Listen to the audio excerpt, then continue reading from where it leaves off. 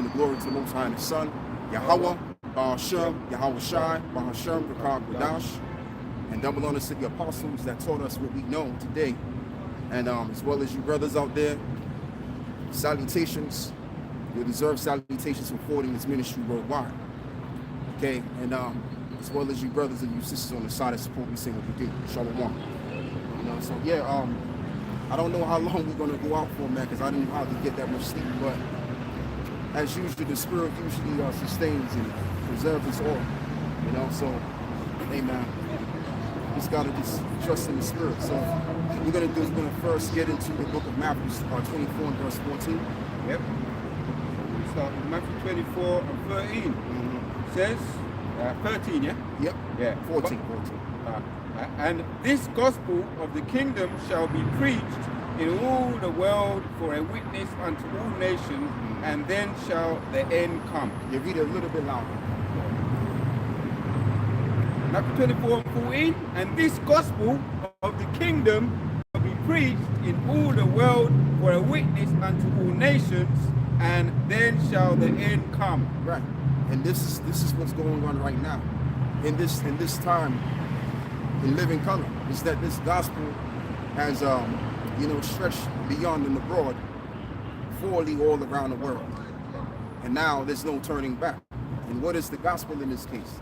Which the term gospel, let's just get that into perspective. The word gospel means the good news. The good news for who in this case? The Israelites. Because didn't we lose our hope? Didn't we lose our heritage and this knowledge and this understanding? Yes, we did. So the Heavenly Father grafted us back into this knowledge and this understanding by showing us these men. And now you have other men that have woken up in different places around the world. Guess what? Projecting this ministry. And therefore it's becoming more global. And as well as this happening, you know, we're seeing the different signs and the wonders and the current events that's taking place in the world today, which is to indicate that we're in the end. Simultaneously, the more we build on this gospel, is the more this world is basically being destroyed bit by bit. So let's read that again. Yeah, Matthew 24 and 14. And this gospel of the kingdom shall be preached in all the world for a witness unto all the nations, and then shall the end come. Right. So read that again one more time, because there's another point. And this gospel of the kingdom shall be preached in all the world for a witness. For a witness, and what else? For a witness unto all the nations. Right, unto all the nations. And in this case, all of the nations is referring to the Israelites, which is among all of the nations. And I mean, we can include the other nations too, because everyone has to know before the Lord makes his second return of the different judgments and the current events, and as well as other things which is mentioned in the scriptures. They have to know this first, and then the Messiah will make his appearance. Then the ending of this world will come. So all we're doing as we're on these streets, we're just basically heralding the coming of the Lord. That's all we are. Nothing else, nothing more. Okay? You know, we ain't coming out here to, hurt nobody or anything like that. You know what I'm saying? We just out here to teach the word and to also to preach and to prophesy. All right? Prophesying about what? Prophesying about the ending of the system and the incoming of another one. So this gospel, through the men which is going to be preached, even that is a sign, as well as it's about the end of the world coming. Go on, bro.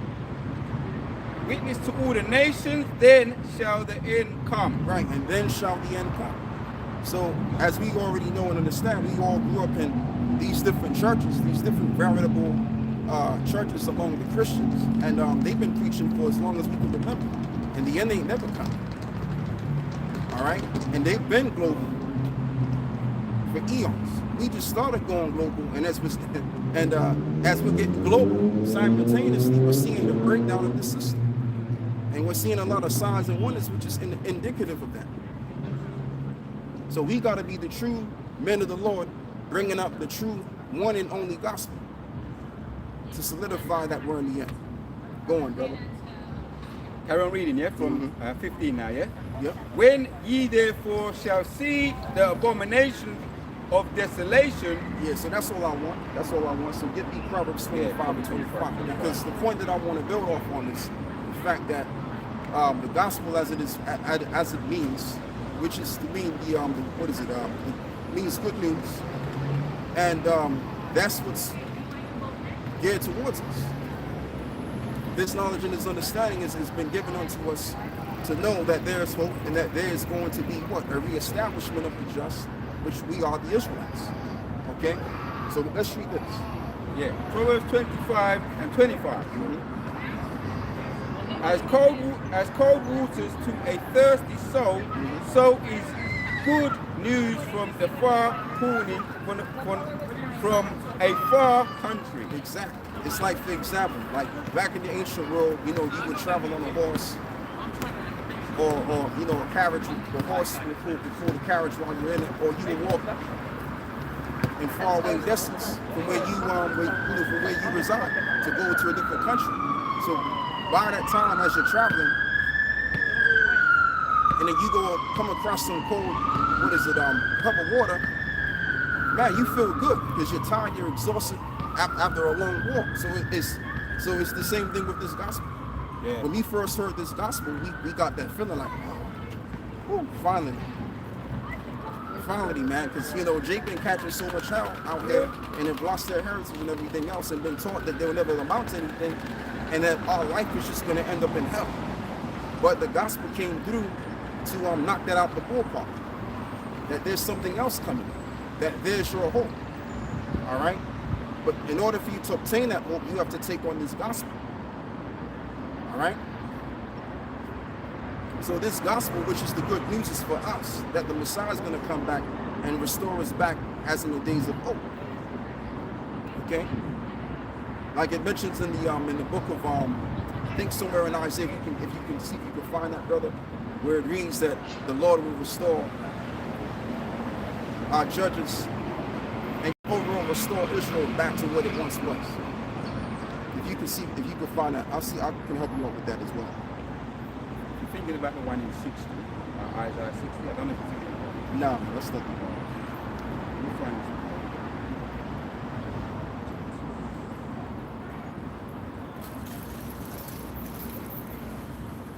Isaiah 1 and 26 it is. Isaiah 1, yeah? 26.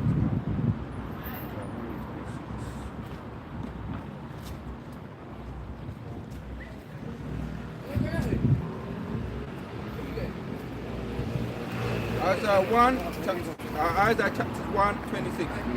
And I will restore thy judges as the first, as at the first, right, and thy counselors as at the beginning.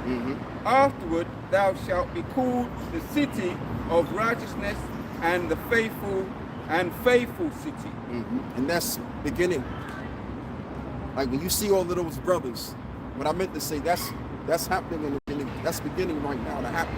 When you see all of the brothers all around the world teach the same gospel that we're teaching, that same and that one and only one word, that's that restoration of us coming back to our higher estate. Because we were once judges, we were once the high priests and everything else. So now we're coming back to that, and we're rehearsing the righteous acts to simply lead towards us doing the real thing when we get into the kingdom. Okay? So this is what the Lord wants. The Lord wants us to be taking on board His word, and through His word, we will rehearse His word, and we'll become the thing that we're going to be for real. All right? And then when the kingdom is set up, we're going to be restored as the judges and the high priests and everything else. And after that's restored, all of that's said and done, Israel's not going to be destroyed anymore. The real Israel, which is what we represent. You know, those fake ass scallywags over there in the land, that ain't the Israel of the Most High. That's just an invention that they came up with. They're not the people. All right? And everyone knows this too. Much more now than ever before. Everyone knows that those 1948ers, they're not the people. They're a bunch of liars, and they're perpetrating a fraud, and that's the best that they can really go about it. All right? We're the real Israelites, we're the real Jews, and as a matter of fact, by me making that statement, you can't deem me to be anti-Semitic, which the term Semitic goes back to the term Shemitic. All right? And we are, yes, indeed, Shemitic. We can also include in so-called Arabs, we can include so-called white people that don't call themselves JOOs, they're Shemitic. The Moabites, the so-called Chinese, they're Shemitic. So that term can't be used against us because we clearly declared to you that we are of Shem. So how can we be anti-Semitic anymore? All right? All I'm saying is, man, y'all are not the people. The real Israelites are going to be taken from their land, and they're going to be what? Disassembled, destroyed as a people, and then they're going to come back. So now, if you can, brother, yeah, stop what you got right there. Hold what you got. Give me the book of Jeremiah 17, and what is it? Verse, I believe it's verse 4. Yeah. I will lose thy heritage, that I shall give thee, and I will be angry to thee forever. Something like that. Yeah, so Jeremiah chapter 17 and verse 4. Yes. Yep. Thus saith the Lord, cursed be the man that thrusteth in. No. Verse 4. Jeremiah 17, verse 4.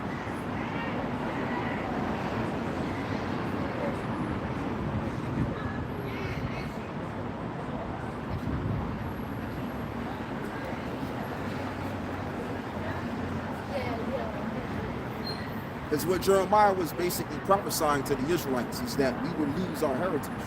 We would discontinue from our heritage. And that's what happened in this spectrum of this time. All of the other times, all of the previous empires, we knew that we were the Israelites. But in this time, there's still, a reason a lot of us don't know about that. And a lot of us didn't know about that at one particular time. So it's talking about in these times now that the Lord will discontinue from our heritage. And then going back to the point, the Lord will what? Restore us. Now let's read this. Jeremiah chapter 17 and verse 4. Verse 4. Says, because they have forsaken me and have been. Just take your time, brother.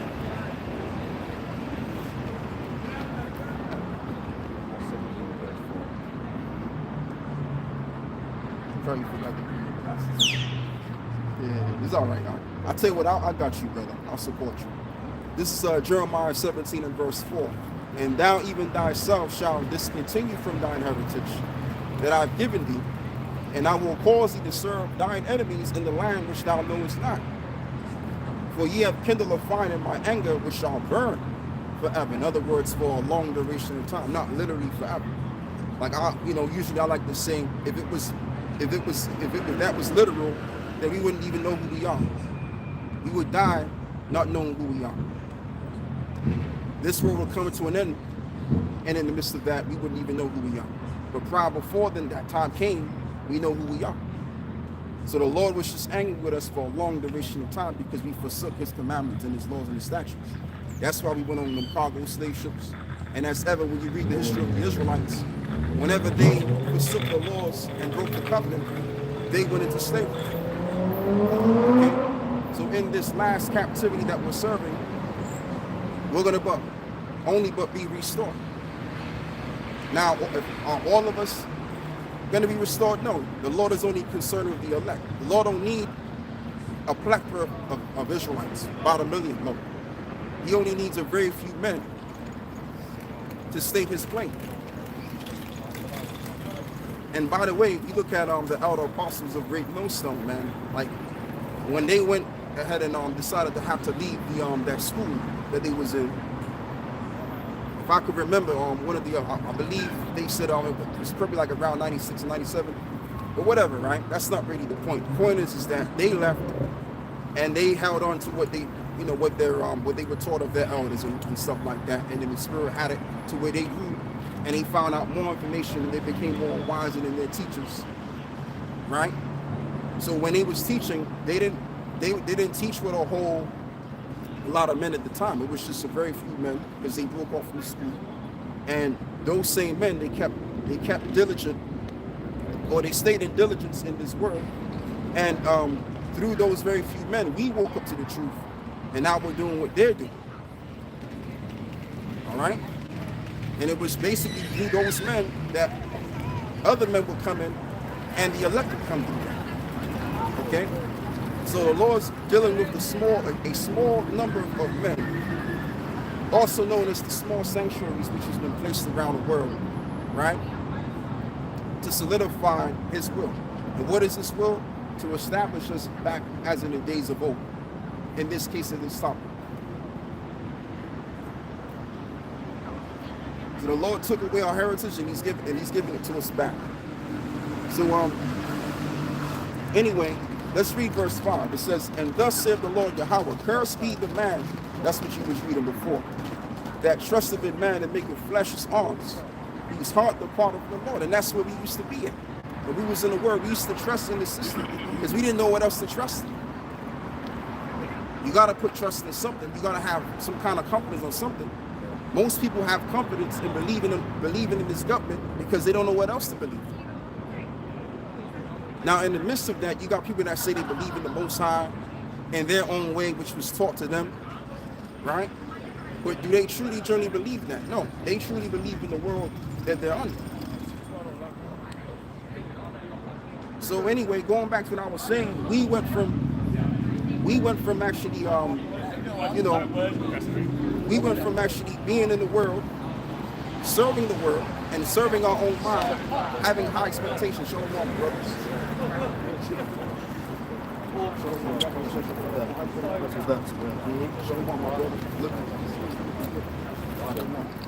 You know, so I mean, we went from that. We went from having to serve our own vain purpose and serving the purpose of the people that run this world, and we departed from that. All right?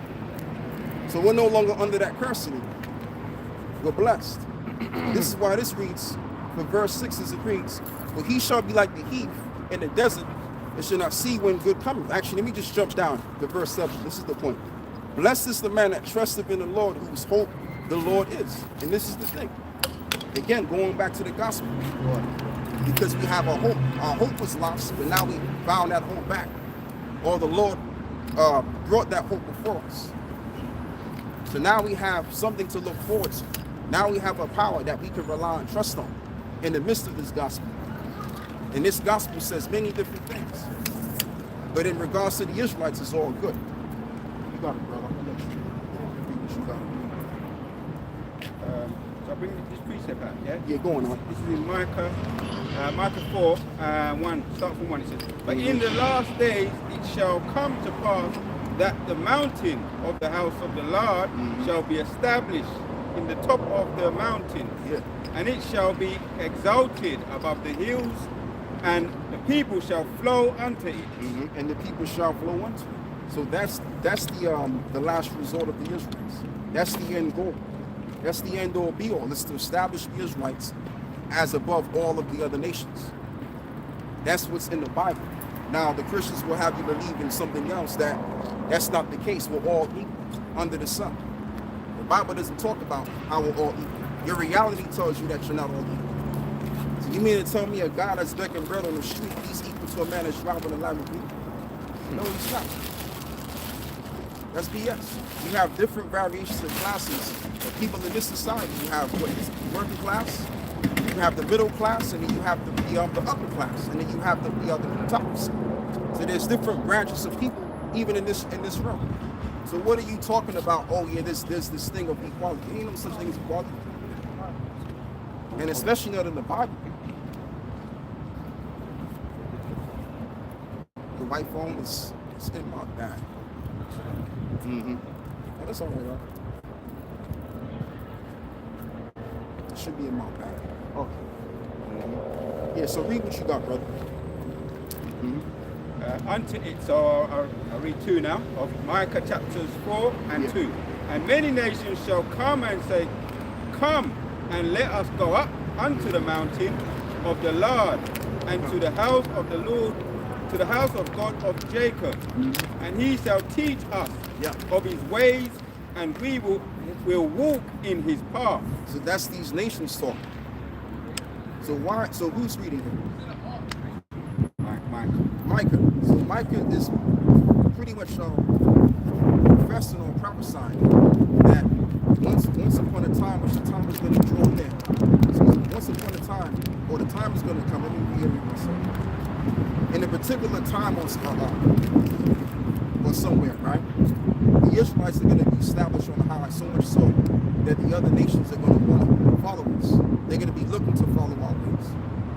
So if this ain't going to happen, then why is it written? This is going to happen.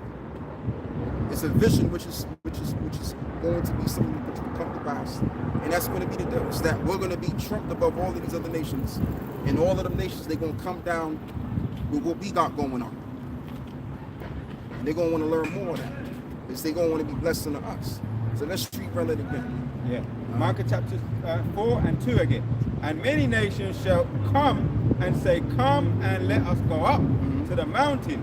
Yeah, so hold on with that. Give me Deuteronomy 7 and 6. So all of this backwards and forwards, vocab Malone and the rest of these other dudes, you know, these Christians that's trying to hold back what we're saying, trying to resist it, trying to avoid it. It really doesn't matter, because at the end of the day, it's not going to stop the will of the Lord or the prophecies from happening. Like this life, as we know it, as everything has already been mapped out. There's no such thing as free will. Everything's already been mapped out. So all of you dudes, all of you guys are just wasting your time. And the reason why you're coming up against this, and it's understandable, because these people have been teaching for so long. These Christians have been teaching for so long. And vocab alone, these are Calvinists, right? So the thing of it is, I mean, I don't even know why I mentioned it, but the point that I'm making is that you Christians, whether you're Episcopalian, whether you're Baptist, whether you're Calvinist, whatever the hell you guys are, right? At the end of the day, what this is saying is going to be established. It's going to be fulfilled. That's all it is. So while people are talking against the Israelites, things are happening, whether you realize it or you don't realize it. And everything's happening towards this actually coming into play. Okay? Go on, bro. I've got this quote from me. This quote from Kamal Abdul Nasser. That quote, the infamous or the famous quote. The second president of the United Arab Republic, formerly president of the Republic of Egypt, Europeans claiming to be Jews are nothing more than Hebrew-speaking Gentiles. Wow. Yeah, this is his quote. Yeah, so that's Abdul Nasser, right? Yeah. Back in what? 1950s, I believe? This was 1951. 51.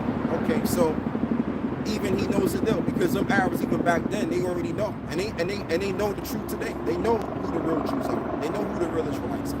So he classified them as Hebrew Gentiles, which in fact is exactly what they are, because they are Hebrews. Hebrew speaking. Yeah, they speak the language. They speak the language, but originally they are Hebrew because they came from the Hebrews, right? But that's what they are. They're natural Gentiles. They're not the people of God. So getting back to the point, the real people of the Most High are coming back out of the mess that the Lord brought them in to be reestablished.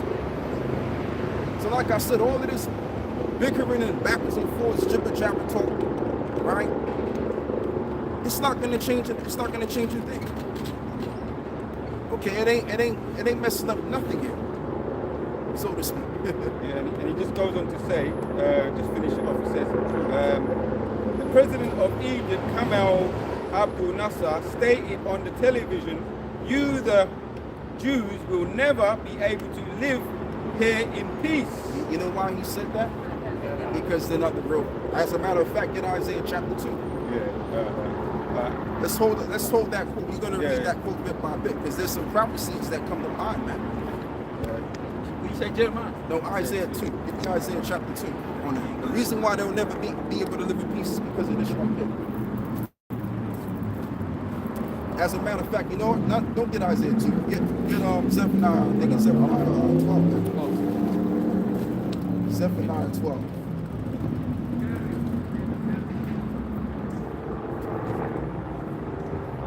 Where it reads, I think it's Zechariah 12. Where it reads that the land of Israel should be a burdensome stone to the people.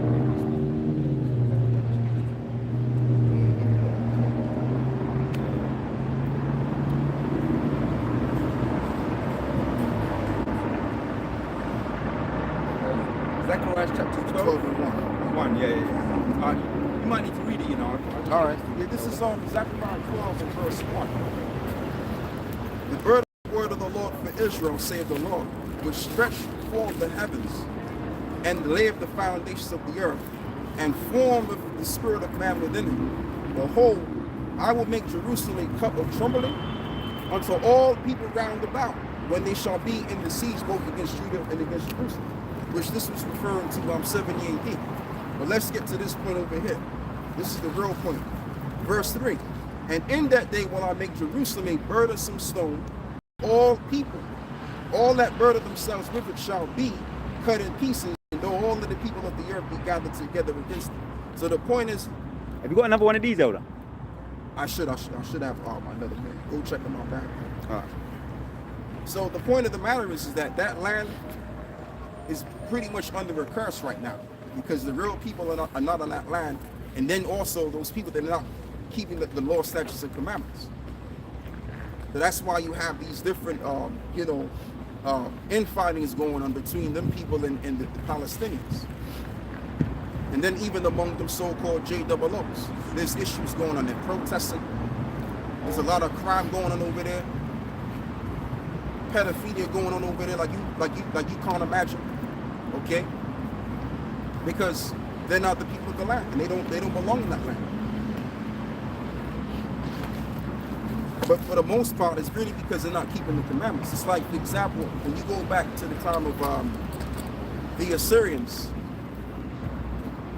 the Assyrian Empire, when the northern kingdom left Israel, the majority of them left Israel, and then you had new men that came in there, or new people that got into that land, and they were basically Cushites. So they brought their doctrines over there, their gods and everything else. And what happened was the lions went to go do it. Go into the story. So that was the issue at the time, while he was going through all of that. But I mean, I say that to relate it to what's going on right now with these people that are there, because they're not keeping the laws and the commandments, and they're the wrong people. So as long as they stay in that land, man, it ain't gonna be no peace. Like Abdul Ganassi said. You know, just to build on that a little bit, man. I'm kind of jumping all over the place, but you know, hey, that's the spirit sometimes, man. That's the spirit. So I'm done reading that. You got to read precepts.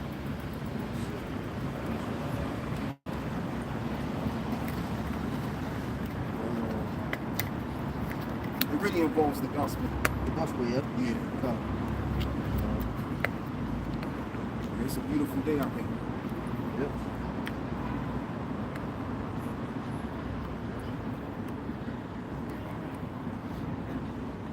Okay.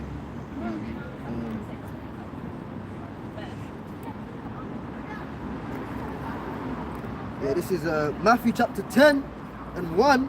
And when he had called unto him his 12 disciples, he gave them power against unclean spirits, to cast them out, and to heal all manner of sickness and all manner of disease.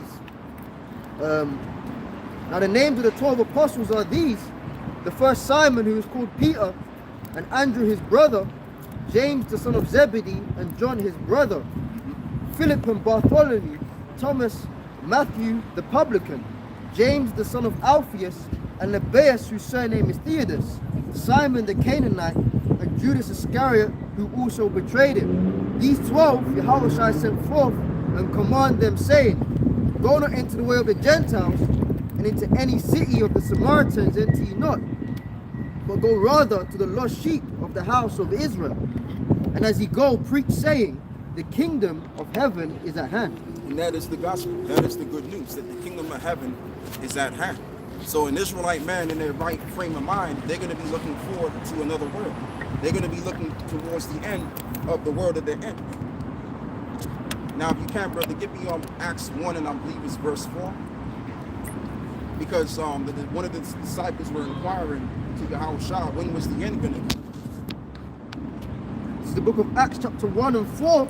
And being assembled together with them, commanded them that they should not depart from Jerusalem, but wait for the promise of the Father, which saith he, ye have heard of me. For John truly baptized with water, but ye shall be baptized with the Holy Spirit not many days hence.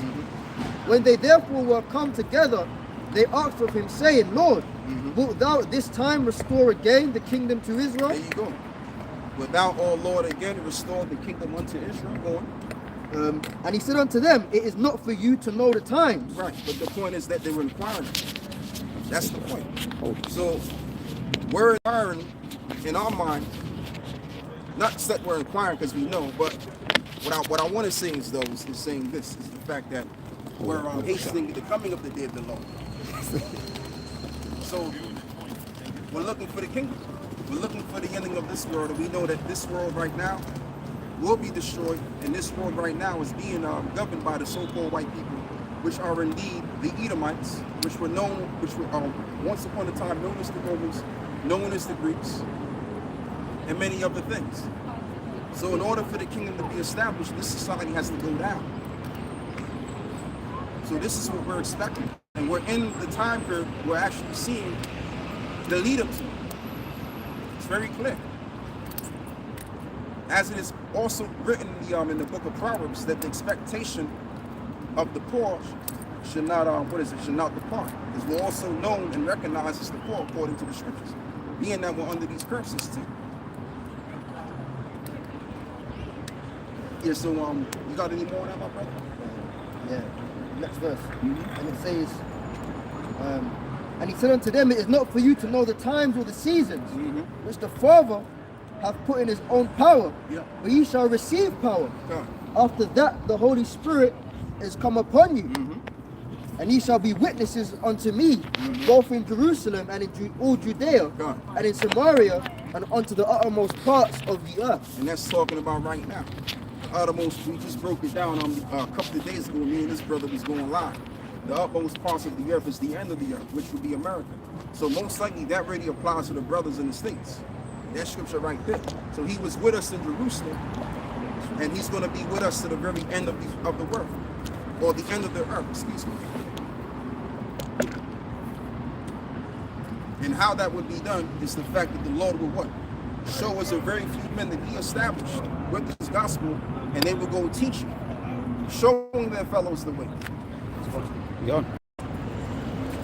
And then he would take on this nation and blow it up in the way that we do. There you go. That way. Right? And this is how the gospel is going out worldwide, simultaneously leading up to the ending of this civilization, this second part of the Roman Empire. So like I said, it doesn't matter how many people don't like us. It doesn't matter who says and who's doing what against this knowledge and this understanding. Even that has been written itself.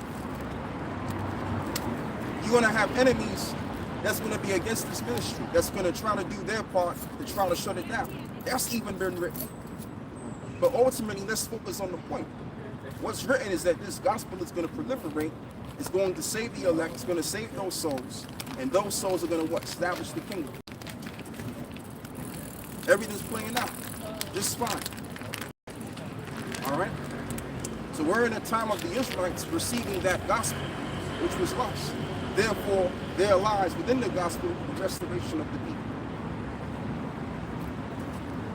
Go on, brother. You got anything on that?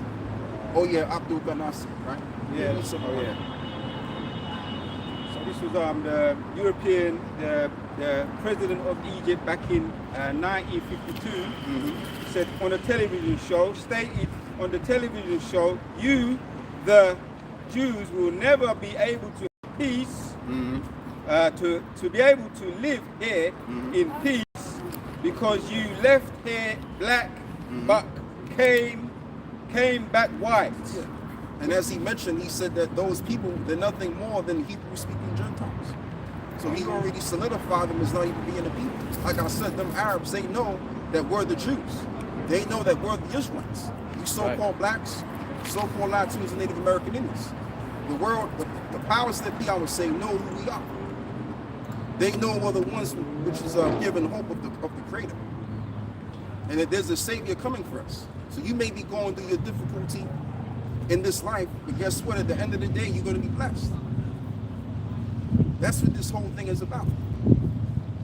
The reason why we're going through hell because of our sins, and it's only for a short period of time. It's only for a short period of time that this will be the case. And just by us being out in the highways and the byways, the way that we are, shown on the YouTube and every other outlet, it really speaks for itself, man. That there's hope for the Israelites. Go on. This is Ezekiel 37 and 12. Wherefore prophesy and say unto them, thus saith the Lord God, behold, O my people, I will open your graves and cause you to come up out of your graves and bring you unto the land of Israel. Right. So the Lord is going to what? Quicken us, invigorate us back to life again. And it's not the flesh, but it's the spirit that quickens. How does the spirit get quickened? By the word of life, which is also known as the abundance of living water. So if this living water enters into you, or you take hold of this cup of living water, right? Then you're going to speak that abundance of wisdom and understanding. So that's just the thing, man. That's just the thing. We got the living waters. We got Yahweh Shai, which is the life thereof, which is of the word. So now we've been woken up, and now we're out of our dead state. We're no longer dead anymore. We're alive and well. Our hope has been found. This is a new day and time. So there's no more, walking on evil, not knowing what your future's going to be. You don't no longer have to go into these false narratives of what the world tells you. That's all put aside. You don't have to call yourself black. Giving yourself these false titles that our enemies gave us. And then you got to walk according to their narratives. You ain't got to do that anymore.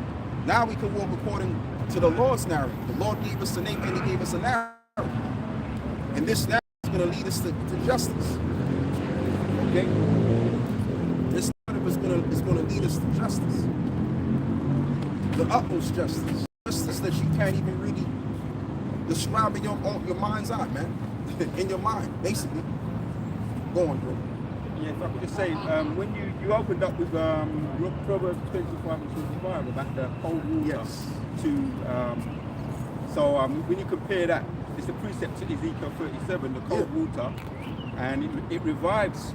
I just read it. I'll go up a little bit and read it. Kind of, they coincide with each other. Ezekiel 37 from the top now.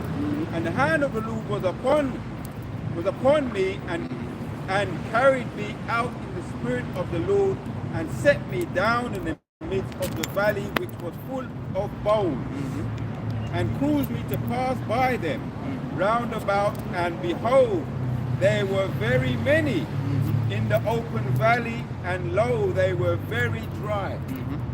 Yeah, because they didn't have the moisturizer. I don't need to say anything. I mean, the scripture says it, man. Actually, is this word is known as the water, the living water, and it's also known as the anointing, the oil. So we have all of that, and now this is where we can stand. So now people can say all kind of stuff about us. We can just rub it off our shoulders, man, and get going. You know what I'm saying? We don't got a thing in our minds, oh yeah, I wonder if what they're saying is right. No, we know as a matter of fact that everything that they are saying against us is wrong. And this whole Christianity thing, that's wrong. Over and out. We done did so much research on that, and we find out, man, that's all Babylonianism. It's all paganism. I mean, if you really dissect the doctrine of Christianity itself, it has pretty much almost nothing to do with the scriptures whatsoever. So they got that they got that religion from those founding fathers, which was what is it, man? The people of the Council of Nicaea. People of the Council of Nicaea, which was commissioned by this one guy, man. What's the dude's name? Constantinople. So he set up those founding fathers, which he was a part of that too, of course. So you know, he included him in that too. And they were there in the midst of that church, that building, not the church, but in this particular council building or whatever, right? To try to you know, bringing another definition to what was already said and all of that. That's what Christianity is. Christianity is nothing more than a spin-off than what was already being taught. So everyone believes in this spin-off doctrine, which was taught, and they're confused. They're actually blind by that, man. As it is written, that the deceived and the deceived are his. So everyone's deceived under this pseudo knowledge, such as Christianity.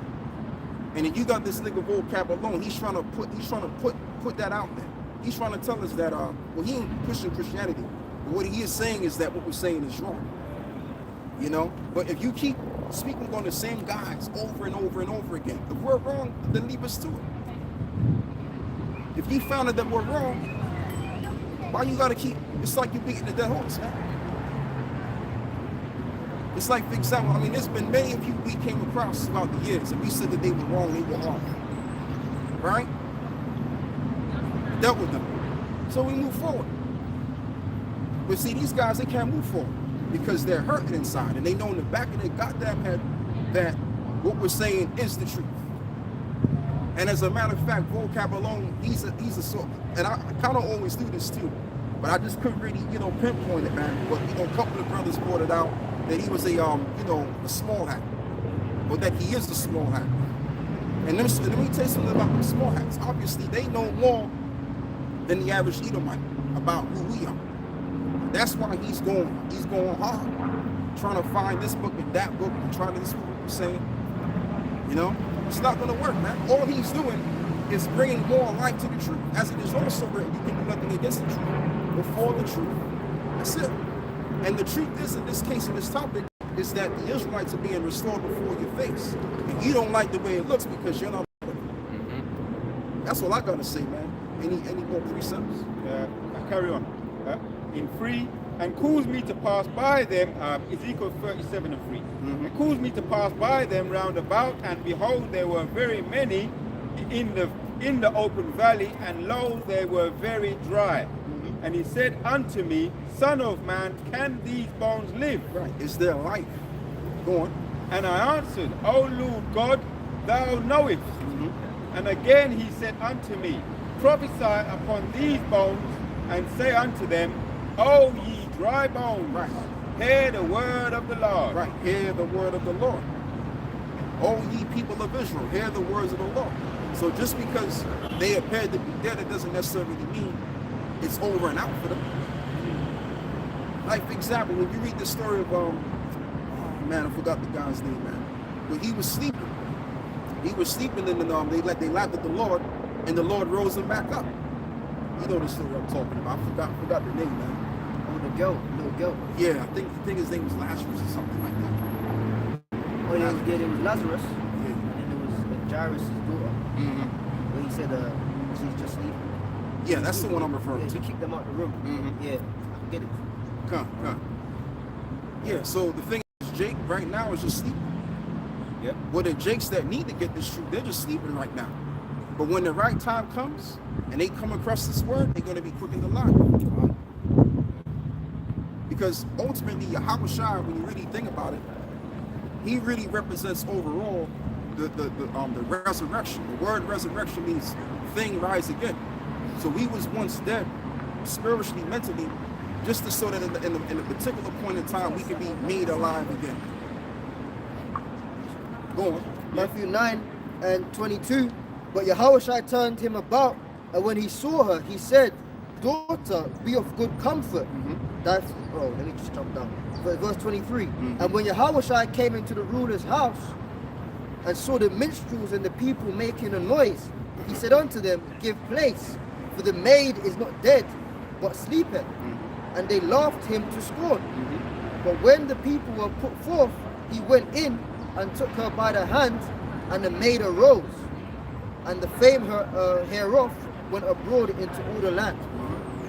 Well, I think you read the point. Yeah, so the fame went towards the land. I wasn't really listening to Locky. I read that verse again. Yeah. Matthew 9, 24. And he said unto them, give place, for the maid is not dead, but sleepeth. And they laughed him to scorn. Right. So the maid was sleeping because they were thinking more carnally, as people are. People are just average, and they thought, okay, yeah, this person's dead. This is like talking on you sleeping, right? So when Yahushua did his miracle, he rose her back up again. She was just sleeping, and that's really what it is. When you die, you're in some cases you wind up sleeping. Some cases, like, you could basically have an astral projection kind of experience. Sometimes this happens, on rare occasions. But then your spirit, you notice yourself going up, but you know that your body, your flesh, is on the bed, right? And you notice yourself going back into the body because your spiritual cord connects you to your body between your real self and your body. So when you go back into the body now, all of a sudden you get back up out of bed, so to speak. So that happens to us, man. Sometimes we could wind up dying for like a couple of seconds and come back in. If you've been knocked out, that's it. That is actually back in the day with the skateboard and all that kind of stuff. I've been in a lot of accidents. But there was a thing on the news the other day with the tornadoes and the lightning strike and all the weather, different type of weathers. Two look like Issachars, Mexican, got struck with lightning. Two of them, right? It seemed very strange, like it's like two young boys, Issachar. And they said that when they was interviewing them in the hospital, they said, we felt like we were struck with lightning, but I felt like I died and I came back to life again. That's what he said. That's exactly what he said. That was on. And I mean, there's many people that can tell you certain things that things happen to them and everything, right? Various different situations and death situations, and he came back to life. So it happens, man. It happens. So going back to the point now, we're being restored now. We're being restored, and they don't, like I said, they don't like it because it doesn't involve them. Well, that's just too bad. Tough titty. I can't do nothing about it. All I can do is tell you the truth. That's the only thing that I can do. I can't include you, even if I wanted to. All right, the Most High disincluded you, and that's just the deal, man. If you can, brother, give me Ecclesiastes 3, and I think it's verse probably like 20, 21 or something like that. I'm just guessing where it reads that which is numbered, that which is not counted cannot be numbered, something like that. Keep going, bro.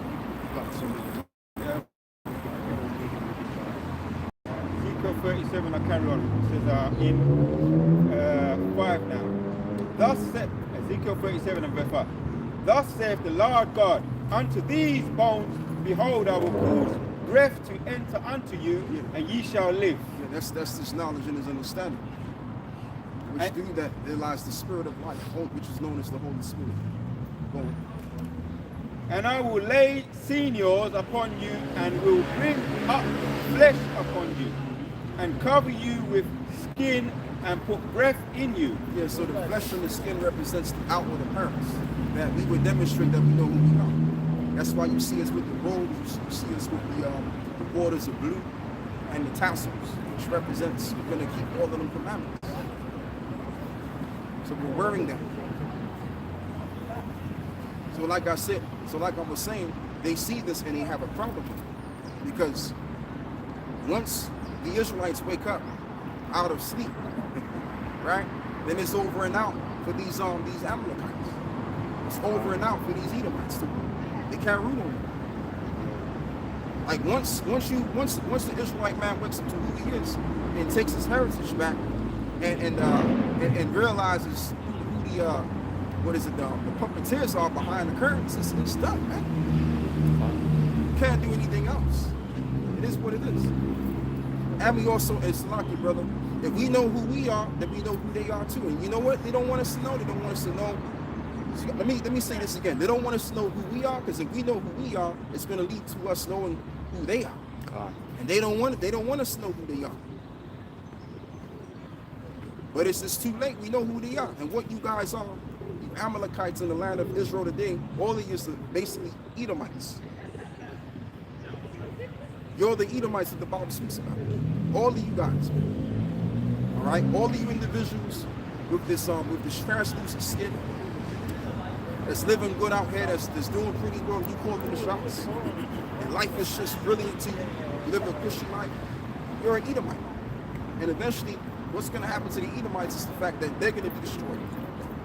Their world is going to be destroyed, as you well can understand this.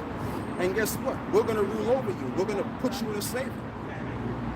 That's what's going to happen to you. So I rest on that. Go on, bro. Really good for Ecclesiastes 1:15. That which is crooked cannot be made straight. That which is wanting cannot be numbered. And that's what we're telling you. We're telling you that you're not wanted. You're not wanted in the eyes of the Lord. The Lord is only concerned with his people, the Israelites. As it is written, if you can, brother, get me Malachi 1 and verse 4. As it is written, the Lord loved Jacob and he hated Esau. So how can you say that, well, the Most High, he does love everybody, and we got books to prove this, that the Israelites, what they're saying is wrong, and I understand that, man. Like these niggas gotta fight tooth and nail to prove their point, because they don't have a foot to stand on, and they really don't have no hope. Though we sort it carefully. Though we sort it carefully with tears, my man. There you go. They don't have no hope, so they gotta find this avenue.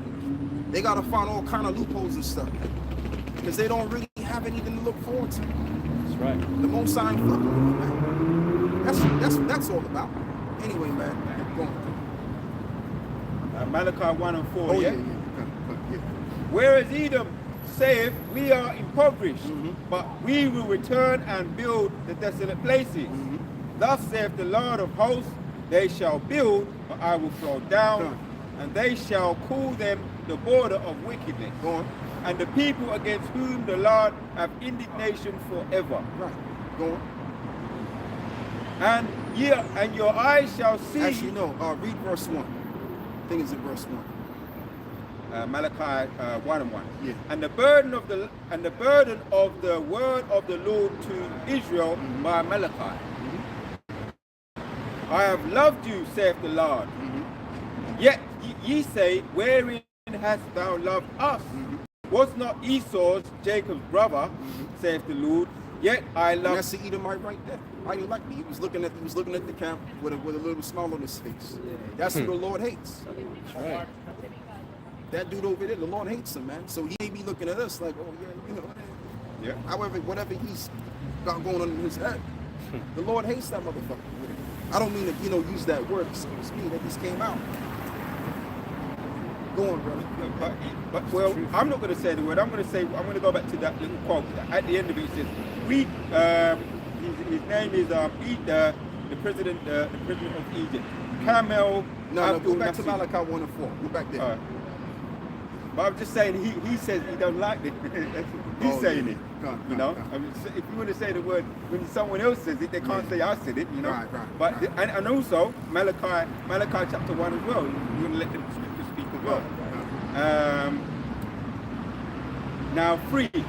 I hated Esau and laid his mountains and his heritage waste for the dragons of the wilderness.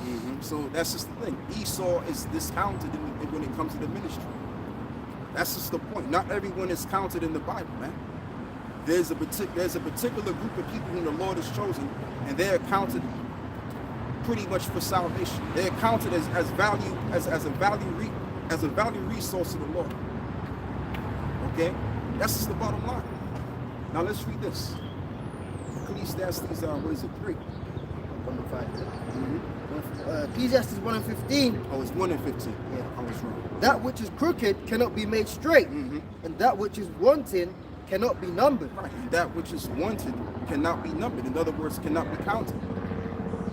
So that's pretty much all we're going into. All we're telling you is the straight, skinny, the truth of the Bible. That's it. Like we're not, like we're not acting on violence or on anything. Yeah. We're just telling you the truth of the Bible. And the truth is that you guys are not counted. That's why y'all have a problem. And you know the reason, the raw core reason why they have an issue with it, because in this society, we as so-called black, we ain't supposed to mount anything according to them. We're supposed to be under their shoe and be okay with that. We're supposed to be okay with you know, being treated as little boys while we're at the fucking workspace. And just accept the very little that Esau give you. And just be a good old little boy. That's what they want us to accept. Fuck them. This is a new day and age, man. This is a new generation. We ain't going for that little boy shit. You understand? We ain't going for it no more. What we're going for is our hope. And we're going, and guess what? The Lord is going to give us the kind of reparations that we can't even really prescribe in our own mind. And you're going to be a part of that, Esau. That's right. We're going to take you and we're going to possess you. And you're going to be our little boys. All right? You're not going to rise up in our system. Oh no, it's not only not one of you are going to rise up in our system. You're going to stay in that same class. The class that you got founded in, that we put you in, you're going to be in that class to the very end until we get rid of your ass. Okay? Because you got a few jigs in the society that do pretty good. Esau, you know, kind of has some mercy on these Negroes. Probably he did a backdoor deal or whatever, but you got certain jigs that do pretty good in this society. Very few of them. But you think Esau, you think there's going to be a very few Edomites that's just going to be doing good in our kingdom? Hell no. They're going to be at the fucking bottom, man. And that's a part of the gospel. And that's what they don't like. Like I said, they don't like the fact that we're discounting them, but the scriptures already discounted you any doggone thing. So what are you going to do about it? Anyway, I rest on that this morning. You were saying they're doing well. You got these they're doing well if you can make money for them. You know, with the music industry. You've got this recent controversy with Jamie Foxx, right? They're saying he's in hospital, and there's, you know, all kinds of conspiracies. But when I just watched to catch up on what was going on with him, I watched most of those YouTube channels. They're all covered by Edomites, man. You know, they're making money. They make money of us being down and out, as you say, spiritually impoverished. That is what and they like to see us that way too. Yes. I'm not just talking about Amalekite. I'm talking about even just the average East. Yeah, and I mean, and this is the thing about the so-called white man. They like to see us down and out because it makes them feel empowered. It's kind of like a bully, right? A bully feels empowered when he can look down on someone that's weaker than he is, because really he's getting bullied probably back in the house by his parents or something. So he takes that energy out somewhere else. But at the very end of the day, the bully gets bullied, doesn't it? That's right. The bully gets pushed around. So we're going to be the new bullies on the block towards our enemies. Go on, brother. This is the book of Habakkuk 2 and 5. Yea, also, because he transgresseth by wine, he's a proud man, neither keepeth at home. Yeah. In other words, he transgresseth the laws and the commandments. He don't go by the words of the law because it's not in him to do. It's basically in him to go the contrary ways. So what he does, he spreads that philosophy which is contrary all around the world. He sets up this military base all around the world. Just so that he can self-combust. Go on, brother. Who enlargeth his desire as hell, and is as death, it cannot be satisfied. Right, and is as death, it cannot be satisfied. So this man is looking to unite everyone under his philosophy, under his doctrine. And it includes him being the power indeed, and that you don't even have to look. They don't even want you to acknowledge the actual power himself that created all of this existence. They only want you to look at them as the power. That's why they stuck needles in you. And inside those needles, guess what? There's ingredients in these needles that they're stuck in you to lose your VMAT2 gene. So that you can only but focus on them being the power rather than the spiritual high power which created all of this existence. That was the whole agenda behind that. Go on, my brother. It says, it cannot be satisfied, but gathered unto him all nations. Yeah, and this man is never satisfied. He can have as the eyes can wish. You know, he can have as much land as the eyes can see. He can own as much water as the eyes of the sea. He still won't have enough. He still won't be satisfied in having enough. All right? And that's why he's going to what? All of his wickedness that he's doing and trying to get more and more, he's going to sell from us, man. Okay? Because there's only so much you can grab and take. Then it becomes unjust. The scripture says a false balance is an abomination to the law. So if you got too much of anything, that's an abomination, man. Yep. Go on, brother. And it says, and heapeth unto him all people. And heapeth unto him all people. Like the king at the time, the Cushite, the first king at the time, among the actual nations. Nimrod at the time, he wanted to unite the people under one banner and building this Tower of Babel so that they could solidify themselves as a people, united together as one. The Lord broke that shit up. He sent them light, he sent them angels to confound the languages of the people. And that was back in the beginning. So if that happened in the beginning, then guess what? That unitation concept is not going to work in the last days either. It didn't work in the beginning and it ain't going to work in the end. All right? Because the true purpose of the Lord is going to stand forever. And that is to set up the kingdom to where we're going to be above everybody. All right? That's just the thing. That's how it goes. That's how the world works. You're always going to have someone that's going to be above another group of people. There's nothing wrong with it. It's just nature. Going, bro. I think that's it on that. Yes. Give me Deuteronomy 7 and 6. Everyone's bugged out today, brother. Me and his brother, we were sitting over here, man. And we came over here. And these dudes was just bugging, man. Bothering us and shit. So that's Deuteronomy 7 and 6. Deuteronomy chapter 7 verse 6. For thou art an holy people unto the Lord Jehovah thy power. And the Lord thy power hath chosen thee to be a special people unto himself. Right. Above all people that are upon the face of the earth. Right. That are above all people that are upon the face of the earth. So this is what God said. The Most High established a people above everybody else. So if the Most High established something or does something, then it's really nothing you can really do about it. Oh yeah, give me Ecclesiastes 3, brother, where it says, oh no, it's verse 14 actually. Ecclesiastes 3 and verse 14. Ecclesiastes 3 and 14. I know that whatsoever the Most High doeth, it shall be forever. Yep. Nothing can be put to it, Yep. nor anything taken from it. Yeah, you can't, there's nothing you can do about it, bro. You can't add or take anything from it. So the Lord already established the people for himself and himself only, and his will is going to be played out on the earth, that they are going to get the preeminence, and that they are going to be the leaders of the earth. And you know what too, as the scripture says, time and chance happen to all, right? All of these other nations, they had their time to lead and to rule. And they messed it up. Okay? So now it's going to be our time to rule, and we're going to show you how to rule.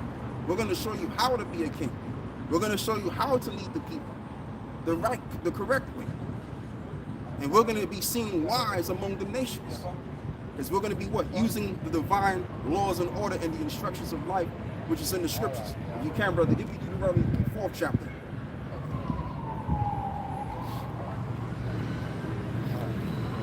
From the top, yeah? 4 and 1. Deuteronomy chapter 4 and 1. Now therefore hearken, O Israel, unto the statutes and unto the judgments which I teach you, for to do them, that ye may live and go in and possess the land which the Lord power of your fathers giveth you. Ye shall not add unto the word which I command you, neither shall ye diminish aught from it, that ye may keep the commandments of the Lord your power, which I command you. Go on. Your eyes have seen what the Lord did because of Baal Peor. All the men that followed Baal Peor, the Lord thy power hath destroyed them from among you. Go on. But ye that did cleave unto the Lord your power are alive, every one of you this day. Behold, I have taught you statutes and judgments, even as the Lord my power commanded me, that ye should do so in the land whither ye go to possess it. Keep therefore and do them, for this is your wisdom and your understanding in the sight of the nations. And that's what we're going to use when we're in the kingdom. The laws and those statutes and the commandments. And we're going to be what? Seen as wise among the nations. That's the point that I wanted you to get to. I just didn't know the exact verse, but it was all good. You know, the point was there to be read. So the thing of it is, we're going to be ruling the earth with the divine law and order, which is the scriptures, the manuscript of the earth. That's what we're going to be using. And in those things, we're going to be what? We're going to be brilliant. We're going to be brilliantly displayed among the people. And our words, the way that we uphold ourselves, they're going to want to follow us, man. All right? And they're going to want to inquire more and more of what we, you know, of what we're showing to them, so that they can be blessed. Now let's go back to Abdul Ganassi, right? Let's go back to what he said, because he mentioned that those people, they will never be in a state of peace. So you give me Isaiah, what is it? Isaiah 2:1, if you can, but for sure. That hay fever was coming up on you. Yeah, man. It's this column. Fuck me up tonight, boy. It's all good. So all you gotta do is get you some vitamin D and K3. Yeah. That shit'll hold you in, man. Because I mean, like, it's kind of been bothering me too. Yeah. But that's just the only thing you gotta get into, man. It'll help you a little bit. Actually, way more. oregano herb is good. It's a very powerful. Oregano, yeah. Very, very powerful, man. When I had the oil, mine ran out. But when I had the oil, I used to carry it with me. Anytime I feel a little something, before it even enters into me, it just block my immune system. It's just sniff on that. Yeah. The oils. That's how strong it is.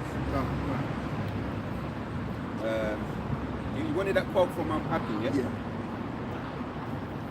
Yeah. So this is what he said. Kamal Abdul Nasser, President of the United Arab Republic, formerly President of the Republic of Egypt. He said the Europeans claiming to be Jews, are nothing more than Hebrew-speaking Gentiles. The President of Egypt, Kamal Nasser, stated on the television, you Jews will never be able to live here in peace, because you left here black and you came back white. We cannot accept you. That's what he said. Well, there you go. And see, now when someone else says, you know, like an official person, a credible spokesman says it, well, you got to blame him. It's just like when the scriptures speak. You can't be angry with us. You have to be angry with the scriptures, which is, you know, of the Most High, come from the Most High. So this was in 1952, and there's a lot of things we say. We've got sources we can bring out to back it up. We don't just pull things out of our, pull things out of the air. It speaks for itself, man. It speaks for itself. So I mean, like, the scriptures is proof. All of these people that came in the past that stated a couple of things there too, historical accounts. It's shown the scriptures to be the truth. Anyway, let's go back to the scriptures. Let's get on the book of let me see, man. Where was you at originally? No, read that point again.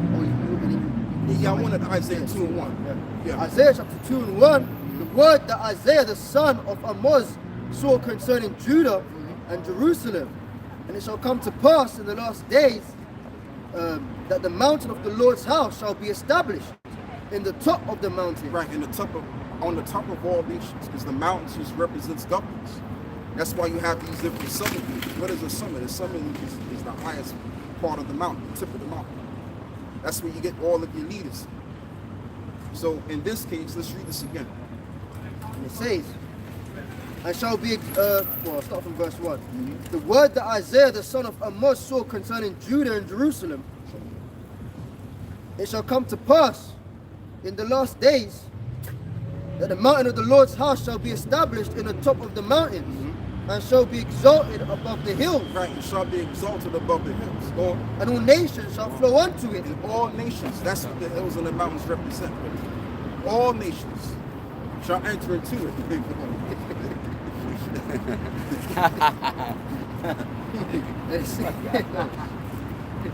bug out. This is a bug up. We don't know who the hell that is. That added into it, brother. That added to it. And it says, and shall be exalted above the hills, and all nations shall flow unto it. Many people, Right, many people. and many people shall go and say, Come ye, and let us go up to the mountain of the Lord. Let's go up to the government of the Lord. So when you read the book of, what is it, Jeremiah 3, that even says too, if I'm correct, it also mentions that we will be known as the throne of God. I think that's in Isaiah 3. So the world is going to know this. So just like what I said earlier before, right now, everything's playing out in this side of time right now, where you got these devils in power, and everything's going on at the same time, and you got vocab over here and different guys over here, you know what I'm saying, trying to speak up against us. Like you had this other guy's name, man, the dude with the great mustache. He's known as a doctor. Oh, Dr. Brown, Dr. Brown. Yeah. Dr. Michael Brown. Dr. Michael Brown, he wanted to read debate Guerrilla Hebrew. Once again, but you lost, man. Like once you lose a debate, you lost a debate. You just gotta take the L, man. You wasn't prepared. You know what I mean? Like, hey, the brother, I give it to the brother Al-Azhar. He was prepared, man. The dude was prepared. He came with the records. Yep. So he won the debate, fair and square. So there's no comeback. You can't come back, and let's just say he wanted to come back. He'll still lose the debate. Yeah. You know what I'm saying? Because he don't have all this shit together. And them Christians, they don't know anything. A lot of these guys don't know jack shit all. All right? So even if he did come prepared, what difference would it make? That's that. Go on, brother. And it says, and many people shall go and say, Come ye, and let us go up to the mountain of the Lord, to the house of the power of Jacob. Right. So there's going to be a supremacy. There's going to be another supremacy. And it's not going to be no black supremacy. It's going to be the supremacy of the Israelites.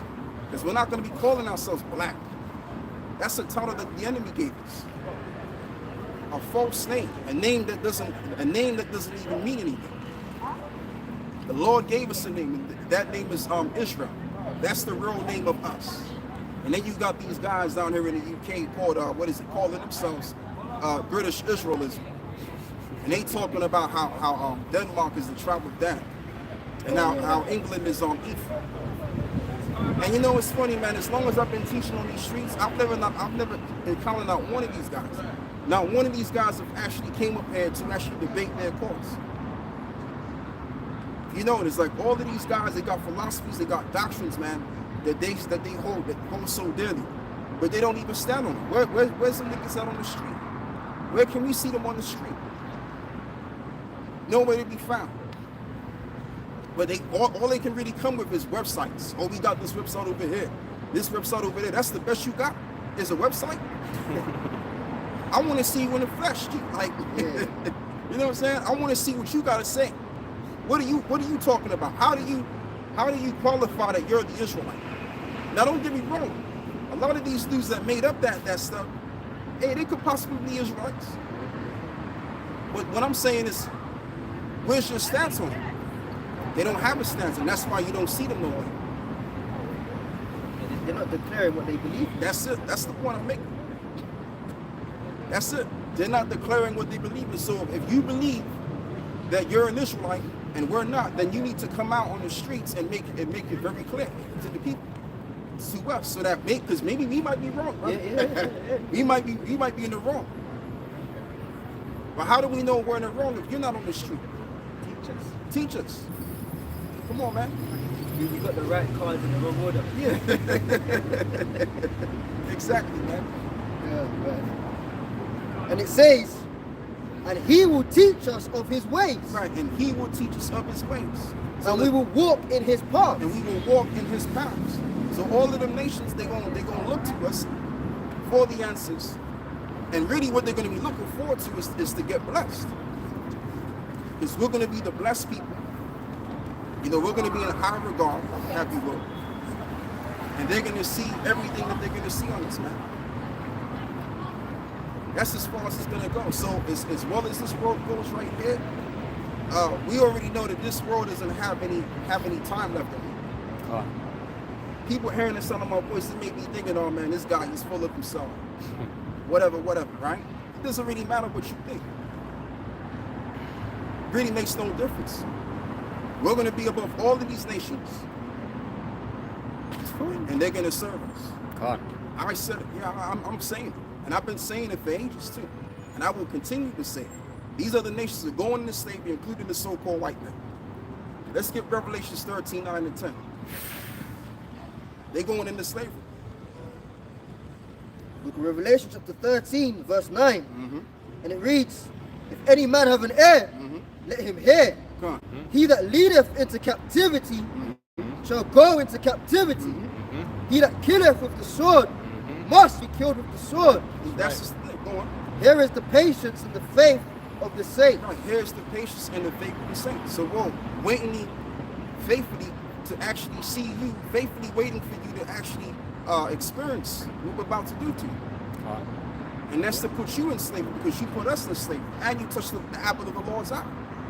So all of these multi-billion-pound corporations that made a lot of money off our downfall, our enslavement, hey, they're gonna have to restore all that back. All of that's coming back. All right. Riches got by injury shall be what? Restored. All of these levels that live high in these different wealthy areas. Penthouses, All of that stuff. high-rise buildings, Yeah. luxury flats. Yeah. You St. John's Avenue, you got Rosner. Golders Green. A lot of Amalekites live there. Golders Green, Park Avenue. Even some of you got luxury flats, man, and a lot of them are plush, really expensive to live in them, man. You know, I'm probably over £1,000 a month. Then it was a month. Might be about £1,000 a week now. Yeah. Might be about a week now. £1,000 a week just living in the yards. But they can afford it. You know, because they got the old money, innit? Well, and we know what that old money go back to. Yep. You see? So this is the thing, like people like to say, oh yeah, well they work hard for what they got. No, they didn't. Listen, man, they didn't have to work hard. They got old money. They got inheritance. It's called inheritance, man. How can you work hard if you got inheritance? Excuse me, let me reiterate what I'm saying. How can you work hard and become successful when you're already successful? They already are successful. You don't need to work hard. You don't need to find your way. If all of these corporations, these jobs look like you to hire you, then what are you worried about? What do you have to work for? And what I mean by work, I'm talking about like how do you you don't need to try to maneuver and work hard in your mind to find a particular job, because you know you're gonna get hired any doggone way. As long as you change your accent, as long as you wear that suit and tie and you look presentable, you're gonna get the job. Okay? So they didn't have to work hard. All they had to do was just be who they are, and that was the deal. So just like how it's going to be in our kingdom, when we're in our kingdom and we're just us, and we got us ruling and controlling many different corporations and businesses, guess what? Our people are going to be successful, man. That's right. Okay? Everybody else, they're going to play their part. That's the way it's going to go down. Go on, brother. Isaiah 33 and 1 says, woe to thee that spoileth, and thou wast not spoiled, and dealest treacherously, and they dealt not treacherously with thee. When thou shalt cease to spoil, thou shalt be spoiled. Right. When thou shalt cease to spoil, thou shalt be spoiled. And right now Esau, he kind of stopped spoiling right now, because he don't really have to do too much of that, because he got everything now. So now the time is going to come where all of that which you spoiled, he's going to have to give it back. And also himself included. That's right. They're going to have to give themselves to us. They're going to be a part of the spoils too. So that's just the name of the game, man. Like, yo, like it's already, it is what it is.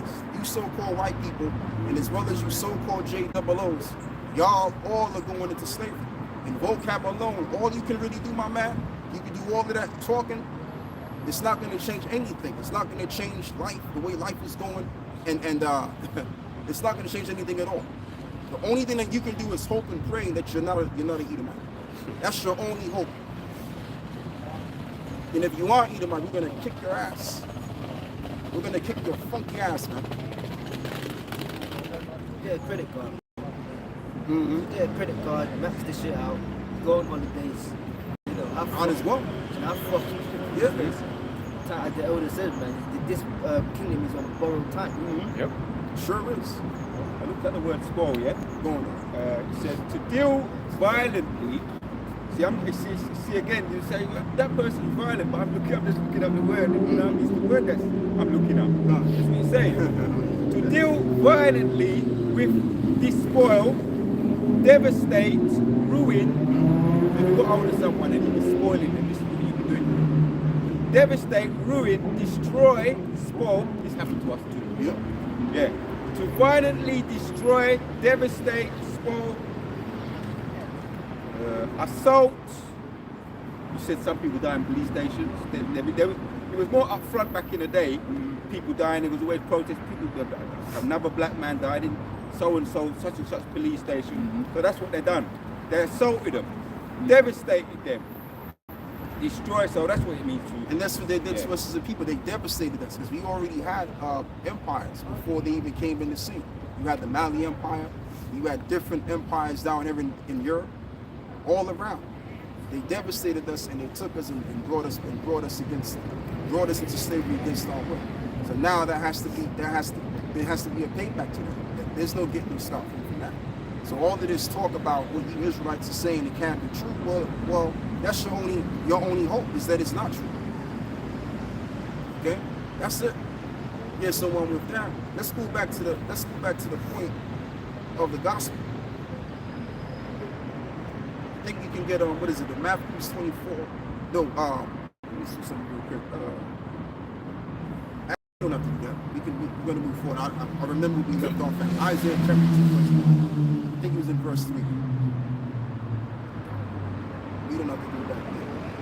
Isaiah chapter 2, verse 3, and many people shall go and say, come ye, and let us go up to the mountain of the Lord, and to the house of the power of Jacob. And he will teach us of his ways. Go on. And we will walk in his paths. Yeah, and the way that we're going to rule the planet, we're not going to rule the planet like the white man, where you got all kind of plastic in the water. You got all various metals floating in the air. You can't even see them. And it's going inside of your, what is it? You know that thing. This part of your body. What's it called? The lungs. No. Respiratory.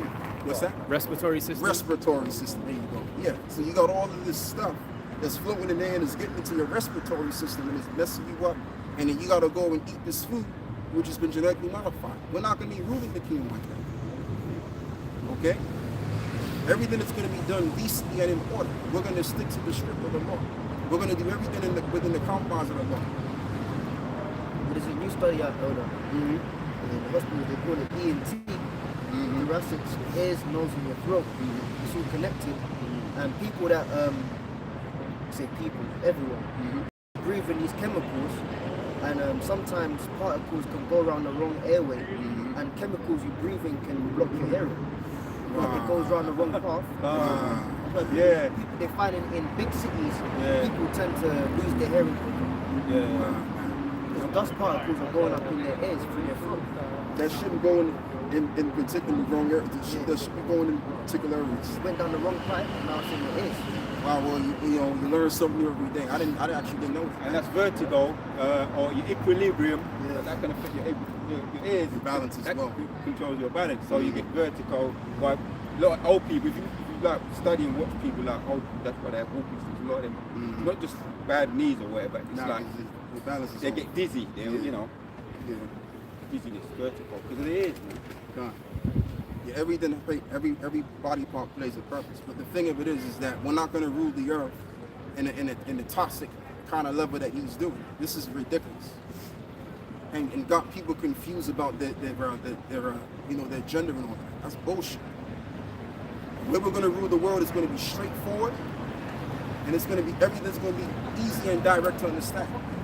Yeah, man. The way life is supposed to be. Go on, brother. And it says, for out of Zion shall go forth the law, and the word of the Lord from Jerusalem. Yep. And he shall judge among the nations. Right, and he shall judge among the nations. So the only people that's going to provide judgment are the people of the Israelites. High priests, all of those men that's within those higher up orders, they're going to be the one calling the shots. That's why it says, out of Zion shall go forth the Lord. Go on. And I don't cut you too, Salaki. Just like how you have it, right, in different countries. Every country has its own unique laws and all that, right? It ain't gonna be like that.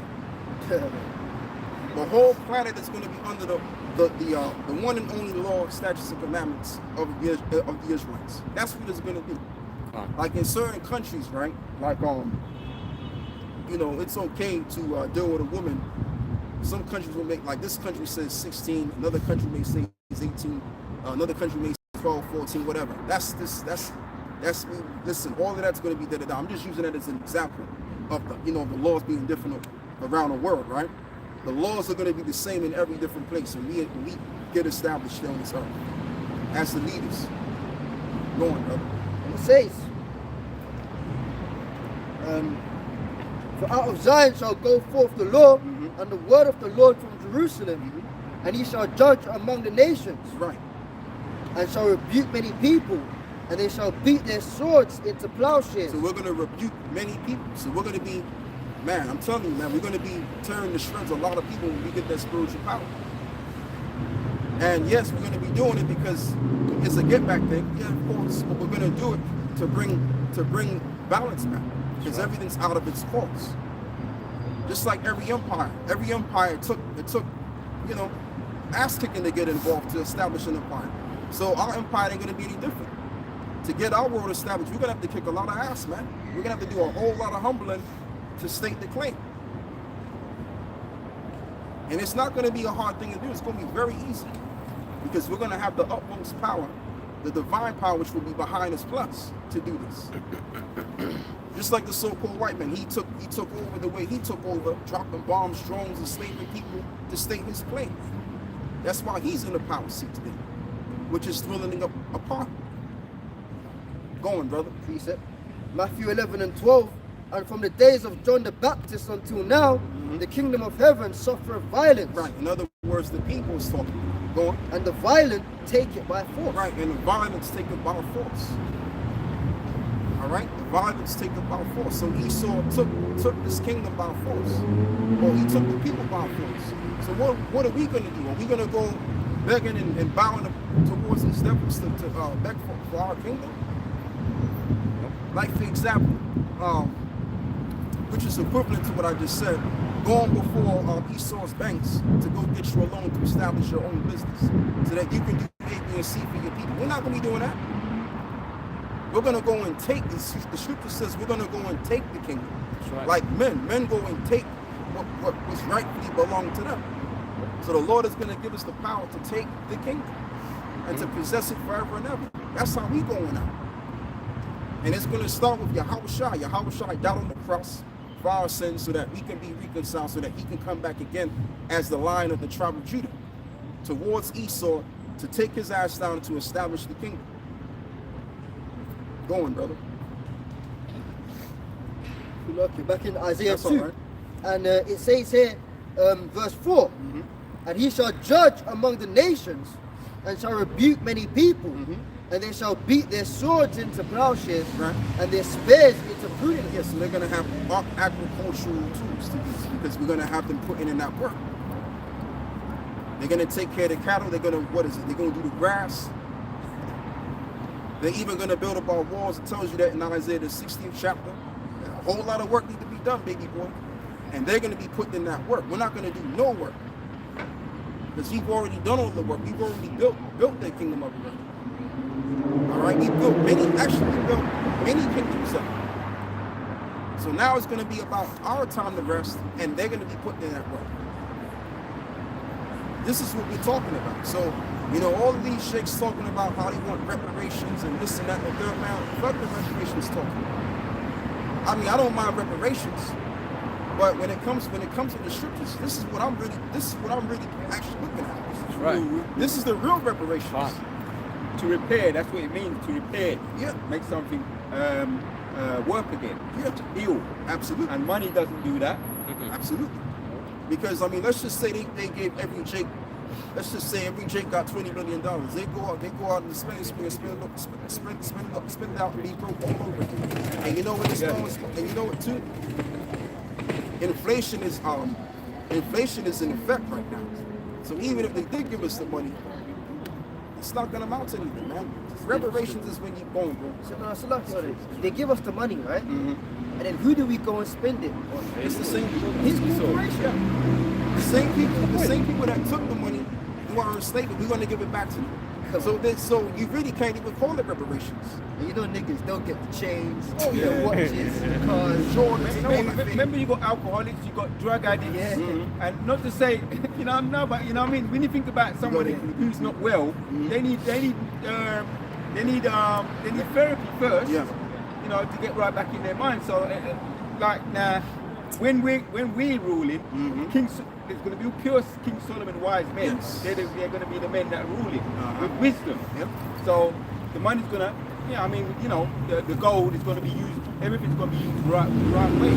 These people that don't know how to do with a whole heap of money and a Now whole they heap of don't. gold. And then you know what too? And speaking about what you just said, they got all the gold, they got all of the gold and the precious stones, and they're not even putting it ready to use. You don't see them wearing it as a chain. You don't see them building homes with that stuff.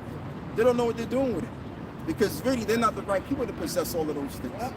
We're going to be the right people to possess all of those things. Like I said, we're going to show you how to live. See, everything that the Israelites do, we do far more greater than every other nation. Exactly, brother. We're the salt of the earth. You know? So we're going to show the nations what glory looks like. You think you've seen glory? You ain't seen glory at all. When we put on glory, you're going to see glory. You think this white man is doing good? Driving them Ferraris, driving them Lamborghinis, the wires, and all that stuff? You know what I'm saying? I like cars and everything. I like nice things, but the nice things that these people got is going to be parallel comparisons to what we're going to get. All right? We're going to be abundant. We're going to be abundant when it comes to being blessed. Which the word blessed, by the way, which means to bow. The word is on Barak, which means to bow. So all of the nations are going to bow before us. So when they bow to us, in order for you to bow before someone, you gotta be in more of a in a spirit of submission. So when them nations get in that spirit, what do you think they're going to do? They're going to give us the best of what they got in their own land. And that's going to be them paying their tithes, which goes back to the word tax, which goes back to the word 10 as well. I was wrong. Tax goes back to tithes. And the word tithe goes back to what is it, meaning 10%. Go on now. We're going to put that 10% on the nation. And as we continue reading, they're going to be happy to do it, man. Yeah. As the elder said, you got them in they'll go into a vault, like 10 passcodes for a ruby or a pure piece of gold or something, but they don't know what to do with it. Rather, they build a society with concrete, Exactly. And they could have used them stones and the gold to build the streets on. They're not doing it. Day to day, Esau shows why he shouldn't be in rulership. Yeah. Because he really don't know how to do it good. He don't know what he's doing at all. Like, for example, I mean, if you messing with the sky, okay, let's just say you got it going on. You got the nice things and everything. How is it going to shine if you fucking with the sky? This guy, the very same air that you breathe. Yeah. You can't shine with that. And you can't enjoy your riches if the earth is defiled. Go on, bro. No, I was just going to say that you got like some of these so-called third world countries where they have gold in the streams, like, in the lakes and the streams, there to purify the water. That's why the Most High gold in the water. They come now over with their greedy mindset, exploiting mindset, to spoil and take all the gold out of the water. Like doing all their digging and bringing up all the gold out of the water. So therefore, the water is now polluted now. Because they don't know how to keep things running the way the orderly way the Most High has things supposed to be running. The gold is in there for a reason. They're a naturally disorderly people. If you can, brother, give me the scriptures where it says it's in the where it speaks about forward. Because that's what Esau is. Esau's a forward. nation. There is wrong with people. You know what I mean? You know what I mean? Remember pioneers money Shalom, my brother. Y'all must shut your down. How you been, man? You good? Good. Much love, man. Yes, brother. Shut up. Wow. So keep going, Isaiah. Yeah. Isaiah 2 It's a lot of people. and 4. And he shall judge among the nations, and shall rebuke many people, and they shall beat their swords into plowshares, and their spears into pruning hooks. Nation shall not lift up sword against nation, neither shall they learn war anymore. So when the right people get back into the land and order is established the right kind of way, then there's going to be peace. So as Abdul Ganasi told the pseudo JOO is what it was, that they will not find no peace. And as it is also written in the scriptures, there's no peace unto the wicked, thus saith the Lord. So they will never get peace. Despite the fact that they let's just say they came with some laws or whatever for the world to go by, and it's some laws involved in the peace, it ain't going to be no peace, because at the end of the day, the Lord has his will operating through all of these politicians, and they're going to do the Lord's bidding, as they're already doing right now, so that we can get to the bottom line of the mountain. And what is the bottom line? The bottom line is that the Lord is going to set up the kingdom and restore us as in the days of old, as well as the throne of David as well, the real throne of David. All right, which David was a so-called black man. All of the biblical characters were men of color anyway. Going on. You're the odd one out, Esau. He's a sore thumb. And it says, O house of Jacob, come ye, and let us walk in the light of the Lord. Right, let us walk in the wisdom of the Lord. Go on. Therefore, thou hast forsaken thy people, the house of Jacob, because they are replenished from the east. Right, they are replenished from the east. Go on. And are soothsayers like the Philistines. Right, so they went and they delved into, the dark side of things. That's why people went down and out. That's why they were desolate at the time, because they were doing things which they ought not to do. There's laws and commandments that talks about dealing with unfamiliar spirits, and warns them that does such a thing because they ought to be put to death. So death was all around them at the time. But despite the fact that Jake was doing all of this, it still didn't it still didn't upset the fact that we have a great future in these. That we're going to be above and beyond all of the nations. We're going to receive the preeminence. And this is why we're so earnestly expecting the return of Yahweh Shah. All right? We're going to have to go through a whole lot of difficulty to get to the kingdom. Man, it's going to be how it works. Some of us are going to have to die, and that's going to be all right, because the ones of us that do die, we're going to be resurrected again. Go on, brother. And they pleased themselves in the children of strangers. Their land also is full of silver and gold. Neither is there any end of their treasures. Their land is also full of horses. Neither is there any end of their chariots. Their land also is full of idols. They worship the work of their own hands, that which their own fingers have made. So if I'm correct, is he talking about the Babylonians at the time? You're likening the Israelites onto the ways of this nation.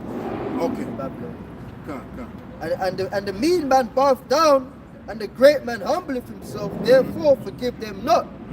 Enter into the rock, and hide thee in the dust. For fear of the Lord, and the glory of his majesty, the lofty looks of man shall be humbled. Right. And the haughtiness of men shall be bowed down. But you know, it's funny that all of that, which is what you read, that's the estate that Esau is in. Esau is in the estate where he has everything. But guess what? As this reads, the lofty looks of men, go on. The lofty looks of men shall be bowed down. Why is it going to be bowed down? Because there's going to be things that they're going to experience. There's going to be things happening for why they're going to be bowed down, why they're going to be miserable, because they're going to lose what they've had. Just like the Babylonians. The Babylonians were great people. The Greeks were great people. So because they're great, does that mean that they're gonna always be great? No. Because there's a time and a place for everything under the sun. All right? They had theirs, now it's gone. Esau got his, and he's about to lose it again. And we gonna get ours, and we ain't gonna lose ours. That's the difference with our kingdom. We're gonna have ours forever and ever for eternity. Israel, world without end. Israel, world without end. Go on, brother. And the Lord Jehovah Shem Yahushai alone shall be exalted in that day. Right, and alone shall be exalted in that day. So what day is this talking about? That's why it's also known in the book of, what is it? I think it's Zephaniah 1 and verse 14. It's known as the day of the Lord. Why you think it's called that? Because in that day, that's when he's going to be exalted through his son Yahushua. So when Yahushua comes back with the mighty angels and that power that he's coming with, that's going to what? Give glory to his Father in heaven. So everyone's going to be having to be in a what is it? In a humble estate, as it is written, right? The lofty looks of man should be bowed down, because there's going to be a whole lot of drama going on out here. And in that day, the Lord is going to get the exaltation in this world. And primarily, this is talking about those that are in leadership position roles and that are rich today. They're going to be, their whole continent is just going to be broken. They're going to have a broken continent. Go on, brother. Revelation chapter 12 and 7. And there was war in heaven. Michael and his angels fought against the dragon. Right, Michael and his angels fought against the dragon. That war in heaven represents Esau's military units, those aircrafts, those jet fighter planes, and as well as they're going to be fighting against those beings from outer space, as they call it, which really I would say out of a different realm. That's right. They're going to lose miserably. That's in Revelations 12 and verse 7 and beyond, and as well as 2 Ezra 13 and 40 something. It says again, verse 8, and prevailed not. And prevailed not, meaning they didn't win. So this society, the powers that be, they're preordained to win for a moment, but at the very end, to lose. Big time. The powers of the system, they're going to be losing. All right? All of these powers within these different nations, they're going to be losing big. They're going to get involved in a nuclear war, which has been preordained as well, and they're going to get involved in fighting against the Lord to try to uphold their lousy kingdom. And they're going to lose everything. They're going to go from being where they're at right now, throughout the centuries it took to be who they are right now, to where they're going to lose it in a matter of minutes. Okay? So, you know? So that's just the reality, man. That's the reality. All of you are going to lose everything. Everything. Go on, brother. Daniel chapters 2, this is I just hit the top, the context. And in the second year of the reign of King Nebuchadnezzar dreamed a dream wherewith his spirit was troubled, and his sleep broke from him. So it brought Daniel, and none of his soothsayers and magicians to break down the dream. So the dream was broken down. This is the image. Now hit the point in 44. After the dream, all the empire was broken down, and Daniel broke it down to it.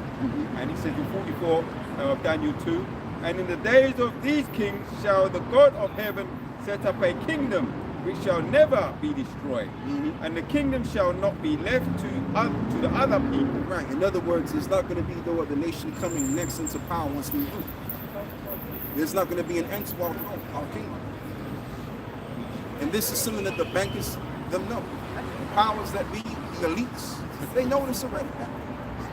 They know this. They've just been keeping this information hidden from the public, because what they need is for the public to not know this. If the public knows that we're the people of the Most High, then how can they rule? How can they teach other people about their philosophies and their doctrines and their ways of life? How can this government even be to exist? If people know that there's an holy government, then how can this government exist? So, by default, which is understandable, this devil really had to do all of his lying. This devil had to call us black and everything negative in the books so that he can rule. Go on, brother. Romans chapter 9, verse 26. And it shall come to pass that in the place where it was said unto them, Right. ye are not my people, Uh-huh. there shall it be There ye shall be called the children of the living power. Right. So in the land where we said that we are not the Israelites, that's where it was good. That's when it's going to be said that we are the Israelites. I was trying to hold myself and stop laughing, but I'm laughing anyway. You know, I'm kind of giggling inside. How ironic. Yeah. I mean, I meant to say smile. You know, I'm trying to stop myself. Yeah. So I mean, that's just the deal, man. Like in the place where we said that we are not the lost people, that is declared that we are the people. Like we could be everything else, but we can't be the Israelites. Yep. Again, the irony, Yep. right? Proving that we are those people. That right there. Because when Jake was saying they were rascals, when Jake was saying they were after the Kemetic science community, and that they were Black Panthers, all of this is beyond. No one had an issue with it. It's when we say that we're the Jews, the Israelites, oh man. You know what I mean? Like there's all kind of problems out. You know, that they got going with us. So it's the fact that we are the people, man. That right there solidifies that we gotta be those people. And this is why they can't really get like one brother was going into it, man, why they're putting the end to the internet. Because this truth is getting in it. Like these Amalekites, they're shitting themselves, man. They're shaking in their boots and they see the awakening. The whole view of them seeing the awakening, it's scary. Oh yeah, brother, give me Revelation 11. It's a terrifying thing. See, to us, we're just going about life as we're going about it, right? And we're teaching and we're just doing as we may, but we don't really understand from the outside looking in how they view us, man. It's a terrible sight to actually see us demonstrating what we believe. It's like putting up the umbrella when you've already got wet. There's no point, man. You go ahead and shut the internet off. It's already out there. Yeah, that agenda, that gig is played out, man. Oh, we need to shut the internet. It's too late. Good. Everybody knows that. That's the same goals, man. The rabbit is out the back. Go on, brother. Where you want to supplement? Oh, 11. Yeah, Revelation 11. You know the one where it says, Revelation 11. it goes like this. Something like the dead bodies. What is it? 3.5 days. Revelation 11:11. Yeah. And all that saw them, was afraid, something like that. This is the book of Revelation. That's the right one. Revelation 11 verse 11. And after 3 days and a half, the Spirit of life from the Lord our power entered into them, and they stood upon their feet, and great fear fell upon them. There. And great fear fell upon them. Great fear, not just fear. Great fear fell upon them. So it just goes back to what I was saying. These devils are terrified at the sight of us. They don't know what to do in their mind. They don't know what kind of way that they can, do away with what we're saying and showing ourselves. Because we're out here, because you don't understand, brothers, man, like, this is their empire, man. This is their world. And when you run a world, you have a whole lot to look for. Excuse me, you have a whole lot to be responsible for. So if people like us are in the street, we can basically have a negative effect on the way that this government flows. To put it in that way, you know what I mean? I'm trying to put it in a better way, but that's just the best way I can put it. Like we're actually troubling the way society is supposed to operate by us being out here. Basically changing the course. Yeah, we're changing the course of how, there you go, brother. We're changing the course on how everything is supposed to go according to them. So it's a big deal, man. That's why they're scared. That's why they're scared, because we also represent their downfall. The prophet Ezekiel was a sign unto the people, the Israelites. So we become a sign unto them too. Go on, brother. Exactly what we're doing, right? This is the book of Acts chapter 17 and 6. And when they found them not, they drew Jason and certain brethren unto the rulers of the city, crying, these that have turned the world upside down are come hither also. Right, are come hither also. So this is what we're doing. We're turning the world upside down. Like Esau's not afraid of them thugs, man. them little street gremlins on the street corner. You think these devils are scared of them? Them devils ain't scared of them, man. Like the devil looks at these niggas like, man, we already got the leaders already. We got them under our philosophy. Yeah. We got them to believe in that thug shit, to make them believe that they ain't shit. We got them all stacked up in the jail cells. But it's these guys right here with the robes. These guys are changing the way things operate in society. So it's a scary thing. It's a very scary. I want you to read it again, because that's really what we're doing. We're turning the world upside down. The things that we're saying, the way that we look, our projection itself is just changing everything. It's glitching the system. Go on, Huck. Acts chapter 17 and 6. And when they found them not, they drew Jason and certain brethren unto the rulers of the city, crying, these that have turned the world upside down are come also hither. Are come also hither. And that's why back in those days they would you know, they would if I'm using the correct word, they would actually extradite certain men and you know, take them away from Rome, because they were causing a lot of distress and ruckus, man. You had a lot of that going on because these dudes were serious about it. They were serious about it, man, and they were changing the way things was going on. So the same thing may very well, this is why the prophets are going to be persecuted on this side of the spectrum. Because we're not going to be going along with the system. Okay? What we're actually doing is actually a treasonistic. But this is the thing, like, we like the thrill of this stuff, man. Like, we actually like this shit. You know what I'm saying? Like, the whole, it's like you're in a film. You're playing an actual film itself. Like, life is more when you're just doing the everyday thing, and it's you know, your life is just, you know, like how everybody else is living. They're just going with the world and all of that stuff. This is more interesting when you're actually, you know, living the life of being a prophet, man, being a man of the Lord. You know, and I pray that the Heavenly Father puts more of a stronger spirit on me than I already have, so I can endure, so that I can find this more interesting. You know, that's just how I see it anyway. You got a precept? Yeah, I got one for you. Go on, huh? This is Acts chapter 5 and 37. It says, after this, man rose up, Judas of Galilee, in the days of the taxing and the draw away much people, taxing and drew away much people after him. He also punished, and all, even as many as obeyed him were dispersed. And now I say unto you, refrain from these men, let them alone. Yeah, that was mainly you were talking to these guys that didn't like what they saw among the what is it? The apostles. Say unto you, refrain from these men, let them alone. For if this counsel of this work be of men, it will come to naught. Right. But if it be of God, ye cannot overthrow it. Lest ye happily be found even to be fighting against God. Yeah, because when you read the book of Acts, right, like you read about what Paul went through and the apostles went through, I mean, it was a whole lot of drama, man. People didn't like them because they were basically upsetting the way things were going in people's lives, man. And the world as a whole too. People like to do the norm. People don't like to see change or do things that are different because it's uncomfortable. So when you got a bunch of guys like us saying what we're saying, it's kind of uncomfortable to the people of the world. You know what I'm saying?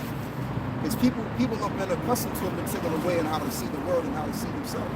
It's right now. Yeah. So they don't like this, man.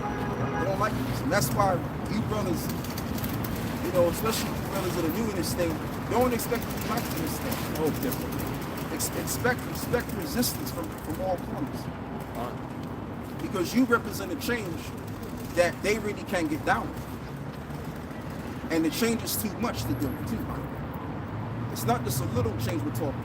We're talking about a drastic change that we're demonstrating. You can't get with this. The only way you can get with this is if the Lord drives you to get with this. That's the only way. Yeah, so yeah, man. Oh yeah, give me what is it? Isaiah. I think it's Isaiah 1 or Jeremiah 1, where it reads, I think it's Jeremiah, where it says that the Lord have set thee up to what? Sorry. Jeremiah 1. Yeah, I think it's 1 and 19. Maybe I could set me up to break down something like that. I got it here. Go on, now. Jeremiah 1 verse 10. See, I have this day set over the nations and over the kingdoms to root out and to pull down and to destroy and to throw down, Yeah. to build and to plant. Right. So that's what we're doing spiritually. We're spiritually rooting out this place. We're moving them out just by what we're doing. It's just like when you read the story of the Israelites that was among the walls of Jericho. They all circled around it many times, which was commanded, and they blow the horn and they were screaming against the wall, and the wall came tumbling down. So what we're doing is we're basically spiritually breaking the system down through our vibration, and that's what's problematic with it, man, because this society is of a negative frequency. So to keep the system going, it has to be that same frequency. We're coming with a different frequency, which is contrary to that frequency. As the saying goes, what is it? Good and evil can't coexist together. There has to be one, and there has to be one without the other. So in this case, in order for Esau to rule, you can't have us on the streets. All right? So one of us are going to have to go. But guess what? We're not going anywhere. This truth is here to stay. They're going to be the ones going. Because as it happens in nature, good always overcomes at the very end. All the time. Even them Hollywood producers, they know that. Them so-called Jews, they know that. All right? That's why they make these films about the good guy getting his ass whooped in the midst of the film, but then at the end of the film, he wins. Remember I was talking about this earlier on, Elder, yeah? This is in TikTok. It says, Putin gives a rare gift to his military, Parache. I don't know if I'm pronouncing that right. Did Vladimir Putin just show the world that Jesus is a black man? I'm going to show you. Oh, yeah. That guy was talking. Yeah, I saw that too. And that's something that we were teaching for years. We always taught that the Lord was a so-called black man. We would always give Revelation, what is it? 1 and I think it's 1 and 16. We would always go into that. But see, this is the thing. We've been bringing out these precepts for so long that precepts are now starting to speak. Prophecies are starting to open up. And we're seeing it all. If you're paying close attention, Yeah, so that was like a slap in the face, to Joe Biden, because you people want to act like you all prim and proper. You know what I mean? You got your nobles, but then you're killing that's what he's saying. That's the image that he's putting over. But then you're killing the black people, shooting them down in the street like dogs. And he's acknowledging, he's giving a gift to his military, his military men. Jesus is a black man. Right. We've been saying it for years, but the symbolism is a powerful it's message. a powerful thing. Yeah, definitely, man. Because the thing with those Russians, they hold their icons proud. Russians with the Bible. Yeah. So they come with it, man. But down here in England, they have all of the icons of us here, but they don't really show that, and they can't show it because it goes against their so-called white supremacy. Anyway, brother, you got that. Jeremiah 1 verse 11. Moreover, the word of the Lord came unto me, saying, Jeremiah, what seest thou? And I said, I see a rod of an almond tree. Then said the Lord our power unto me, Thou hast well seen, for I will hasten my word to perform it. Right. And the Lord, that's what the Lord is doing. The Lord is hastening his word, and in this case, most importantly, to set up the kingdom. So he's using the prophets, the service the prophets, which the term prophets means to say before, to what? To preach of things which is forth to come. And the things which is forth to come is going to be that America is going to be destroyed. All of these powerful nations right now, they're going to be destroyed. And then all of these kingdoms which will be destroyed is going to bring in the new kingdom. The kingdom of the saints, the Israelites. And in that same time, that's when the Messiah is going to intervene into all of this mess. So that's what this is the thing. All right, so yeah, read that again, Bubba Kusham, one more time. Jeremiah 1 verse 11 to 12.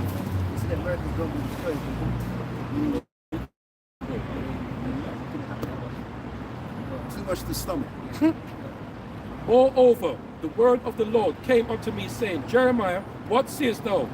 And I said, I see a rod of an almond tree. Then said the Lord our power unto me, thou hast well seen, Done. for I will hasten my word to perform it. Right. So that's all we need. Yeah. I mean, I know I should go more into detail, but you know, I'm not reading the spirit of going into that particular thing. You know what I'm saying? So yeah, you go back into what you was reading before. And I say it to you, Habakkuk 2 and 3. For the vision is yet for an appointed time, but at the end it shall speak and not lie. Right. Though it tarry, wait for it, Right. because it will surely come. It will not tarry. Yeah. So how does the end speak? Let's go. Someone get 2nd Esdras 9. 2nd Esdras, I think that's 9 and 4 or 5, something like that. Because the end is speaking. It's very clear what's going on with us. Now everybody else, people don't know what's really going on. I mean, don't get me wrong. People do know a couple of things or two, but they don't know we know. We know everything. We know what's going on. When we see, Vladimir Putin moving a certain way, or Biden, doing whatever he's doing, and certain laws and legislation being passed, we equate these things with biblical prophecy. Depending on what they're passing into, law. Go on. I got it here. 2nd Ezra 9, and The ending of effects, something like that. from verse 2. Then shalt thou understand that is the very same time wherein the highest will begin to visit the world which he made. Therefore, when there shall be seen earthquakes and uproars of the people in the world, then thou shalt well understand that the Most High spake of these things Right. in the days. And key into the point, then thou shalt well understand that the Lord spake of these things even from the beginning. And also is to let us know, is indicative of this world crumbling apart. This last leg of the Roman Empire crumbling apart, bringing in what? The kingdom. So when we see the earthquakes and the uproars of the people, all of these things happen at the same time, and many other things that mankind can't explain. Right. These are indications of the ending of this world once again. Can I say something? Go on, brother. And that's spiritual what the brother just read, right? It says, then shalt thou understand. And it's not everybody, it's only us going to understand. Right? Listen. Is it? And it's funny, right? You see, when it comes to the RFID thing, you got some people in this world that won't take it. Yeah. But we know why we should take it. Right. You know what I mean? Because we have the understanding. But you got some people in this world, like even the Edomites, they're not going to take it because they're against it, against taking certain things. Yeah, you know but they what I don't mean? understand But why. they don't understand why. But we have the full understanding. Then shalt thou understand that is the very same time. You see? So we have the full understanding. And as well as it reads, no, that's a beautiful point, man. Yeah. That's a beautiful point. And that's why Yahweh said that the mysteries of the kingdom is only given unto you. Yes. It wasn't given unto everybody. So Mysteries, we have the mysteries. mysteries to understand what's going to happen. All right? Going back to let's read it. Yeah, so let's continue on. And it says, then thou shalt well understand that the Most High spake of those things from the days that were before thee, even from the beginning. Yeah, so when we see a plethora of all of these different signs and these wonders and these different catastrophes that's happening, now it's for us to well understand that what's drawing near is our salvation. Let's go and get that in the book of, I think it's Romans 13 and 13. And plus we see the chariots as well. We see the chariots. So our redemption is near. The redemption of the house of Israel is right upon us. And that's the most important thing to really get into. We can get into the historical accounts. We can get into, many other things we can get into. But the most important thing to really go and to teach about is our redemption. The salvation of the Israelites. That's the most important thing that needs to be known towards the world. And yes, we are the Israelites. We are those Israelites. Yes. Okay? It ain't those people in the land of Israel today. It's not them. That's all I'm going to say right there. Romans 13 and 13. Let us walk honestly, as in the day, not in rioting and drunkenness, not in chambering and wantonness, not in strife and envying, but put ye on the Lord Yahushua HaMashiach, and make not provisions for the flesh to fulfill the lust thereof. Is that the body And that's done in it's like try you know where it says in Romans, you mean? in Romans 13, yeah, it said, let me start. Goes like redemption is not. Oh, that's a group. You're talking about 21, right? I mean, you can get that too, but that's not really what I'm referring to. Romans 13 and 11. That's it right there. I think that's it right there. Romans 13 and 11. Right, verse 11. But you can still get that though. You can still get 21. Yeah, 21. Okay, 13 and 11, yeah? All right, Romans 13 and 11. And that knowing the time, that now is high time to awake out of sleep, for now is our salvation nearer than when we believed. Read it one more time. Book of Romans 13, verse 11. Oh yeah, you read 2nd Ezra 9, and where you left off at was 3, right? 3, yes. Yeah, go get 3. Romans 13, verse 11. And that knowing the time, that now is the high time to wake out of sleep, for now is our salvation nearer than when we believed. Exactly, because as we just read earlier before in Habakkuk, the 2nd chapter, that the end is speaking and that it shall not lie. So we're seeing the effects of the end coming in. So when we see this thing, then we gotta what? Let's read that again. The 3rd time coming. Romans 13 and 11. And that knowing the time that now is high time to awake. And that it, and knowing that it is high time to awake. Was that So 90 we're supposed to be more 92 awake, or what more is it? stirred up. Is that 99? 92. 92. For the Lord's return and the change which is going to come. Not just a little change, but an astronomical change, a world change. Go on, brother. And that knowing the time that now is high time to awake out of sleep, for now is our salvation nearer than when we believe. Right. That's the point. That's the beauty of it. Our salvation is nearer than when we believe, because all of these things are speaking. So now, let's go and read this. 2nd Ezra chapter 9 going to 3 now. It says, wherefore when there shall be seen earthquakes and uproars of the people in the world, then shalt thou well understand that the Most High spoke of those things from the days that were before thee, even from the beginning. Right. Go on. For like as all that is made That's the one I'm talking in the world Yep. hath a beginning and an end, and the end is manifest. And the end is manifest. So everything had a start and it has an end. And this world had its start, and we're going to bear witness to seeing its end. That's as far as it's going to go. So Esau's not going to go for what is it, infinity and beyond, like Buzz Lightyear, that cartoon that used to be played out in the 90s. That's not going to happen. Esau is going to bear witness to his end, because they were pretty much ruling on borrowed time as the Lord extended, because the Lord can extend the time. All right. So the Lord gave Esau an extended amount of time to bring in his will and bringing forth this technology, this mark of the beast technology. All right. And once he brings it out, that's the end. That's the end of this stuff. Just like it says in the oh yeah, give me what is it, Maccabees? Somebody get Maccabees. First Maccabees 6 and 14.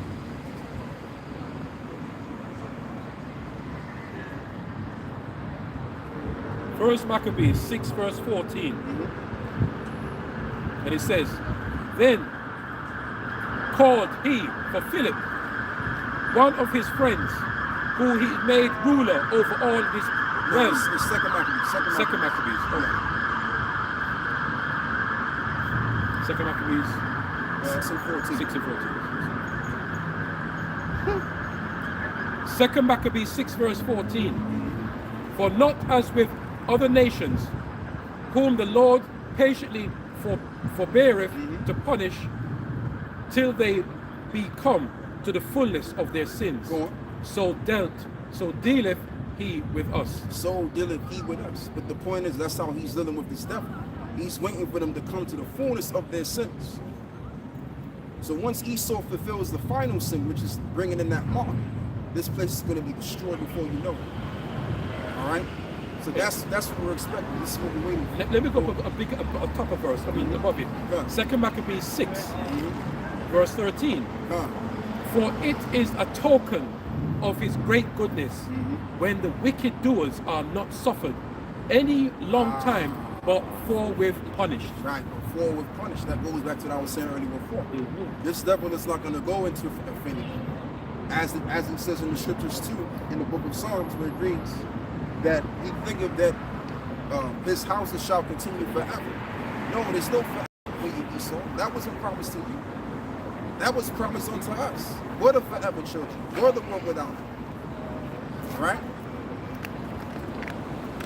You devils are only here to rule for a particular moment in time. And we're at the ending of your rule. That's why you're panicking. This is why you gotta go sort counsel every so often as you do. To set up laws and put things in place to put more restrictions on the people. Because you're losing your power. And even those of you that are coming from the religious war side of things, like people like Bo Capalone, people like Dr. Michael Brown, whatever the hell his name is. Right? All of you devils are fighting to uphold your position in your kingdom. So just by the fact that you're trying to do too much to fight to hold on, shows that you're losing your power, man. And just by us demonstrating our confidence and demonstrating who we are on the public without giving a good goddamn, shows that we're incoming of basically into the power seat. We're showing that we're next into the power seat. That's the truth. That's the truth of the whole matter, man. You guys are, all of you devils, whether you're part of the government construct or whether you're part of the religious construct, all of y'all are losing your minds, man. All of you devils are losing your mind. And there's a division amongst these councils as well. So this kingdom is going down, man. There's proof here, there's more proof here. Let me read it again. 2 Maccabees 6, verse 15. Yeah. Lest thou being come, let me start from 14. For not as with other nations, whom the Lord patiently forbeareth to punish, till they be come to the fullness of their sins. Right. So dealeth he with us. Right. Here's the point now. Go on. Lest that being come to the height, That's the point I was looking for too. I was looking for that. Go on. to the height of sin, Right, to the height of sin. There you go. Go on. afterwards he should be take vengeance on us. There you go. So when they come to the heightness of their sins, the MOTB, that's their ass, man. They over and out from there. Oh yeah, you can give me that in the book of Job too. Job tells you that, right? No, Job 20, let me see if I can put it out. Job 20. In the fullness of And I tell you the truth, I'm not really all the way there in the head. I didn't even get that much sleep.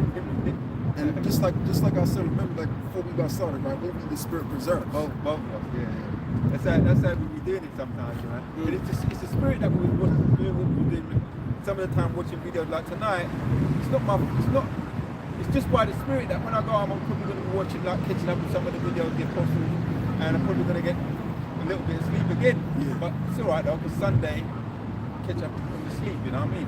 But you know, like you got the long live stream. All the brothers, I try and catch up with all the brothers, and it's like I would like to go to sleep, but the spirit says it won't allow me to go to sleep unless I catch up on certain videos. It's just the way it is, man. But That's cool too. one side give us the strength, you know. Yeah. And since you got that, your brother, get this as well. Get Job 20 and verse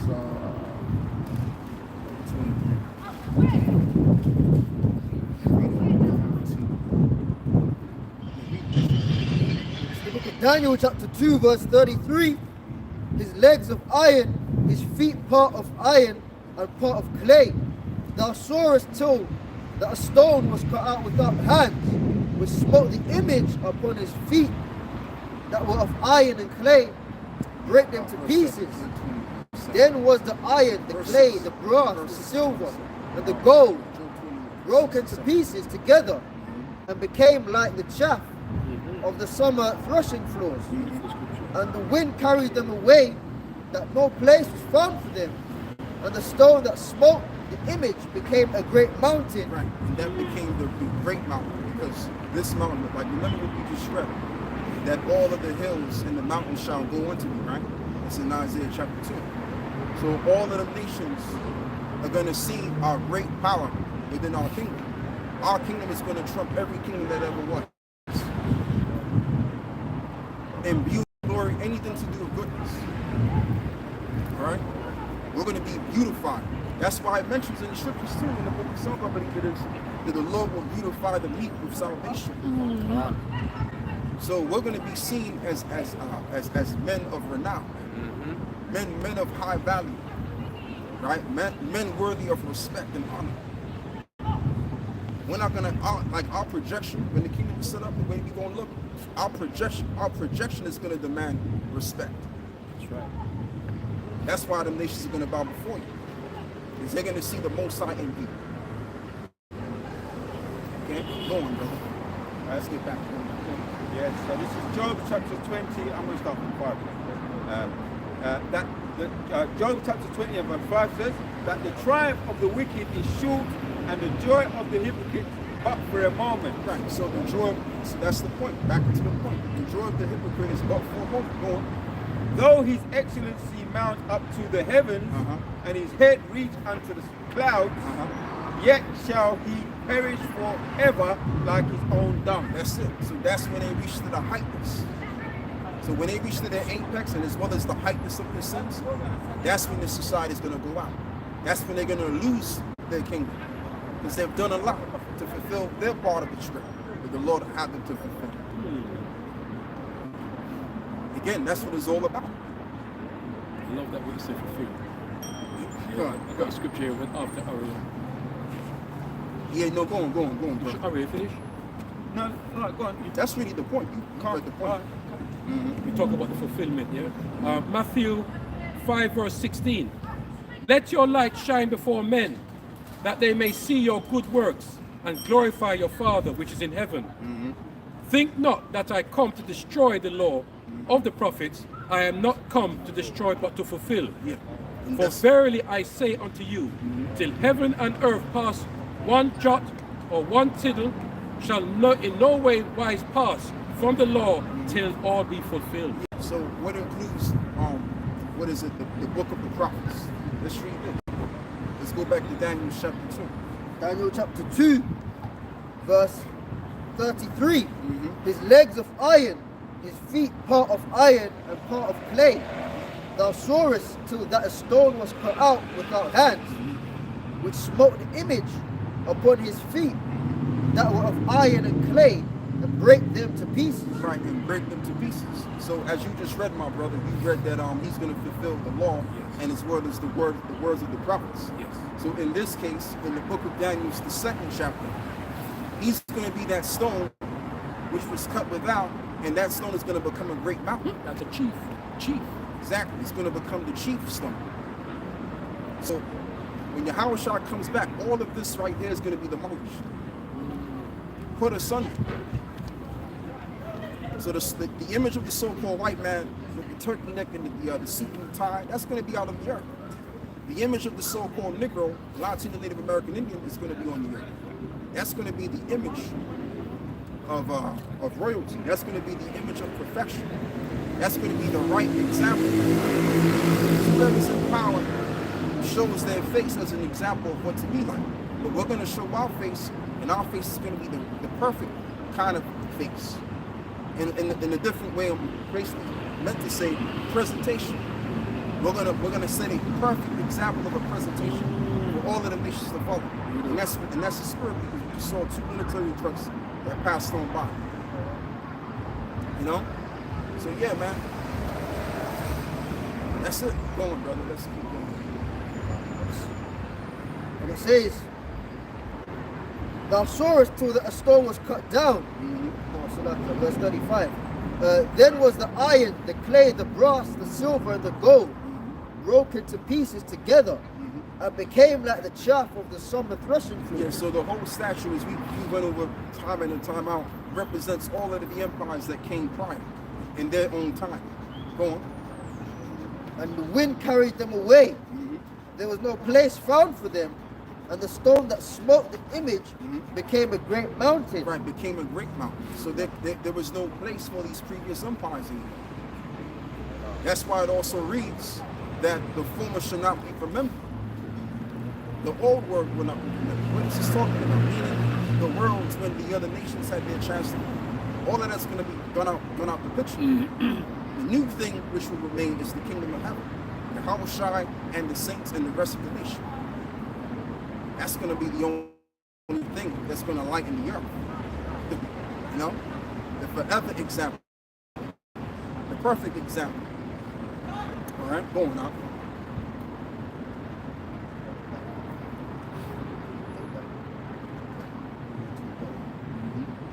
And it says, verse 44, Daniel 2 and 44, and in the days of these kings shall the power of heaven set up a kingdom which shall never be destroyed, and the kingdom shall not be left to another people. Right, and the kingdom shall not be left to another people. So the other nations are not going to stand in a position where they can take our kingdom. That's not going to be the case. We're going to always be in the power seat. That's right. As well as it reads, somebody get the scripture where it mentions about there'll be no end to the throne of David. So if there's not going to be the end to the throne of David, then there's not going to be an end to the saints, which the saints are going to what? Be in conjoining with them. The saints are going to be joined in with the house of David, which is what we'll call, also known as the house of David. All right, so there's not going to be no end to us.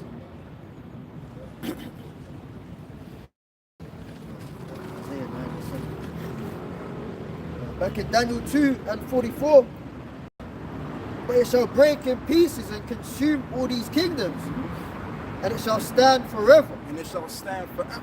Go on. For as much as thou sawest that the stone was cut out of the mountain without hands, and it brake in pieces the iron, brass, the clay, the silver, and the gold, and the great power hath made known to the king what shall come to pass hereafter. And the dream is certain, And the dream, and that's what we need. And the dream is certain. and the interpretation thereof sure. And that's it. That's why the scripture says that we have more of a sure word of prophecy. So what we're saying is going to happen. There's no doubt about it. There's no in-betweens. So this is why I say what I said before.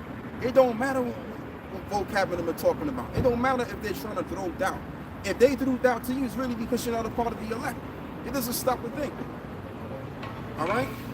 So at the end of the day, man, what we got going is what's going to be declared. That's the like you just mentioned before we just set up. You were sitting over there, right? You said nothing else really matters. If I can remember what you said. But this truth only matters. And it's so true. So everything that's written in the scriptures, that's the only thing that matters the most. And which is a part of which is a grand part of the truth is us being exalted above these other nations and ruling in righteousness. That's the only thing that's going to stand. Go back there. Isaiah 9 verse 6, start from 6. For unto us a child is born, unto us a son is given, and the government shall be upon his shoulder. Right, and the government shall be upon his shoulder. Let's read that again. Isaiah 9 verse 6. For unto us a child is born, Right. unto us a son is given. Right, and that's your own shot. So he's going to be the one upholding the government, which is also known as the house of David, which will be upon his shoulders. Go on. Shall be upon his shoulder, and his name shall be called Wonderful Counselor. Right, and his name shall be called Wonderful Counselor, meaning he's going to what? Be established as a just individual, as a just power. Yes. Keeping those laws and those statutes and those commandments, as we're going to keep by his authority.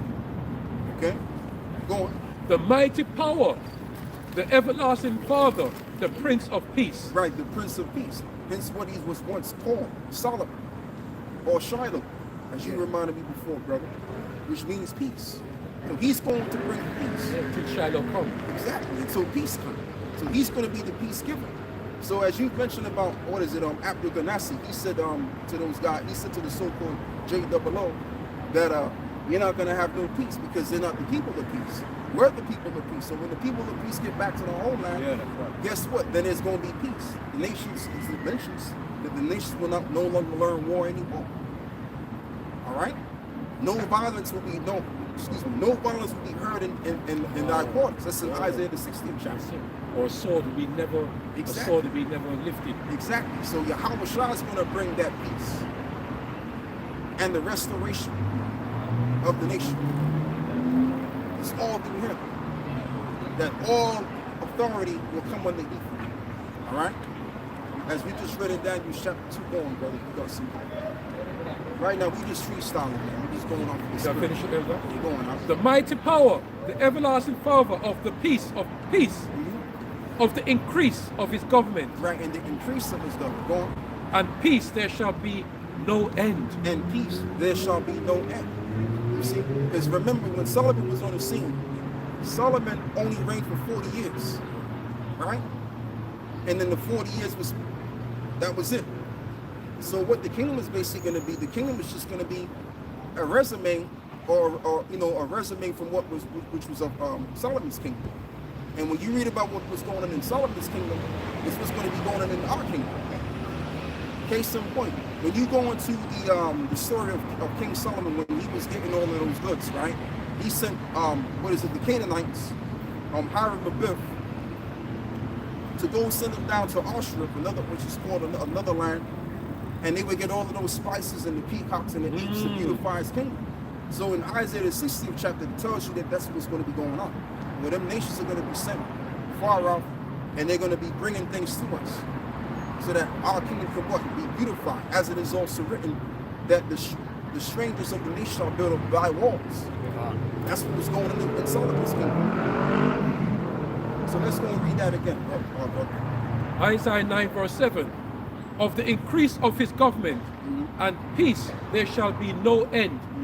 Upon the throne of David and upon the kingdom to order it and to establish it with judgment and with justice from henceforth. Right, and with what? With justice henceforth. So the earth is going to be under justice. Justice will be served. Justice will be here. Go on. Even forever. Even forever. So it's eternity. So we're the forever ones that's going to obtain everlasting life. Simply put, you got these guys, man, within the council of the wicked, looking to find their way and how they can expand on their life, or how they can keep their youth. Listen, man, that wasn't given to you, Esau. That was only given for the sons of God. It wasn't meant for you. You was meant to get yours for a while, and that's it. We was meant to get all of those things you trying to get. You're trying to go up to space and go meet up with those different planets up there. You're trying to do that. We're not going to try to do anything. We're going to just be able to do what you're trying to do. All right? Esau wants everlasting life. We just going to wear it upon us like it's nothing. Money can't buy that, you know. And money can't buy that. Money ain't everything. We're just thinking about it. Hey! You know? So, I mean, we good, man. We good. Like, Roll Camera alone, we just laugh at you guys. You know, you guys are just some kind of sort of entertainment for us. Your Dr. Browns, all of these niggas, man. All of these old, broken down ass niggas, man. We just laughing at y'all. Really. Because what you guys are doing, you're not making a dent on anything. You know, hey bro, give me Romans 3 and 3. It's just a waste of energy and a waste of fucking time, man. That's what they do.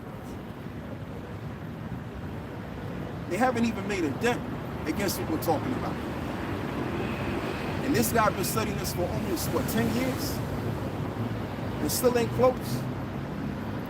It's a failed attempt, bro. Step forward, 2 step back. That's my guy, You see, I'll be checking it out. You're not going nowhere, you're not going nowhere. Boy. That's a classic. Walking up a walking elevator, just going further down. Basically what they're doing. Anyway, yeah, who's reading that? Romans chapter 3 and 3. For what if some did not believe? shall their unbelief make the faith of the Most High without effect? The Most High forbid. Yea, let God be true, but every man a liar, as it is Go.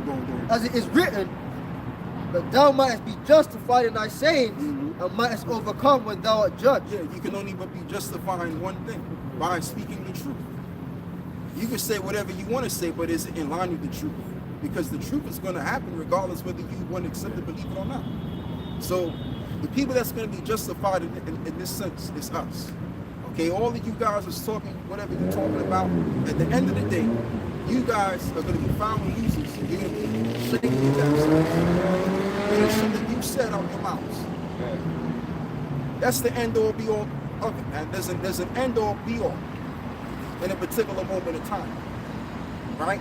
And when it's all said and done, when the end all be all comes, we're going to be following right at the end of the day. And that's what we see. So it really doesn't matter what you do. It don't matter how many times these elites bring out all of these dudes, these so-called doctors, theologians, and I guarantee you, if you were to tell these people, what does the word theology mean? I don't even think they would actually know what that word means, man. I really don't think they would know what it means. If you were to ask these guys, what does that word mean? So if they don't even, as I'm guessing, if they don't even know what that word means, then there's a whole lot they don't know. You know? You're going, huh? Verse 4. Most High forbid, yea, let the power be true, but every man a liar. And that's the point. And let the Most High be true, and let every man be a liar. So is what you're saying, does it stand up to what the Most High said at the end of the day? Yeah, like that's it. That's really what you got to be thinking about. All of you dudes that are naysayers, are you saying what God is saying? Or are you just talking shit? Because somebody's telling the truth or somebody's lying. And it looks to me that we are the ones that's lying. We're the ones that's telling the truth. Okay, so it ain't going to change a thing what you guys do, man. The Most High's word is going to happen. In fact, somebody get Isaiah, what is it, 55 and 11. Brother, come on, man. Oh, you have that on deck? Yeah, but right there. Go on. Isaiah 55 verse 11. So shall my word be that goeth forth out of my mouth. God. It shall not return unto me void, God. but it shall accomplish that which I please. Right, and it shall accomplish that which I please. So the words of the Lord are going to happen in effect, regardless of whether you like it or not. It's because he has his will and his purpose that has to stand. Okay, go on. I think, yeah, that's pretty much the point. You can also get, what is it, Numbers 23 and 19.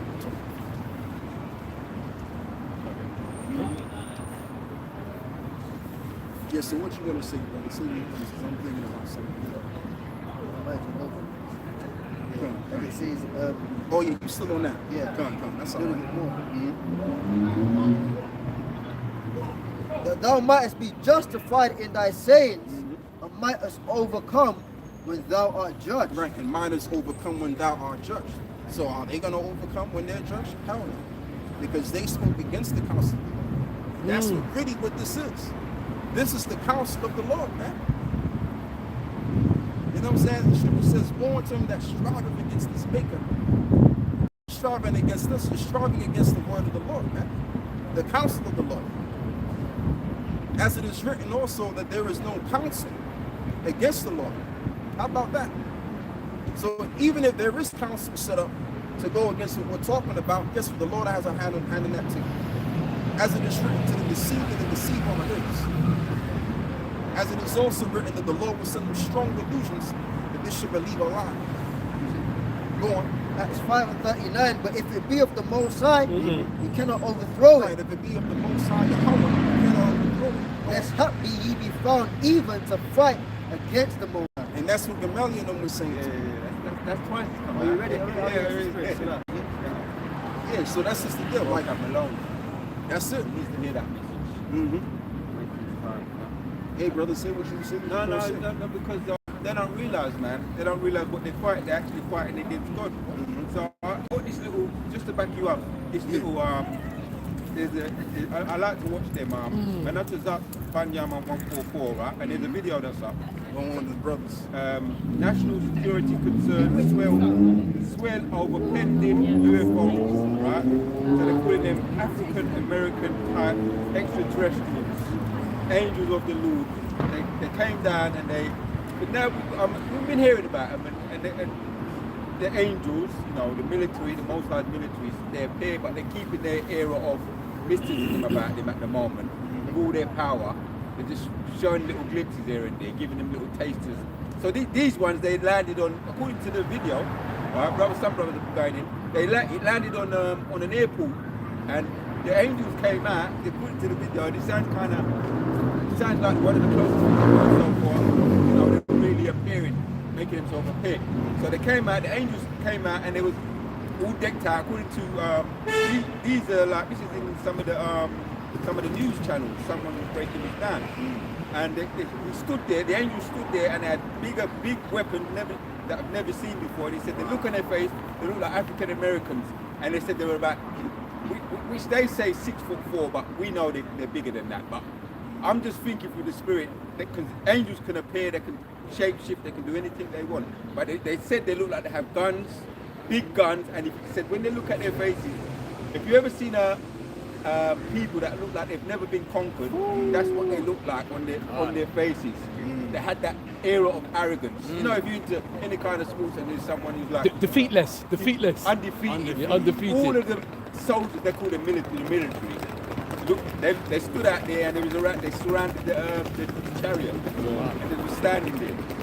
But we find out what's gonna, you know, I mean, we find out the full story, and if it's through the spirit, I'm just saying, Moses could do anything he wants, make a quick appearance, a flash appearance before his grand finale, and we're going to start hearing more and more about these flash appearances until he fully reveals himself, you know?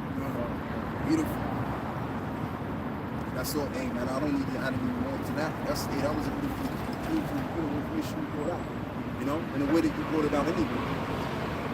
Being so brother.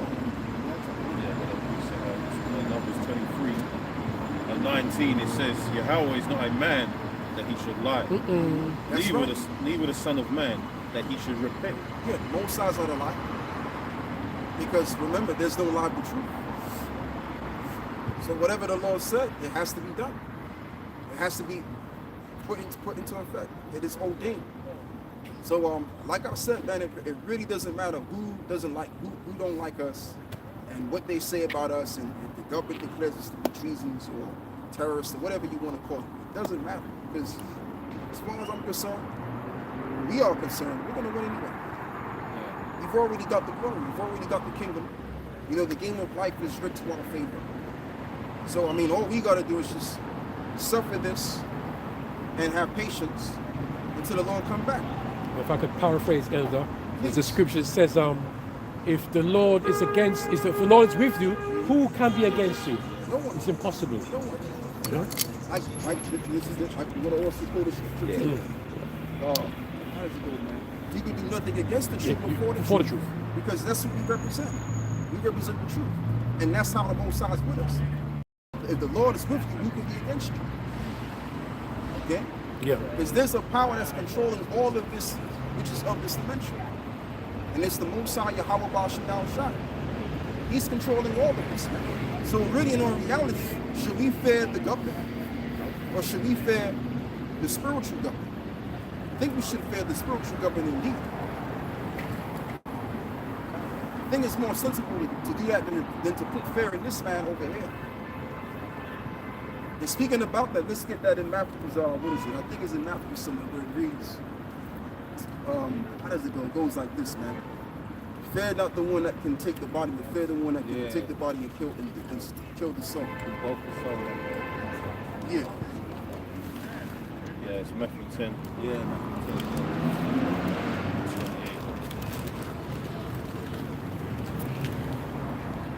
Yeah, Matthew 10 and 28, it says, and fear not them which kill the body, but are not able to kill the soul.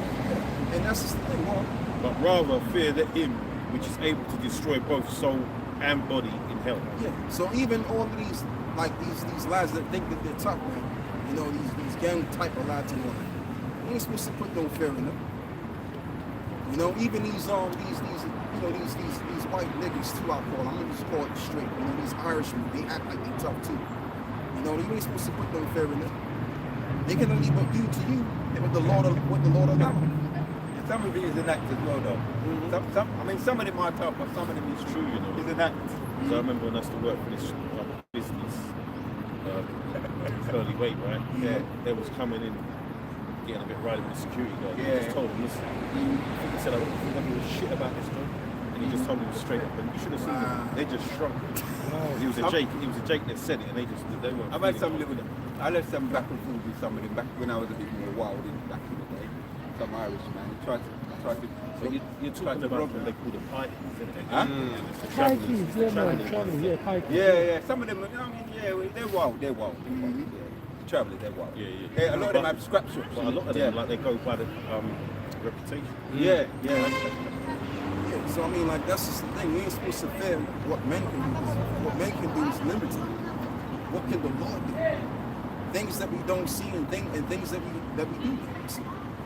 Is what the Lord can do. The Lord can jack up your mental. There's a lot of people that got mental issues. Right.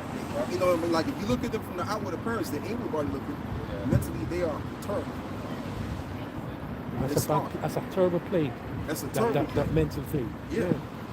So the Lord don't play. So that's who we should really supposed to be praying. Precept I finished on? Yeah. Jeremiah 1 verse 8. Be not afraid of their faces, for I am with thee to deliver thee, saith the Lord. Then the Lord put forth his hand and touched my mouth. And the Lord said unto me, Behold, I have put my words in thy mouth. See, I have this day set thee over the nations and over the kingdoms, to root out and to pull down and to destroy and to throw down, to build and to plant. So that was Jeremiah. Because Jeremiah was a young man. Jeremiah was a very young man, and he was set forth to teach, to prophesy against even adults for the most part. So the Lord said, don't fear none of them guys. You do what I tell you to do and bring out this word, because I've sent you to root out into what? To break. Roughly paraphrasing what you just read. You know? So it's the same thing applies to us. Yeah. We're not supposed to be afraid of what G really can do. And what some gang members can do. Like, come on, like these people, they're just there in the midst, and they're just there to play their role. And whatever they're gonna do to you, the Lord is gonna allow them. The Lord is gonna allow it anyway. All right. But if you have faith in the Lord, then the Lord can't allow certain things to go down. All right. But it's when you're ashamed going to do it. Like back of the elder, the scripture speak about the mighty man travailing like a woman. Exactly. It's tough guy shit. When shit starts popping up, Yeah, man. going profiting, man. Yeah, some of them do start crying, but it's over in America. One of the brothers, they visit the man, not the man of Valor, Los Angeles, the original Los Angeles camp. They rest in a real rough part of America. But some gang member come and they try to do something, pull out something, and they never run. You know, guns. You know, they never run. But then the same guy said that you guys are the bravest guys on the block, man. You come at it. You're always at it. You know what I mean? Nothing can run you off the block. You know what I mean? Yep. You're the. If there was anything you might call like the baddest guys on the block or the toughest guys on the block, it would be the men of the law. Yeah, because the thing, and you know, the reason why I was smirking on as you was talking is the thought came on my mind, right? Now when they said, like, these guys are tough. They're not gonna be the tough guys to deal with tough times. Nope. Because they were never tough guys. It takes the real tough guys to deal with tough times. So these guys that you see walking up and down the block, looking like they big, looking like they're gonna do something, they tough. Listen, man, they're gonna be weak. They're gonna be crying like a bitch in that day for help, for comfort. Like it says that the women are gonna lament, right? They're gonna lament too, like women. You know what I'm saying? And the guys that look not so tough, they're gonna enjoy the toughness. Because they're the real tough guys. Mike Tyson, he used to cry. He's trainer Teddy Atlas. He used to have to perk him up before his fights, before he started to become a professional boxer. He was really, really effeminate, you might say. He used to cry, and Teddy Atlas, he's an Irish trainer. He still does his little podcast today. Go on. He used to always give him a pep. It's up there in the sky on YouTube back in the day. When Mike Tyson used to break down crying, said, "I don't know if I could be able to do this." And Teddy Atlas, the Irish guy, used to say, "Come on, you know you can do it. You know you can do it." He used to cry before his fights. Big Mike, as big as he was, you know, younger, you're a bit more, you're strong, you're in your peak, like probably like 20, your early 20s. That's when you haven't come into your man strength, but you're kind of like you're learning about your strength. He needed to be like really encouraged, and he had to have a lot of pep talk. Confidence. That's it. He's confident to come up into his body.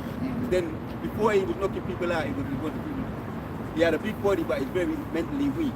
So he needed to build up that courage. But so now back to us now. We as you were saying, that drink of water. The word of the Lord is that water, that hydration. Most High is hydrating us now, giving us confidence and courage for the time when we're going to, you know, for the war, for the battle time of war. Most High is making mighty men out of us in the spirit. Absolutely. Who said that? Go on, brother. One of our famous ones. Ephesians 6 verse 10. Finally, my brethren, be strong in the Lord and in the power of his might. Put on the whole armor of the Lord, that ye may be able to stand against the wiles of the devil. For we wrestle not against flesh and blood, but against principalities, against powers, against the rulers of darkness, and this world, against spiritual wickedness in high places. Yeah, so the real tough guys are going to deal with this because they're going to have the Spirit of the Lord upon you. You know, once the Spirit of the Lord is upon you, you're all powerful. You can endure things that you probably think you can't endure. But you're enduring it because, you know, the Lord got you to endure it so that he can demonstrate his power through you. The Lord uses what? The thing which is inconsiderate for his own purpose to what? Exemplify his power. You know, to looking for a word, man, is a word. Man. To pray, no, that's not the word. But anyway, I'm just saying, like the Lord, the Most High, he uses the weak to confound the wise, to demonstrate his power, to give glory to his name. That's it right there. To glorify him. Like Paul said, through my weakness, I'm made strong. You know? Yeah, man. So there's, man, you know what? There's so many scriptures we can go into. Oh yeah. Let's go and read. Let's read. I think it's in Mark 11. I think it's Mark 11 and Mark 13 where Yahushua, I don't think he spoke, but it's in Mark that reads that if you believe, you can move this mountain. If you can read that, that's got to be like maybe like Mark 11 and Mark 13 or something. That's not the mustard seed one, is it? No. No. I've got a quick one. Go on, up. This is 1 Corinthians 1 and 27. It says, but the Most High have chosen the foolish things that's of a the good world Yep. to confound the wise. And Yahweh have chosen the weak things of the world to confound the things which are mighty. Exactly. And that again gives praises unto the name of the Lord. That the Lord could take someone that's insignificant, someone that's not credited by society standards, and use that individual to basically confound those which are credited, that are considered wise. You know, and that's why, like for example, vocab alone, he's a credited theologist, right? He's got all of his different credits in that to solidify his position, but yet and still, we got him wrapped around our finger with this truth. Yeah. See, that's the demonstration of the Heavenly Father's power, right there. He could take a bunch of nobodies and turn them into saints, turn them into prophets, turn them into men of renown in their order. Because let's just say we all went to school and we all had our credits and we're doing this. The Lord can't take glory in that because we're already solidified. The Lord takes pride in taking someone that's of less stature to show and to demonstrate his power, like I said. Because the ultimate thing in this case is to give glory unto him. All right? Going up. I know probably some more now. That's it. Okay. We're going. This, right? This is Matthew chapter 17, verse 20. And Yahweh said unto them, because of your unbelief, for verily I say unto you, if ye have faith as a grain of mustard seed, Ye shall say unto this mountain, So he was right on. He was right. Go on. remove hence to yonder place, and it shall remove, and nothing shall be impossible unto you. Yeah, and that's faith. We've been given the gift of faith. We've been given this knowledge, right? So with this gift of faith and with this knowledge in conjunction, removing this mountain. Going back to Jeremiah, I've sent you among the nations to call them to break down and destroy. So this is what this word is doing. This word is basically breaking down or plowing pretty much plowing the system. Okay? And let's just say, for example, right? Well, I ain't gonna go there. I was gonna go somewhere like this. You know I'm gonna go with it. Yeah, I ain't gonna go into that. But I'm just saying, the Most High gave us the wisdom and understanding, and he gave us the tool, which is the word, to plow the system spiritually. And as we keep doing it, time in and time out, it's breaking apart. You can see it, it's clear. Go on, brother. Isaiah 41, and I'll start with 10, it says, For fear not, fear thou not, for I am with thee. Right. Be not dismayed, for I am with thee. Right. For I am thy God, I will strengthen thee. I will help thee, and I will uphold thee with thy right hand of my righteousness. Behold, all they that are incensed against thee shall be dismayed and confounded. Wow. They shall be as nothing, and they that strive with thee shall perish. They that strive against thee shall perish. So in this case, it would be those that are high and mighty right now. Those that are credited right now. All right? Those that trust in this world in some kind of form or fashion. They're going to be found, confounded and destitute, as it is also written in the beginning in the book of Genesis 26. Doesn't it say that whoso curseth thee shall be accursed? That applies to us. Yep. Because we are Jacob. Go on, brother. Now, Michael Brown, that guy, Dr. Michael Brown, after the debate, you know, they found him. He was crying. He was talking about the children, and he was crying. He was trying to make it seem like he was crying about the children. He was crying about he lost the debate, man. But that's what it is. Yeah. That's why he's saying, can we do it again? Yeah. You lost the debate, bro. It's done. There's no going back.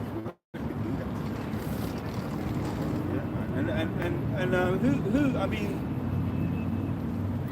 you know, he was with GMS, Al-Azhar. Yeah. You know, but he's got his ways about him. But he still destroyed him in the debate. You know. Yeah. He made him look like a child, man. I'll tell you the truth. Made him look silly. He was getting all shaky, getting red in the face. He was losing it. He couldn't hold it together. As old as his ass is, his ass couldn't hold his information together what he knows. Al-Azhar just came through, you know, my generation kind of individual, came through and, ripped them apart with the scriptures, man. All right, let me use a different term. He had them wrapped around his fucking finger. That's what really happened.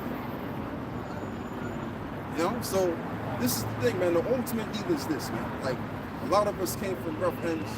Get back to the point. A lot of us didn't come from no high class. Some of us came from the middle class background too.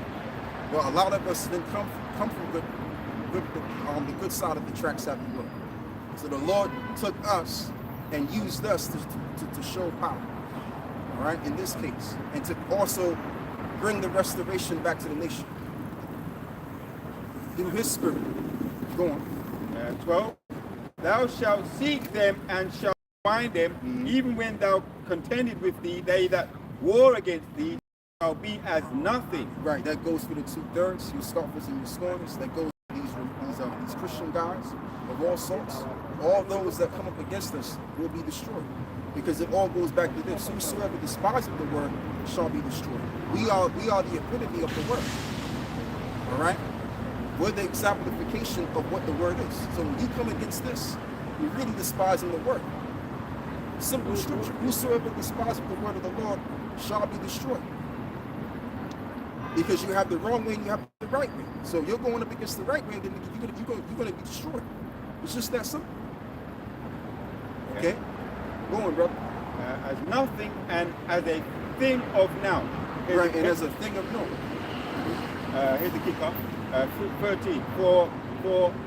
For I, the Lord, thy God will hold thy right hand, saying unto thee, Fear not, and I will help thee.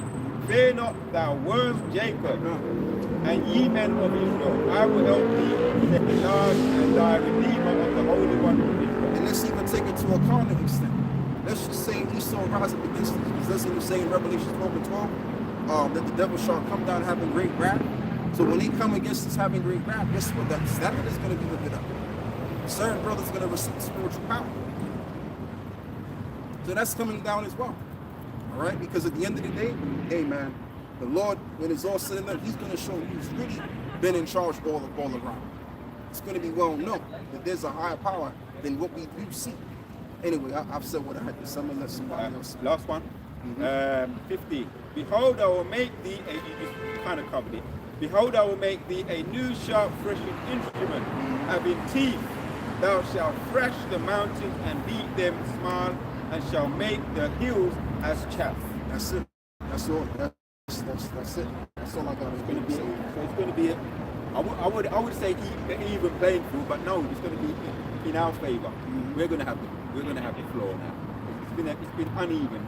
We've been on the receiving end, but the dry bones have risen up now, and he's going to give us teeth. Teeth represent power, authority. They've got the authority now. They've got the teeth now, so they've been abusing it. So it's going to be reversed.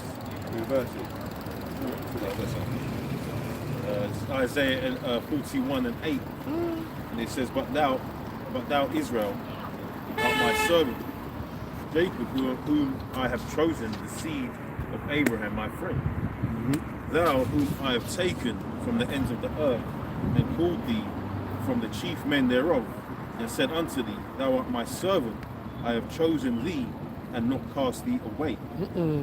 Fear thou not, for I am with thee. Be not dismayed, for I am thy power. I will strengthen thee. Yea, I will help thee. Yea, I will uphold thee with the right hand of my righteousness. Right. The Lord will uphold us. So What's that one? Right, yeah. I just read that. Read it again. No. Read that again. Say that something. Verse 10, it says, Fear thou not, for I am with thee.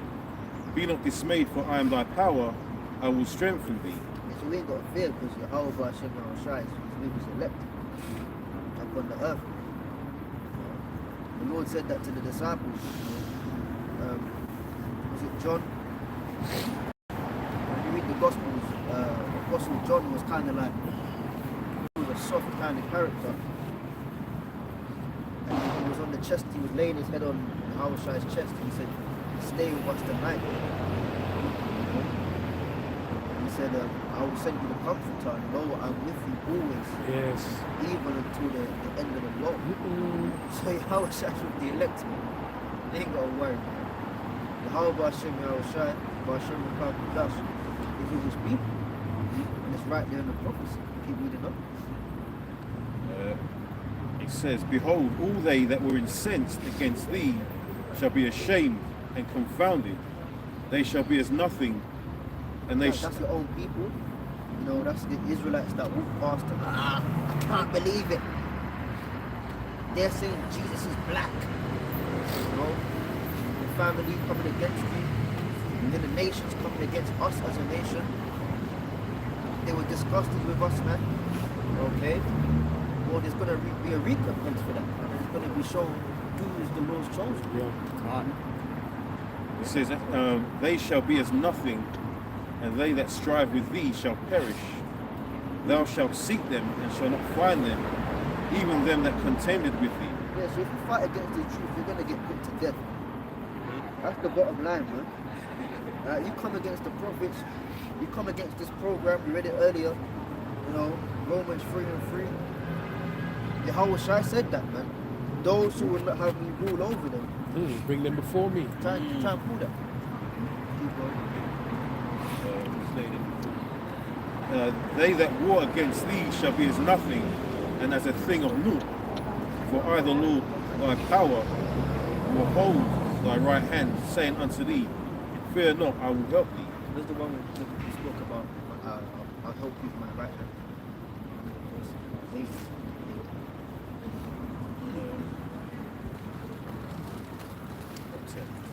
So this is back in Isaiah 41:10. It says, fear thou not, for I am with thee. Be not dismayed, for I am thy power. I will strengthen thee. Yea, I will help thee. Yea, I will uphold thee with the right hand of my righteousness. The right hand of his righteousness is Yahweh Shai. Okay, try to go back and get that.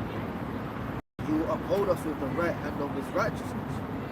Okay, so all throughout and I was thinking about that this morning, man. All these Most High Father Israelites. You know, the Father says, and the Father.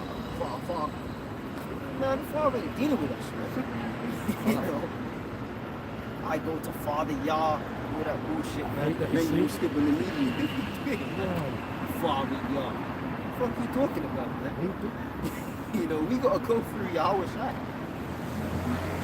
Okay? Alright, the Lord said he's gonna uphold us with his right hand of righteousness. So you can't skip the Messiah, man. You know, Father told me, Father Yah. You know, crazy, man. You got that, Oh yeah. And that's a bugged down doctrine. That's bugged out, doctrine. You just skipping the Lord. Finish it. You finish? Yeah. Up. The book of Luke, verse 19 and 27. But those mine enemies, which would not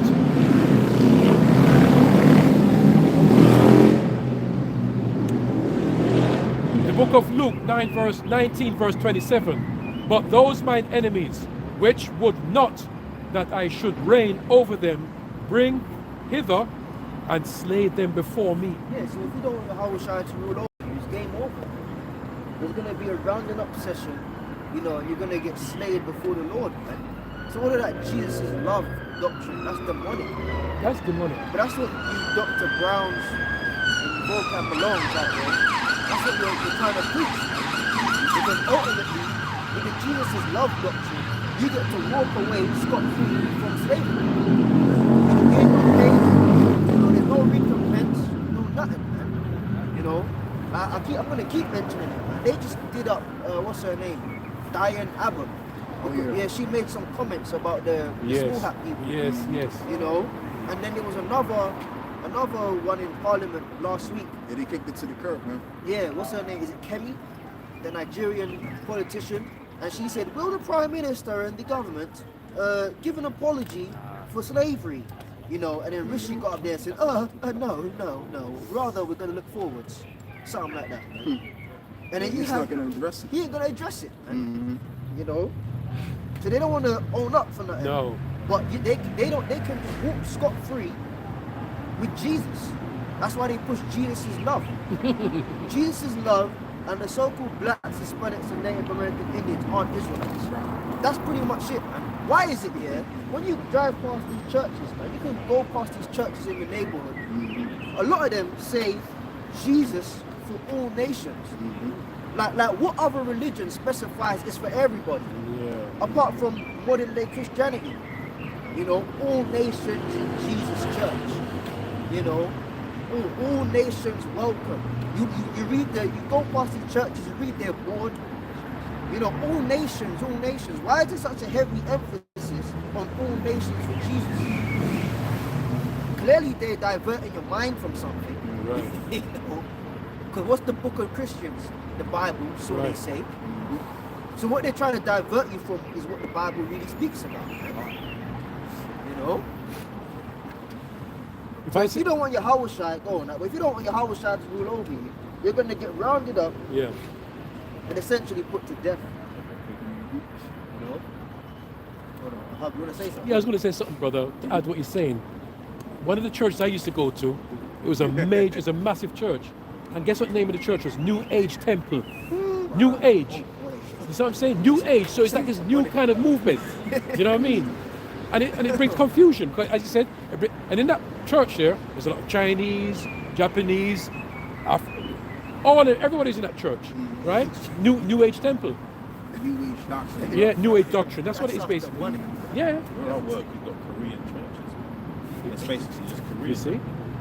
And that's not to say that none of them are Israelites, but you know, And to add to it, Salakio, that man, the pastor for that church, he was about 50-something years old. And I think about 55, he retired. So what kind of man is that retiring? Look at the Pastor Har. You see him retiring? No, but he's making money, innit? Ah, he make his money. He make his money out. That's what I'm saying. You know? Try and live big in Retired.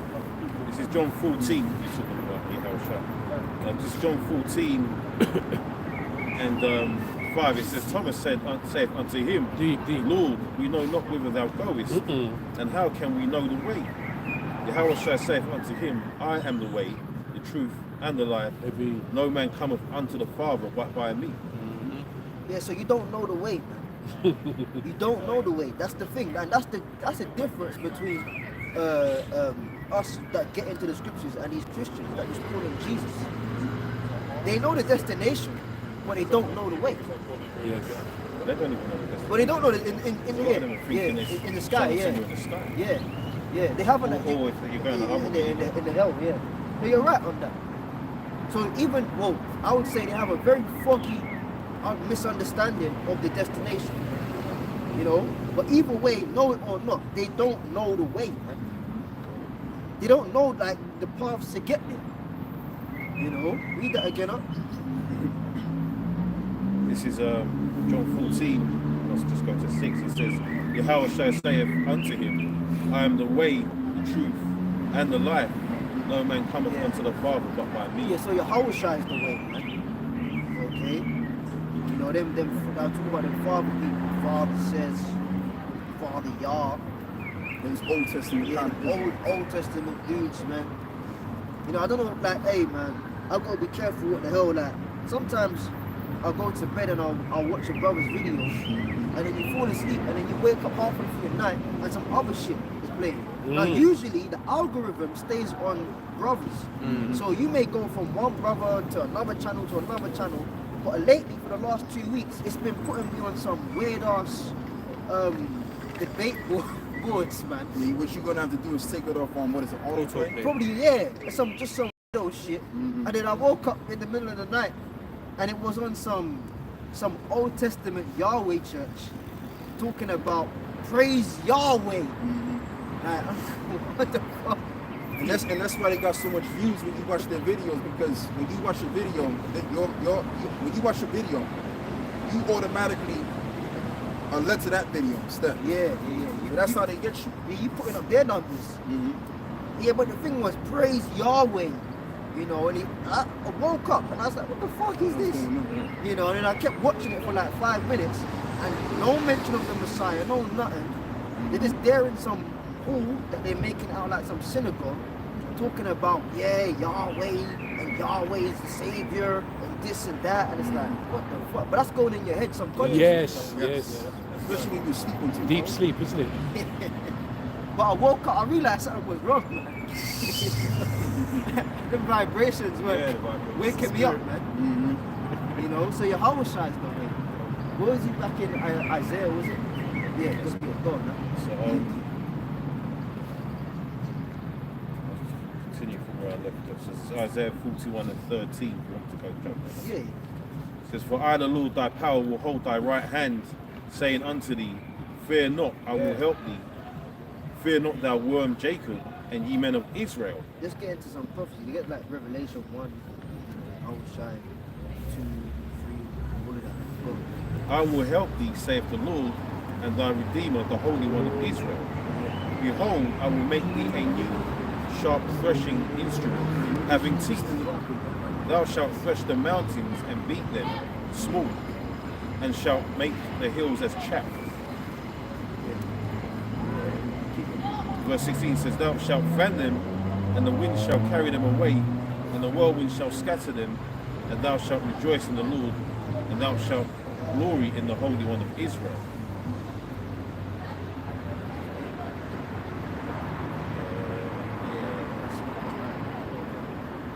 That's the point. We're going to praise the Lord. Revelation 18. From the top, yeah?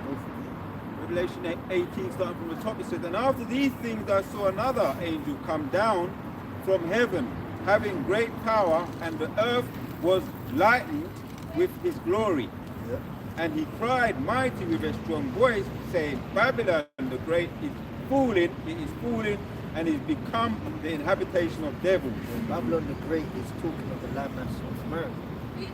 And it's become the habitation of devils. Alright? You got, that's, you know, your people before you're a place. You know, the predominant landmass where we serve the captivity, the Edomites are there, the large bondage. You know, that Babylon the Great, not talking of ancient Babylon. You know, it's talking of landmass of America, Babylon the Great. It's in the spirit of Babylon, it's in the spirit of Egypt, it's in the spirit of Sodom, or Gomorrah. The Hebrew word there, Babal, which literally means confusion. It's a mix of everything all in one. And that Babylon the Great is America, bro. Yeah. Devils and hold of every foul spirit, and a cage of every unclean and hateful bird. For all the nations have drunk of the wine of the wrath of her fornication. Yeah, because America, at one point, see now, a couple of years ago, we could say America has the most influence. But now that paradigm shifted. Now we're in the part of prophecy where everyone is beginning to hate the whore. Yeah. You know, but for the longest time, America was the landmass of influence. That's why all the nations at one point had drunk of her wine. Yeah, there's the run to it. You go to China, used to have them small ass buildings with curved roofs. Now they got skyscrapers, man. You know, everything was about in America. I remember when what do you call it? BlackBerry was a thing. Everyone had a BlackBerry. But that was from America, man. You know, you go on the TV, you know, keeping up with the K's, Kardashians. Now my BlackBerry, now all the girls wanted BlackBerries, man. You know, America was that place of influence. So they've drunk of the wine of Babylon, man.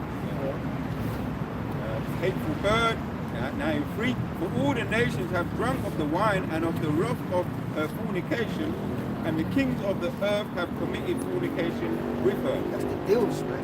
The kings of the earth, that's your leaders, man. You know, NATO, the EU, you know, everything financially used to be done through the dollar. Now there's bigger tensions. You had Trump. He did a press conference the other day, and he was going, for the first time in history, the US dollar is now not being traded. That is a total shame. That would never happen under my administration. You know, come on, bro. You know, nobody gives a fuck about America anymore, man. You know, the kings of the earth, everything was traded in the US dollar. Now that's changing. Go on. About fornication with her, and the merchants of the earth are waxed rich, though the abundance of her delicacies, through the abundance of her delicacies. Okay. And I heard another voice from heaven say, Come out of her, my people, that ye be not partakers of her sins, and that you receive none of her plagues. Now that's not talking about back to Africa, back to Israel, because that's people that made that a doctrine. You know, I was speaking to some family friends, bumped into them, some family friends earlier in the week. You know, they kind of know they're Israelites and stuff, but they're on that Father Yah stuff, right? Now, they were saying, yes, we need to leave. You know, I need to buy a plot of land in Gambia. And you got fucking Benjamites talking about... That's what we was talking about. They're going back to Gambia and buying a piece of land. Like, what the fuck are you doing, man? You go over in Gambia, you must get shot with a bow and arrow. Yeah. You know, they need to look at you and put some ancient block. Yeah, man. Still shooting same way, innit? They're thinking that every country on the continent of Africa is different. You go to Gambia and get fucked up, man. They're looking to come back now, some of them that I knew. Yeah. They want to need to try and get used to God. You might have meeting the wrong people. Now they, yeah. Now they want to come back, but Because there was some kind of Israelite sect. yeah. And they went to Israel. Oh, And they were doing that, like they were doing the Passover, slaughtering the lamb and all of that. Yeah, I know you talking about this guy with dreads and shit. Yeah. Yeah, he goes, it's a good film we got on Facebook. Yeah, I came across him on there, and his name was Oshua Amriel, or something like that. You know, he was claiming, he's the bugger. He claims, right? that nigga claims that through documentation, by the way, papers, he is a direct descendant of King David. and then he's got his wives and his kids, and he has actual meetings with the small hats, talking about if it's okay for him and his people, his community that he's trying to bring over there, to set up on the outskirts of That's Israel. delusion. That's what they're on the outside. They're on the outskirts. You watch them videos, they're in the desert somewhere. You know, they're in the desert blowing the shofar. Yeah, man. With the fucking tents and what's them travel torches? You know, like the old days, man, with the kerosene lanterns, man. Talking about they're keeping the Passover and all of that. They're on the outskirts, Yeah, man. Afar off. They're on the outskirts with like 3G internet, trying to stream live, talking about they're going back to Israel. Bro, you're not even in the city, you're on the outskirts. Yeah, man. And then he withdrew the whole map, right? He withdrew the whole cartography map of Israel, and he's saying, no, the place that they're saying is the Wailing Wall, it's not it, which is true, by the way. That's a Roman garrison barrack remains, you know. And then he goes, oh yeah, but it's over here. And then he'll see like a dirt path that a car flipping drove through, maybe like a day ago. And he's like, you see, this is where David and his men rode through. What the fuck are you talking about, bro? Like he just left. Yeah, like he left like 2 days ago. He's bugged out, man. And you've got two nations there before you're even in. Yeah. You got Ishmael and you got Amalek. You know? And then you on the outskirts, slaughtering some poor ass lamb. You know, talking about you keeping the Passover in some tent that you probably ordered from Amazon. Yeah, man. Full of blemish. Yeah. What are you talking about? Yeah, what are you talking You can't read. That's why I didn't Yeah, good read. Right, this is you talk about Oh man. This is Jeremiah 51 and 7. It says Babylon. Hey, my granddad's Ethan, man. I think I'm Ethan, man. I don't know. Go on. Jeremiah Oh, 51. man, I'm trying to keep a serious face. I can't do it. You got next day delivery. They went to Israel. Yeah. Hey, go on. Sorry, man. Sorry. This is Jeremiah 51 and 7. It says, Babylon hath been a golden cup in the Lord's hand that made all the earth drunken. Yes. The nations have drunken of her wine, therefore the nations are mad. The nations have drunken of her wine. And that's that cheap shit, man. That vinegar shit. Yeah, You know, you buy bad wine, yeah, it goes straight to your head, it gives you a headache, man. Yeah, man. It makes your stomach feel funny. You want to vomit. You want to shit all of a sudden. Yeah. You got a stinking headache. There's no such a hangover. You're not Yeah. supposed to get no hangover with them. Good wine wines. ain't meant to make you. Oh, You're supposed to feel merry. You know, Yeah. you wake up the next day thinking, man, I was dead. You know, that cheap shit wine, because it's all processed raw. It's not authentic. Well, that's what America has given the nations. They've drunk of the cup of Babylon. And they're going to drink it double. Yeah, because it looks nice. You know, the golden. Ooh, that's nice. Yeah. Yeah. Packaging president of Everything. Yeah. But then the content of what's actually in there, when you drink it down, it messes you up. It does, man. It does. That's what America's done. Go on, huh? Verse 8 says, Babylon is suddenly fallen and destroyed. Yeah. Howl for her, take balm for her pain, if so be, she may be healed. See? You see? It says, we would have healed Babylon, but she is not healed. Forsake her, and let us go everyone into his own country, for her judgment reacheth unto heaven, is lifted up even to the skies. And that's what these nations are realizing. America's a piece of shit. We need to come together. We need to go our own way. But how it's played out, now we're seeing the BRICS coalition. And you got a lot of countries trying to join the BRICS, man. And you know what? They withdrawing the dollar. Join the dollar. And each and every time they withdraw the dollar just goes down in valuation, and prices of goods skyrocket. That's what you call inflation. You're going to see what Easter was really about when they drop that dollar. Oh, When yeah. that dollar's finished, that's it. It's over, man. But they've all come together conglomerate because they're realizing that the wine of America don't fuck their economies up. You know? verse 10, it says, the Lord have brought forth our righteousness. Yeah. Come and let us declare in Zion the work of the Lord our power.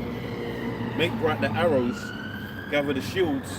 The Lord have raised up the spirit of the kings of the Medes for his devices against Babylon to destroy it, because it is the vengeance of the Lord and the vengeance of his temple. Yeah, the vengeance of his temple, which is the elect, man. All right. They've actually dug over there in America, and they've done scientific tests on it, and they've realized that it's rich in human blood. So the vengeance of the temple of the Lord is very much in his heart, man. You know, so all the nations, they're now coming to understand that no, America, man, that ain't it. But what it is the Lord putting the chess pieces in order, and it basically it's all gonna culminate in these nations going against the Lord.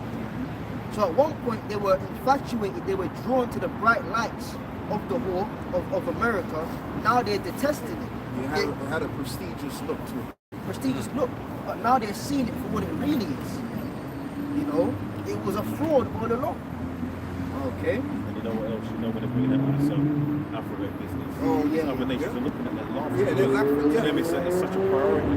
And they're thinking, what's going on with this place? They're losing it. Yes. They're losing the plot. Yes. You know, one What guy are they was talking even about? saying, Salaki, brother, one guy was even talking about this. I don't know what part of Africa he's from, but he was like, man, like Russia came to help us with such and such a military, support, and they're coming with LGBTQ. That's crazy. But that shows the decline of a society, or a rulership, an increase in games and an increase in sexual promiscuity. When you have those two things in abundance hand in hand, best believe that kingdom's going down. Yeah, I got it here. Matthew 12 and 26. And if Satan cast out Satan, he is divided against himself. How shall then his kingdom stand? It's impossible, man. You got the people that's on the same team, as it were, having it in for each other, man. You know, so of course your kingdom can't stand. That's why we're seeing Babylon fall. That's why it said at the beginning of the verse, how is Babylon fallen? The great city, man. Everyone's standing afar for looking, and oh shit, this nation's falling, and falling fast, falling quick, falling terribly. You know, it's become the laughing stock of the world, man. And then you got this nigga Biden, he's got dementia, he's old, like he's getting ready to drop that. You don't know what's going on, man. Yeah, there's a conspiracy out there that there's more than one Bible. That's verse Jeremiah 51 and 13. It says, "O thou that dwellest upon many waters, abundant in treasures, thine end is come, and the measure of thy covetousness." Yeah, that end is come. End is come. When the writing on the wall came, right? It said, "Many tekel, you fasted." Yeah. And the interpretation thereof was, "Thou hast been weighed in the balance, and is found wanting." Man, you know, America is next up. They've been weighed in the balance, and you're found wanting. You know, you're found guilty. You should get our June 14 now. Your time's done, bro. Read that verse again, Brother Kushal. O thou that dwellest upon many waters, abundant in treasures, thine end is come, and the measure of thy covetousness. Yeah, that's it. You got to something about Is that covetousness, man?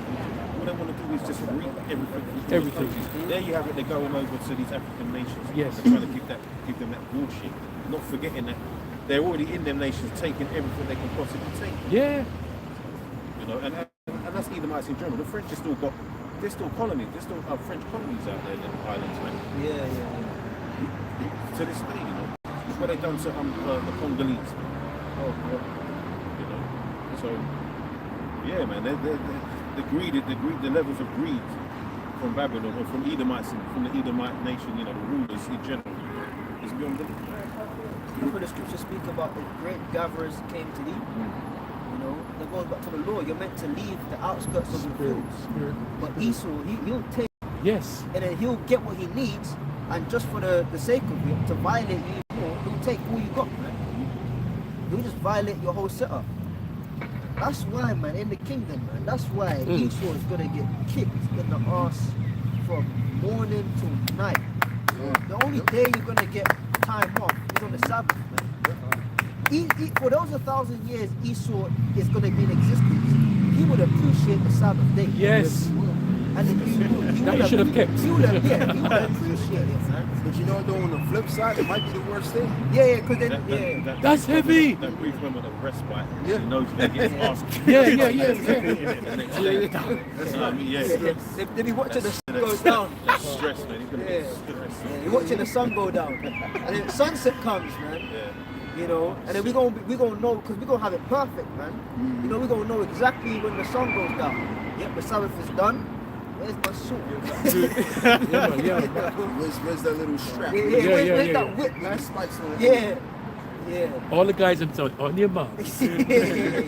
Yeah, man. They're waiting for the sun to go down, man. Yeah. Now let me ask a question, right? On the Sabbath day, does the demons take a break? No. You can let demons come to you on the Sabbath day. Right? They might even heighten up on the Sabbath day, the demons may plague their minds. I'm going to prove to you that they're going to have a break because they're going to torment their mind that Sabbath's going to end. That's they're tormenting their mind. That's the mind. Get ready, you know, because the Sabbath is for, and you're going to start panicking.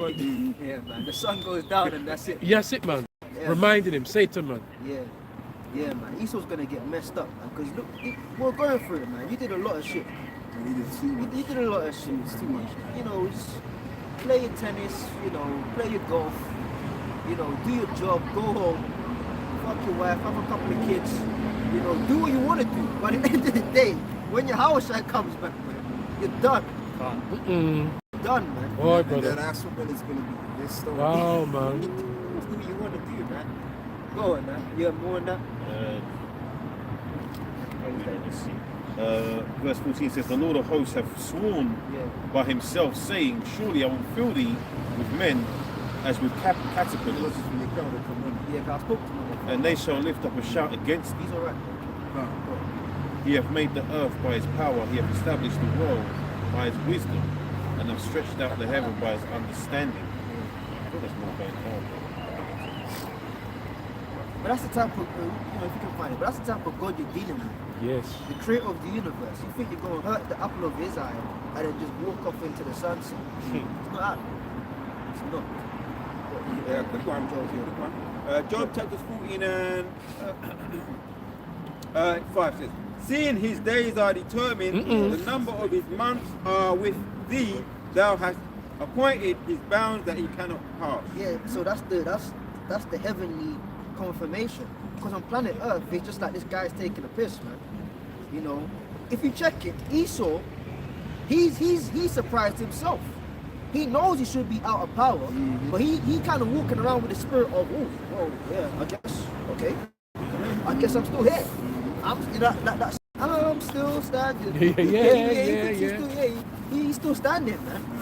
But the scripture says that their days are determined. So the time's coming when it's all gonna end for you. Go on now, keep reading. Yes, back to Revelation 18:5.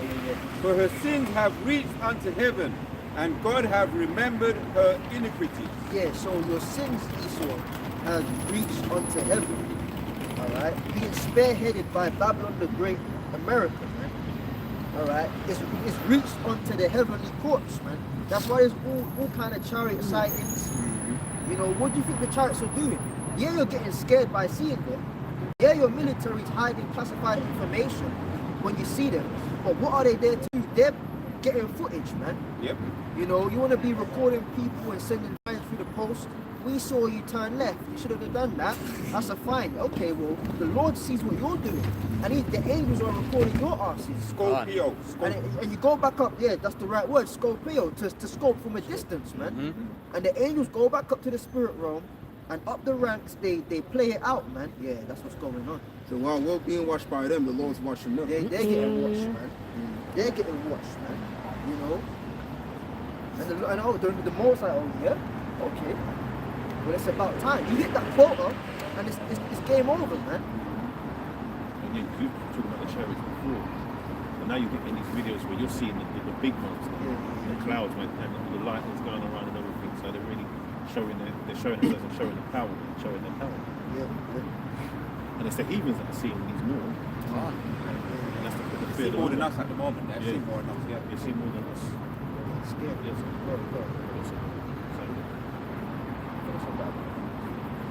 Yeah. Alright, Revelation 18 and 6, I read that one again.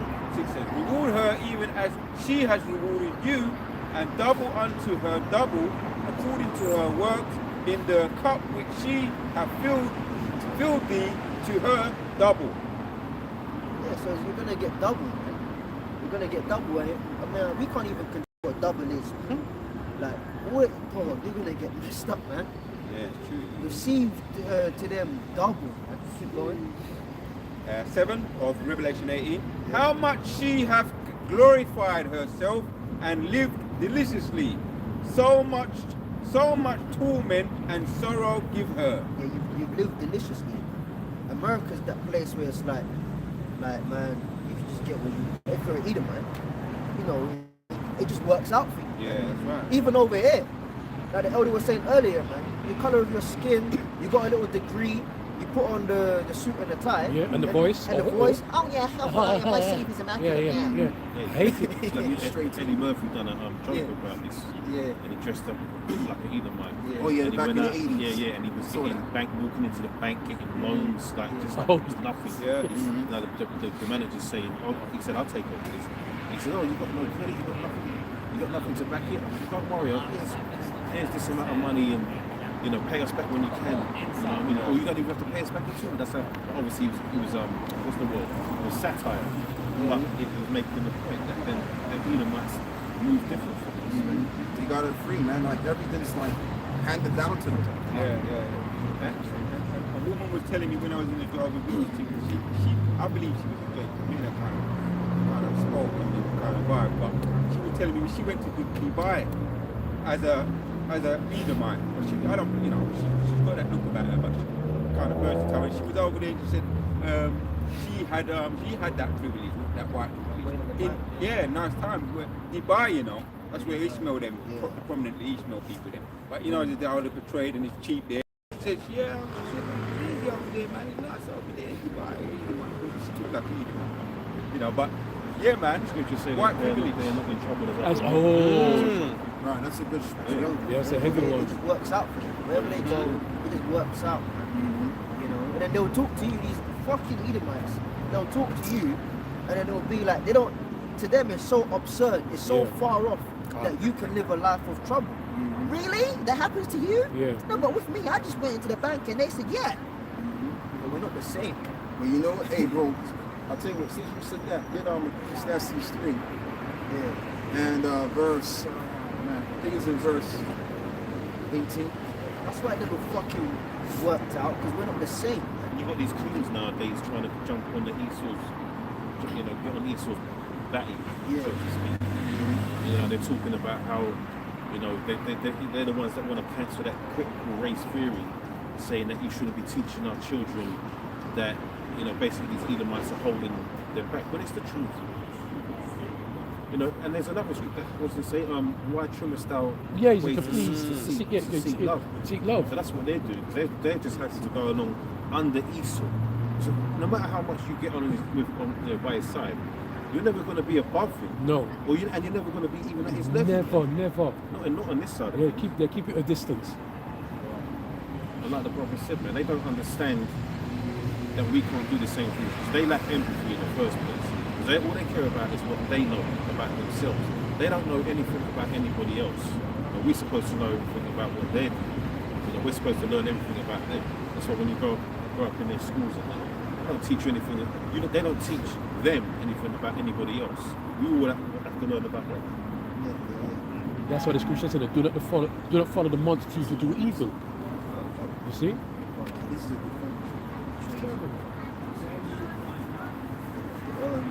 Jump to Revelation 18, verse 7. Yeah, the whole world is based around Esau, and you gotta learn his ways, and then he'll steal stuff from you. He'll steal stuff from you, and then take it and say that he made it. You go up in school. Yeah, I used to have this guy, his friend. some Greek dude, Cypriot dude, yeah. And like, he was like, oh yeah, mathematics, it came from Pythagoras. He was Greek. Whoa. You crazy, bro? Are you crazy, man? All these things that do make sense and are of value, he'll like to steal it, but then, it's stolen and take the credit for it. Maths is as old as time. This is old as time. They want to grasp onto one of their Edomite empires and lay it on them as if like there was no mathematics before that, no science. Yeah, that was stupid. Like just trying to, come on, man. And then Greeks here, like, when you check the history, I mean, they're the kingdom and everything, but some of their tactics, man, you know that when you get into warfare, some of their ideas were a bit shaky, man. You know, you had Jakes up in there, you know, the 300 and all of that. Yeah, that makes sense. You know, faithful. But then when you check other history that's not really spoken about, too tough, it's out there. You start looking at that, man, that's the fucking Edom.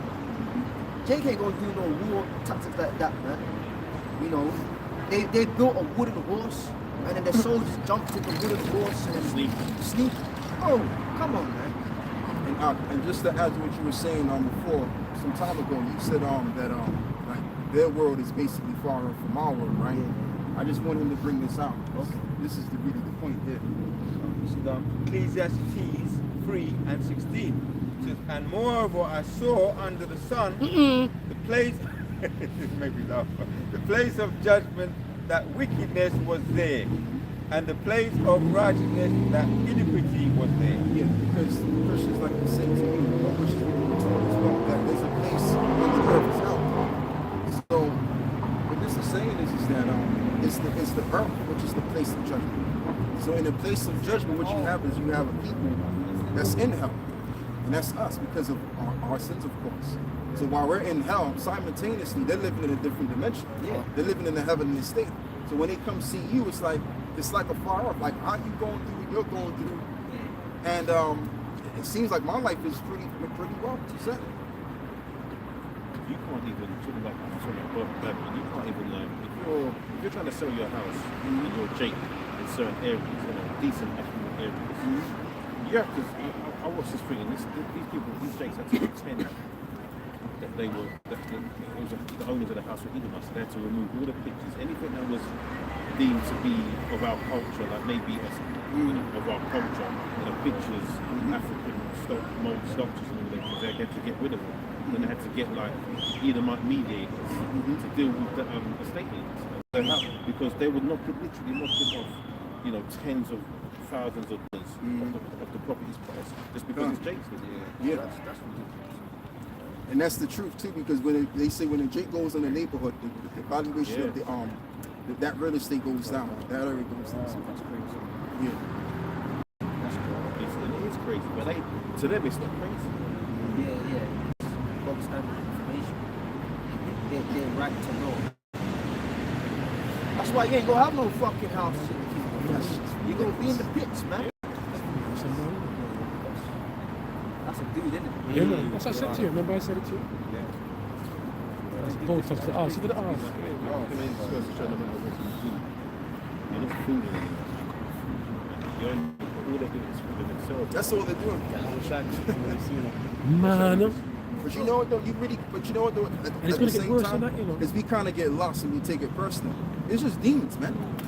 Demons.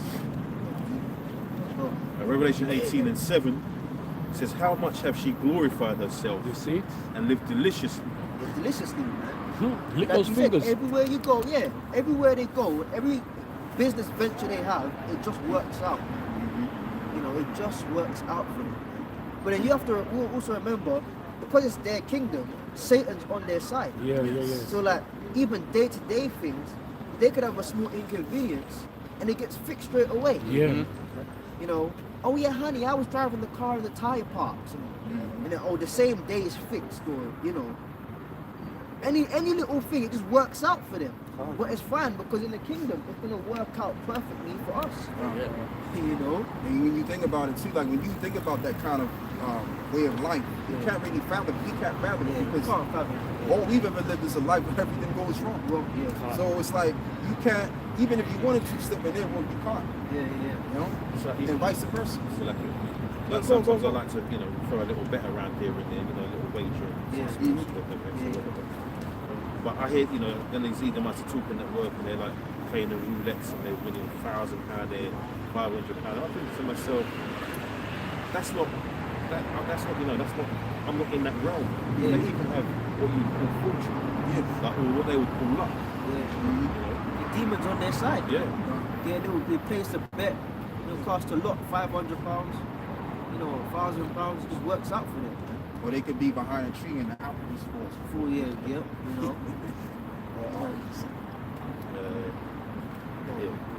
Yeah, so it says, I will start from, so it says, how much have she glorified herself and lived deliciously?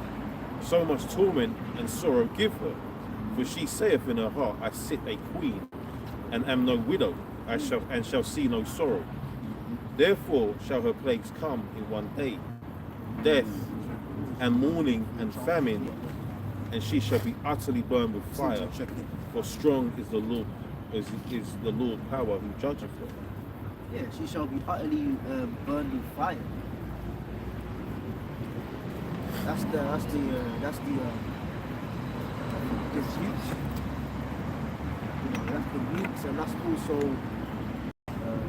laser beams from the chariots, man. So all your sightings are classified green men from Mars. Those green men from Mars, you're gonna find out that that's Yahweh and the angels, man. Okay, and they're gonna burn you up, man. Utterly burnt with fire, man. Oh, just to say this as well, I saw some video and this guy was talking about, what they call the extraterrestrials, the chariots. But he was trying to say that they're trying to get information, like technological information, out of us, like the technology that's on Earth is better than the Most High. So whatever that they have here is of the Most High anyway. They're deluded, man. That's ridiculous, bro. That's ridiculous, man. Your flight path, right? You have to obey the laws of the air, man. They can't even escape the Van Allen. You can't even do that, man. All kind of plane crashes. The black box in the cockpit. What happened? It's gone. It's gone. Or even the Lord controls the wind. The winds, they man. want to give you an idea that you can compete with. Bro, you know what? What can really fuck up airplanes, man? I used to be to aviation. Clouds itself. Okay. Clouds itself, man. You go up and you go on the floor, right? Yeah, you go Heathrow or Gatwick. I got one more job. You go Heathrow or Gatwick, yeah. You put the passport in. You go to your gate. I'm gate 15. Little children there. The mum, the dad. Summer holidays. Everyone's happy. You get on the airplane. You got more than me. You're looking happy because it's a big airplane on the ground. 747, A320, A380. You got the pilots there, you got the air hostess, welcome aboard. It's big on the ground, but a big airplane is small in the sky. You have to understand, man. Like them airplanes, they be bouncing around, man. Turbulence. Turbulence. So hold on, you mean to tell me a piece of wind can have such a big aircraft bouncing around like it's a piece of fluff? How much more chariots, man? How much more laser beams, man? On your fighter jets, man. I think it was last year, brother, to cut here. I did a video about turbulence. Yeah. The people's on the plane, Yeah, they're they were screaming. Yeah. And then and I saw one man take out the Quran, and he was like, All that bullshit. Yeah. all of that, man. Yeah. And it was a genuine scene. Yeah. Genuine. Turbulence, man. You can fall 100 feet at a time. Scary, man. The scriptures speak about the Lord, right? The heavens, man. The sky is the firmament. That's a part of the heavens, man. That's actually a body of water up there. You thinking the pilots, they got it. They ain't got it, man. Sometimes they're shaking in their people. What do we do? People think the planet Earth is a joke, man. You go up in an airplane, your ass gets humbled, man. Them chariots, man, in Ezekiel talks about how they move. When the angels move, the chariots move. So it's like spiritual, man. It's a spiritual thing. It's like they're moving it with the spirit. Yeah. So imagine it like if you could move things with your like just looking. Imagine if you could just move things just by looking in another direction. It's like that. Yeah. So imagine the maneuverability of chariots. And there's no such thing as a chariot landing. Or A chariot crashing or landing, right? No, they use it with, I think they're controlling with, well, I don't think, they're controlling with their mind. Yeah. Telepathy. Well, they showed that in the Avatar. I went to what kind of ship? I went to watch the latest one they did, right? And there was like basically a chariot they had, right? And like the chariot was alive, and it's like they had cords, I think, and the cords would just wrap itself around the people's arms. And when they sat in the chair, once they attached their spirit to the chariot, they could just control it, man. The Avatar. Yeah. Remember, they just sat in it. Yeah, and they the plugged the fingers- tail. yeah. You know, from whatever. They plugged it, Tail to tail type thing. And then it just wrapped around it. Connection. Was it the tail? Was it the? That's the part one.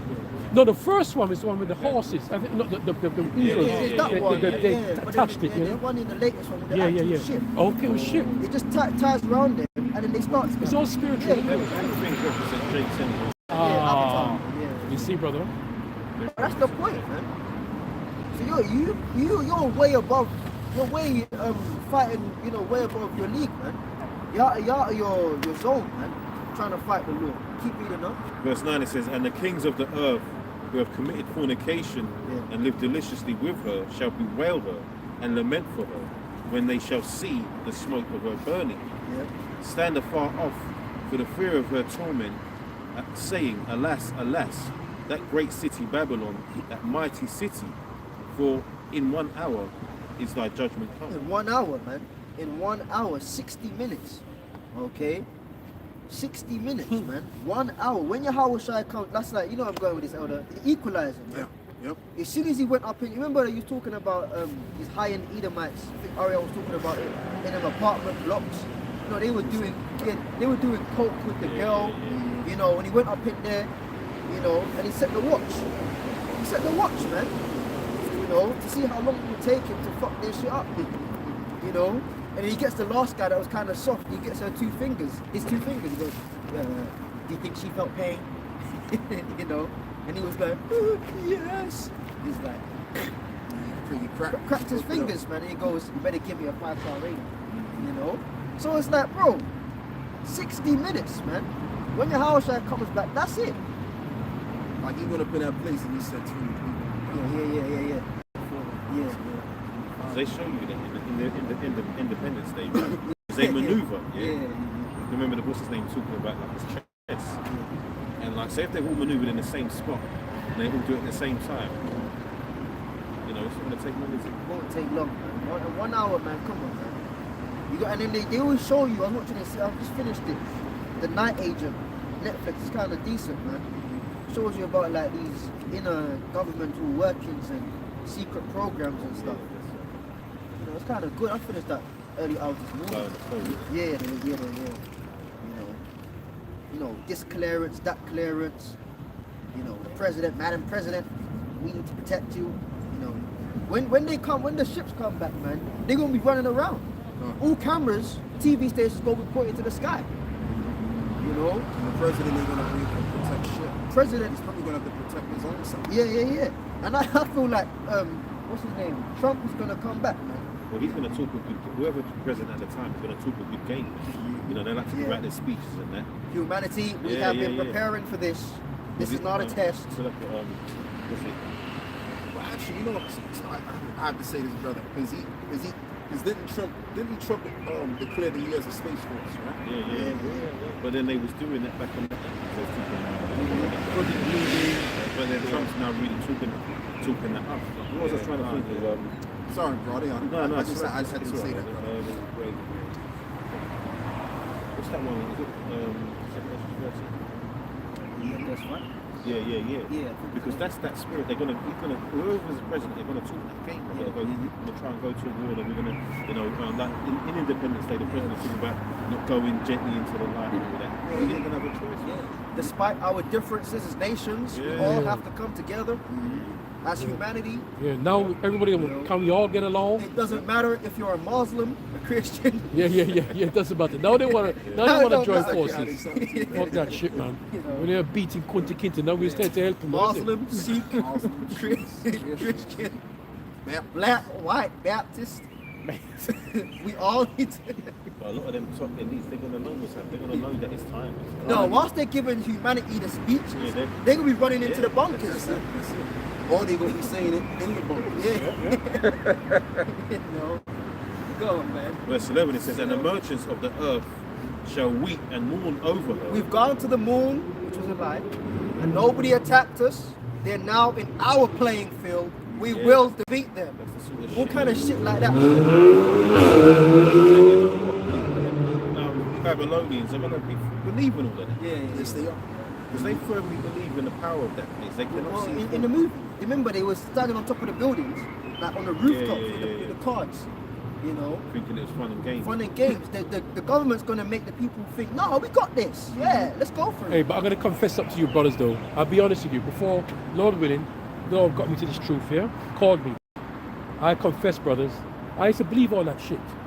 Right? It's, coming to the truth, it makes you open up it. What do you mean, like the humanity? Humanity bullshit and all that kind of stuff. Yeah, man. you would. I used to believe in all that kind of stuff. You know what I mean? That. You want to believe that. There's nothing strange about it. Yeah. Everyone believes it. There's plenty of strange things that we believe in. We still believed in. Yeah. Everyone's the same. Yeah. We all bleed red. Know all that crap. Yeah, I've heard that saying so many times, man. That's just everyone believes that shit, man. Go on, man. Finish on this. Yeah. It says, and the merchants of the earth shall weep and mourn over her, for no man buyeth their merchandise anymore.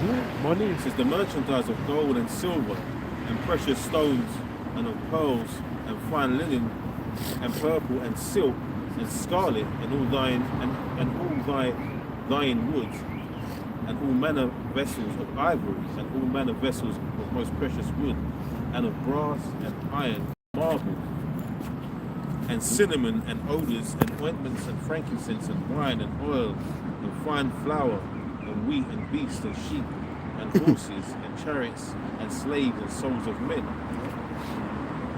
and the fruits that thy soul lusted after are departed from thee. That's basically they've gathered a lot of riches. And it says, and all things which were dainty and goodly are departed from thee, and thou shalt find them no more at all. Where's the scripture, O virgin daughter of Babylon? I'm trying to pull that. Keep going, man. The merchants of these things which were made rich by her shall stand afar off for the fear of her torment, weeping and wailing, and saying, Alas, alas, that great city which was clothed in fine linen and purple and scarlet and decked with gold and precious stones and pearls. For in 1 hour so great riches is come to naught, and every shipmaster and all the company and sailors and as many as trade by sea stood afar off, and cried when they saw the smoke of her burning, saying, What city is like unto this great city? Verse 3. Carry on. That's not talking about you had someone that broke it down. Corrected by Apostle Mark. I'm talking about the EU and bringing in trades and ships. It's not literal. Right? It's nothing to do with that. Verse 19, it says, And they cast dust on their heads and cried, weeping and wailing, saying, Alas, alas, that great city wherein were made rich all that had ships in the sea by reason of her costliness. For in 1 hour she is made desolate. 1 hour she's made desolate. So all the riches you had, the security you had, the backup bank accounts, the backup for the backup, the insurance for the insurance companies, all of that, man, is done in 1 hour. Go on. Rejoice over her, thou heaven, and ye holy apostles and prophets, for Yahweh hath avenged you on her. And a mighty angel took up a stone like a great millstone, and cast it into the sea, saying, Thus with violence shall that great city Babylon be thrown down. Yeah, thus with violence, man. And that's why we read the book as a great millstone. Because the apostles tell us, man, they never put a name up there. They didn't call themselves that. Brothers just started calling them the Great Millstone. But it's all spiritual, man. Yeah, I remember years ago they used to call themselves on the end of the world prophets. Oh yeah, yeah. Because when Elliot Pastor used to do this video, he sit down, he had that sign, yeah, that thing behind him. remember that. You remember those days? Yeah, the mic. With the mic, yeah, man. And Elder Pastor Gabar, he sit in the corner Computer guy. on the computer. Yeah, and then that was fun. That was fun. Yeah, Then you man. had Apostle Ricard. that Yeah, show yeah, for- yeah, yes. And then Apostle Yes. Tahar and Oh, next to but Apostle Rala. yeah, man. Them good days. We get them 3-hour breakdowns. Yeah, yeah. Everything was just, yeah. But you had to like look for the video manually. So Yeah, if they like- did a part 1, you have to type in exact part 2. Part 2, part 3, part 4. Yeah. Yeah, that was years ago. Yeah, so Revelation 18 and 21 it says, and a mighty angel took up a stone like a great millstone and cast it into the sea, saying, thus with violence shall that great city Babylon be thrown down and shall be found no more at all. And that's why they see us as a threat, man. We're not coming out here violently, but the spirit of what we're doing is a violent takeover. It's rigorous, man. You know, to have so-called black men, Hispanic men, Native American Indian men, and wherever we've been scattered in the upper nations, but Israelites come and do what we're doing, that's perceived as violence, man. Oh, dear God, how insane. They said they are the Jews. Yeah, that's about exposure. Yeah, It's exposure. anti-Sem. Yeah. Yeah, because the spirit of what we're doing, we ain't doing anything violent. But the vibration of what we're putting out here is violently disturbing your waters, man. Like if you have peaceful water and you throw a stone in it, you disrupt the peaceful waters. This is the great millstone that's disrupting your setup, Isha. So now you're confused and you're worried and you're scared and you're backed up because you're thinking, oh shit, we're being exposed. Yes. Well, you are being exposed by the great millstone, which is the Hebrew Israelites, man. And you know what, too, you better believe it, man. Like, these elites, they always kind of knew that one day would come. Yeah. That we would wake up to the truth.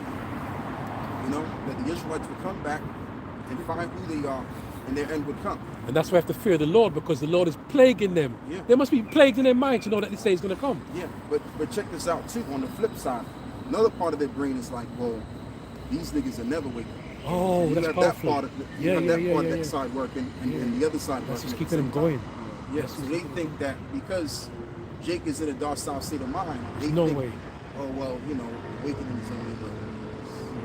But, So like I say, because it's a remnant, man. yeah, it's a remnant, yeah. It's not the majority of our people are going to have to put to death. Yeah. But then at the same time, it's still scary because it's like, we've been saying this for a long time, but we've never let go. Like, okay, it could have been like once a couple of months we would have been out here teaching, a couple of years, and then put everything aside. But we said, no, we're going to hold on to it. So it's still scary. Go on. That's a good point, Elder. There's three more verses. Verse 22, and it says, and the voice of the harpers and musicians and of pipers and trumpeters shall be heard no more at all in thee, and no craftsman of whatsoever craft he be shall be found any more in thee. So all your bullshit's gonna get put down, all your mirth, all your nonsense, it's done. Go on. And the sound of a millstone shall be heard no more at all in thee. Yeah, that's your economy going down. The millstone represents work. All right, where's that? Is it Ecclesiastes 12 and 3? In the days when the keepers of the house shall tremble. I can't get that, Brother Kushar. So like it, Ecclesiastes 12 and 3. Yeah, read that verse again. Verse Revelation 18 and 22, and the voice of the harpers and musicians and of pipers and trumpeters shall be heard no more at all in thee, and no craftsman of whatsoever craft he be shall be found any more in thee. Yeah, that's your recruitment firms. You know, come on, get a job. You know, let's make America great again. You know, the fun, the opportunities of the new world. You know, American dream. the American dream, essentially. You know, Just to believe it, you got to be asleep. Yep. That's yeah, deep. You know, that's your pipers. You know? It says, and the sound of a millstone shall be no more at all, shall be heard no more at all in thee. Yeah, because your economies are flopping. And that's what we're seeing right now in America. Wow. The decline. Read that. yes. Ecclesiastes 12, Ecclesiastes 12 verse 3. In the day when the keepers of the house shall tremble. What's the keepers of the house? The economists. That's what the word economics comes from, the Greek word oikonomia. Household management. Household management, or managers of the house. Alright? So your economists going all the way back up to really your ruling elite 13 families, the banking elite, yeah, they are trembling, man. That's what we're saying. They ain't really having fun. Not having a good When time. you check them, how can they have fun when they know they're going down? They ain't having fun, man. The scriptures let us know that they're trembling, man. And to solidify, they see us in this. Yeah, they see us, man. You know, I can't believe it. You know, how do they know they are the Jews? They speaking in German. Yeah, that's German, Yiddish, you know. See, going back to that strong delusion. Yeah. Ecclesiastes 12 verse 3. In the day when the keepers of the house shall tremble, and the strong men shall bow themselves, and the grinders cease, because they are few. This is your workforce. That's why 2 weeks ago it came out that the UK is steadily heading into a recession. We've had 2 consecutive quarters of Negative GDP at 0.3%. If the GDP, which is the gross domestic product, which is pretty much the gross output of an economy and its workforce, if that remains the same for 2 consecutive financial sectors, Right. that means there's no growth. Wow. So the UK economy is That's a not sign. growing, man. That's a sign. So there's only 2 things that can happen. It stays stagnant, but it's like an aeroplane. If you cut the engines, it may stay there for about a minute or 2. Glide. And it will glide, and it gets to a point where the gravitational pull is too heavy, and it crashes into the ground. So we've got about maybe, I don't know, a couple of months of just staying here. But then guess what? After that 0.3% and no growth, everything's gonna go up. That's what they're talking about. I mentioned it was out with the elder. The Bank of England released a statement, Interest rates. which they had to kind of retract because it came across too harsh. UK citizens need to accept they're poorer. What the fuck do you mean need to accept? That's as clear as you gonna get. Take it or leave it, boy. The Bank of England released that statement. It wasn't just any bank. It was the Bank of England. Yep. They set the interest rates. They're the real regulators of what's going on. We have to understand that America is the military side and the influencers. Rome and the Vatican is the spiritual sorcerer side of the beast. All right, and the UK is the financial hub of the beast. So if the financial center is central. saying that just accept it, then what Yeah, the man, fuck? that's it, man. That means, That yeah. means it's over and out. You're done. Accept it, man. That's what they want anyway. Yeah, it's what they They yeah. don't want to bring in the The CBDC. CBDC. It's all a setup anyway, man. It's a layup for the CBDC, Hey. which will be another layup for the what do you call it? The The MOTB, man. Yeah, man. The CB, what is it? The CBDCs to the MOTBs. Man. You know. Yeah, I tell you, I don't want to make this into a joke, but we're gonna laugh. We're gonna have the last laugh, Lord willing. There's a song by Donna Summer. Enough is enough. Is enough. I can't go. Remember that? I can't go on no further. Enough is enough. You can't go no further. Yeah, You man. Can't go no further. Can't go no further. Hey, you gotta have fun with this thing sometimes, like Yeah, the elder man, apostle it's says. true, man, it's The true. scripture says with stammering lips. Yeah. So you speak to this Because people. he was appointed his bounds. I think he was appointed his bounds. You're Yeah, not as the brother Ari already out earlier. Done, man. Go on. Right, last 2 says, Revelation 18 and 23 says, and the light of a candle shall shine no more at all in thee, Yeah. and the voice of the bridegroom and of the bride shall be So heard. hold on, read that again. Yeah, that's what I'm gonna say. Yeah. Ecclesiastes 12 verse 3. Again, in the day when the keepers of the house shall tremble, and the strong men shall bow themselves, and the grinders cease, because they are few. Yeah, that's the workforce. Now people can't get jobs, man. You know, here it is. People are 16 and 18 leaving school. Yeah. They apply for a job. Or they go to university, they get the degree. Now they're 21, 22 years old. They apply for a job at an entry level. And at the interview, the interviewee saying, what's your experience? How the fuck can I have experience at age 21 when I left school at 16? I went to university. And then when I finished university, I'm here now applying, and you're asking me for job experience. Give me an opportunity. The reason why they're asking for experience is because number one, jobs are scarce, and number two, whoever they end up employing, they want to make sure that it's worth their money, because financially things are tight. So the grinders are seizing, man. And you know it too. A lot of these jobs can't really afford to uphold these jobs anyway. Yeah, they're employees, man. They can't, man. That's Everyone's right. going bust. So like that's why some jobs they have zero contract. Yeah, zero contract. Zero contract. Yeah. You know, Because at any point they don't know if they can keep you on, then just get rid of you. So that's the labourers being few, because the job opportunities are few. Economies are shrinking, man. Yeah. You know, but And those that look out, and those that look out of the windows, be darkened.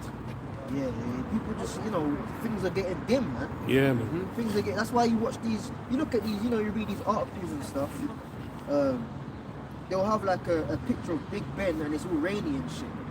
And it's a finance. Things are looking real dim out here, man. The lights are turning off in this society, man. And as well as there's no future. No future, man. You know, they know it. That's why we read it in 2 Ezra 6 and 9. East was the end of the world. We've done for you, but Jacob, the beginning of the follow. And just to mention what you just said too about the youth, they're saying that the youth are like you know, having suicidal thoughts. Yeah. But that's kind of symbolic. From because- very young. Yeah, from very young. But that's symbolic because when you think about the youth, they represent the future. Yeah. The youth is the future. Yeah. So if the youth are having these ill thoughts against themselves because there's not a plethora of opportunities, you're not saying that there's no future. Today we had hell getting here because somebody decided Taught themselves. to go on the tracks, man. Were they successful? I don't know. I just got the update on the.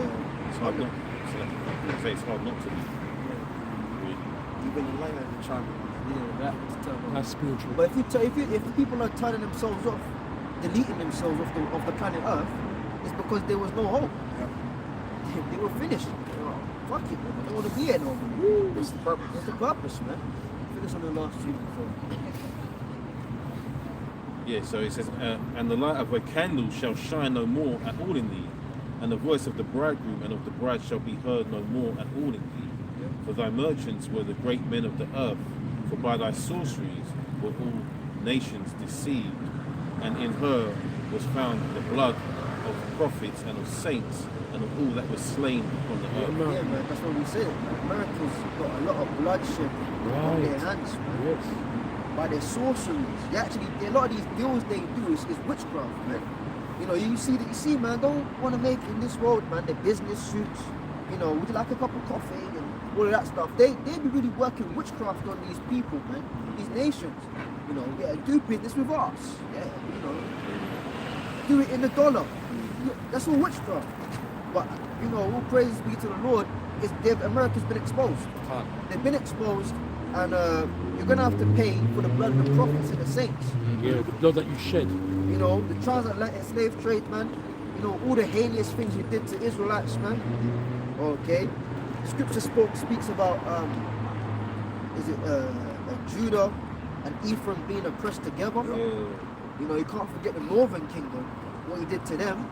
Gad, Reuben, you They know, did a whole lot to them. reservations, you know, biological warfare, you know, disease blanket, the list goes on and on and on and on, man. So you're gonna have to pay according to biblical prophecy, man. All right, last one, get Isaiah 34:16. We'll close out with that. And how can we tell you this? Because that's what they're upset about, and they're really worried about it. Well, how do these niggas know? Yeah, we know through biblical prophecy. And it's because we're divinely inspired. Divinely inspired, man. You gotta go out there and have your summits and your meetings, and write down your agendas. You know, this is of the Lord, man. Yeah. How do we know? We know because Yahweh Hashem Yahushua wants us to know. But you know it's heavy though, right? Heritage, they can be satanically inspired. But Yeah, they can't be we got divinely divinely inspired. inspired. Yeah. Man. And when you do your sacrifices, you know, babies go missing, you know, and apparitions of demons are in the round table or you're all holding hands, because that happens, you know, and you're doing them stuff, it's okay for that to work. But then we're so mad and bugged out when we believe in the Lord, man, with a righteous vibration. You're crazy, man. That means they don't understand balance. They don't Duality. understand balance, man. They don't. They never will. Because their heart is fully setting them to do wicked. They ain't got no righteousness in them. So they're the most unbalanced, uncalibrated individual going, man. You know? And to make matters worse, they don't even care that they're being exposed. Yeah. They don't even care. Yeah. That's They not, used to care. they used to care, but they don't. Yeah, They don't care because they're being exposed. they're too being much. exposed too much. Let's get over it. Look when they exposed them. They had the island with all the celebrities Oh, yeah. go to the island Epstein, to yeah. Epstein. You know, all this exposure. That's exposure to. Well, they don't like when they're not in control of the narrative. Yeah. That's what it is. Yeah, when they lose control of the narrative, that's when they'll start taking guns out. You know, okay, this person is a hazard to society. You know, they'll start dropping a T word on you. Yeah, because when they start dropping a T word, it's because they're about to lose the narrative. Yeah, man. Yeah, man. Back to the Alright. corner now. What's his name? Was given free education before they killed him. Gaddafi, you know, everything was working proper, man. Gaddafi was about to put Africa on. You know, Big time, yeah. they lost the narrative. Okay, we got it. You know, when they start taking out guns, that's why Matthew 24:9. Then shall they persecute you. Like Jake saying the states, I know what that's right. Yeah. Because the they was losing the narrative with Saddam Hussein. Yeah. They, after that, they still went and killed him. Yeah. That's bad. Yeah. Damage Yeah, control. just man. took Because he Russell didn't, Mouth. he didn't want to he didn't want to exchange the oil for Yeah. petrol down. Yeah. It's that dollar, man. What do they call it? The almighty dollar. Almighty dollar. Ain't almighty no more. Go on. Yes. So we're back in Isaiah 34 verse 16. Seek ye out of the book of the Lord and read. No one of these shall fail, none shall want her mate. For my mouth it have commanded, and his spirit it have gathered them. And so no one of these shall fail, man. We've told you from our elder apostles and down, you know, that you know, it is what it is according to the Bible. We've told you that you're the Edomites. Yeah. Take it up with the Lord. Yeah, yeah. Take it up with the Most High, man. You know, it's above me, it's above us. Take it up with your Creator, then. You know, we've told you that you're the Edomites. We've told you that reincarnation is a thing. We've told you that kingdoms come and kingdoms go. You know, we've told you your own devices, Yeah, man. man, don't take it Here is, personal. you're up there talking about, yeah, you know, let's run a clinical trial, you know, put some juice in people that's gonna fuck them up, and let's see how well they respond to it for the chip. We told you what the mark of the beast is, man. Your own devices, we're letting you know. We might as well be at the round table with your ass. Yeah, man. Advising him. You might as well give us the full security clearance Yeah, badge. yeah. Let's get up in them doors. You know, let's unlock them doors and sit down with you at your round table. man. We might as well. Because we know exactly what they do. Yeah, we know what we're talking about, man. Yeah, man. Secret place. These secret places, Oh, that's man. heavy. You know, No, that is true. Because the angels are really the flies in the wall. Yeah. In there. the scriptures speak about Basically. they gather at they grope at noonday. You know, we might as well be in the room with you, but as Ariel rightly said, the angels are there. You know, but regardless, what's also there? The written word. Seek ye out of the book of the Lord and read. The written word of Yahweh Shem Yahushua is there. And through the order on down by the Holy Spirit, we've been given the understanding, man. Hey. So therefore, you're fucked, Esau, man. We can tell you the A to Z of your whole setup, man. No one of these shall fail. None shall want her mate. For my mouth it has spoken, and the Spirit is commanded. So you can't fight against the Most High. You can't, man. You can send tickets through the door talking about £60 fine, and jaywalking and all kind of crap. Do that, but you can't fight against the Most High, man. You know. That's why we read it earlier. The Lord alone shall be exalted in that day, man. You think you're God? You want to put chips in people? You know, their medical details, their bank details. That's basically omnipotence. Omnipotence, They want to man. know everything everyone's doing at people at the same time. what you're thinking. I saw an article. So like, No, they go, always go, talk go. about they always talk about Yeah. doing this in real time. In real time. So Yes. so they're spending the money in real time, where people are moving in real time. Yeah, time. cities, the little cities, some cities. Oh yeah. There's a Definitely. new one now, where they got a headband in China, and they can monitor how engaged the child is in school. You know what your child's thinking, how well they're listening. You know, so your child can go to school, and you can know that they had a bad day. They weren't really concentrating. Their concentration was on 34%. You know, bro, come on. That's not natural. That's not natural, man. They want you to be fully engaged, 100% all the time. Nothing in your head apart from what they're indoctrinating you with. Yes, yes. That's what they want, man. They're trying to be like the Most High, you know. Hey man, I remember back in the day, man, when a man, you know, you coming to work happy. I was like, why is he happy? Why is he happy?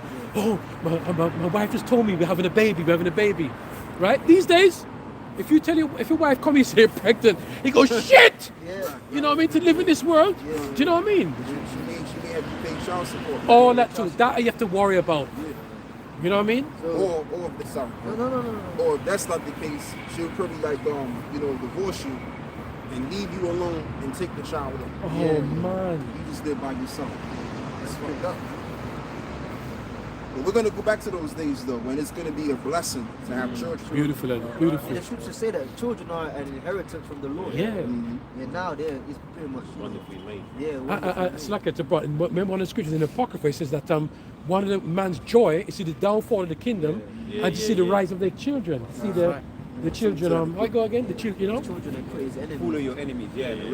Yeah, for the enemies and the And children. that's the truest, man. That's the realest. But now you got women indoctrinating children. Your kid's like 6 years old now, and they believe you're a monster because mommy told the child that you, the father's a monster. Oh man. I don't like you, daddy. All Yeah. that crap, man. That's rough, man. Nigga, your ass is here because of me. You know? Yeah. And then now you talk about I don't like you, daddy, because of your mom. But as the elders in the kingdom, all these things are gonna change. You know, but that's it, man. The book of the Lord, man. So you people are done. Israel's got next, starting with the elected and biblical. And you know, it's the same as man. Like, hey man, no matter how bad it gets with Israel, we've already been Yeah, the victory. we've already got the victory. predestined. So that's it.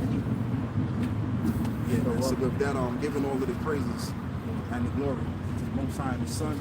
Our Bashem, Yahushai, Bashem, Rakah Kodash, Wa Wa Abba Babal, Shalom.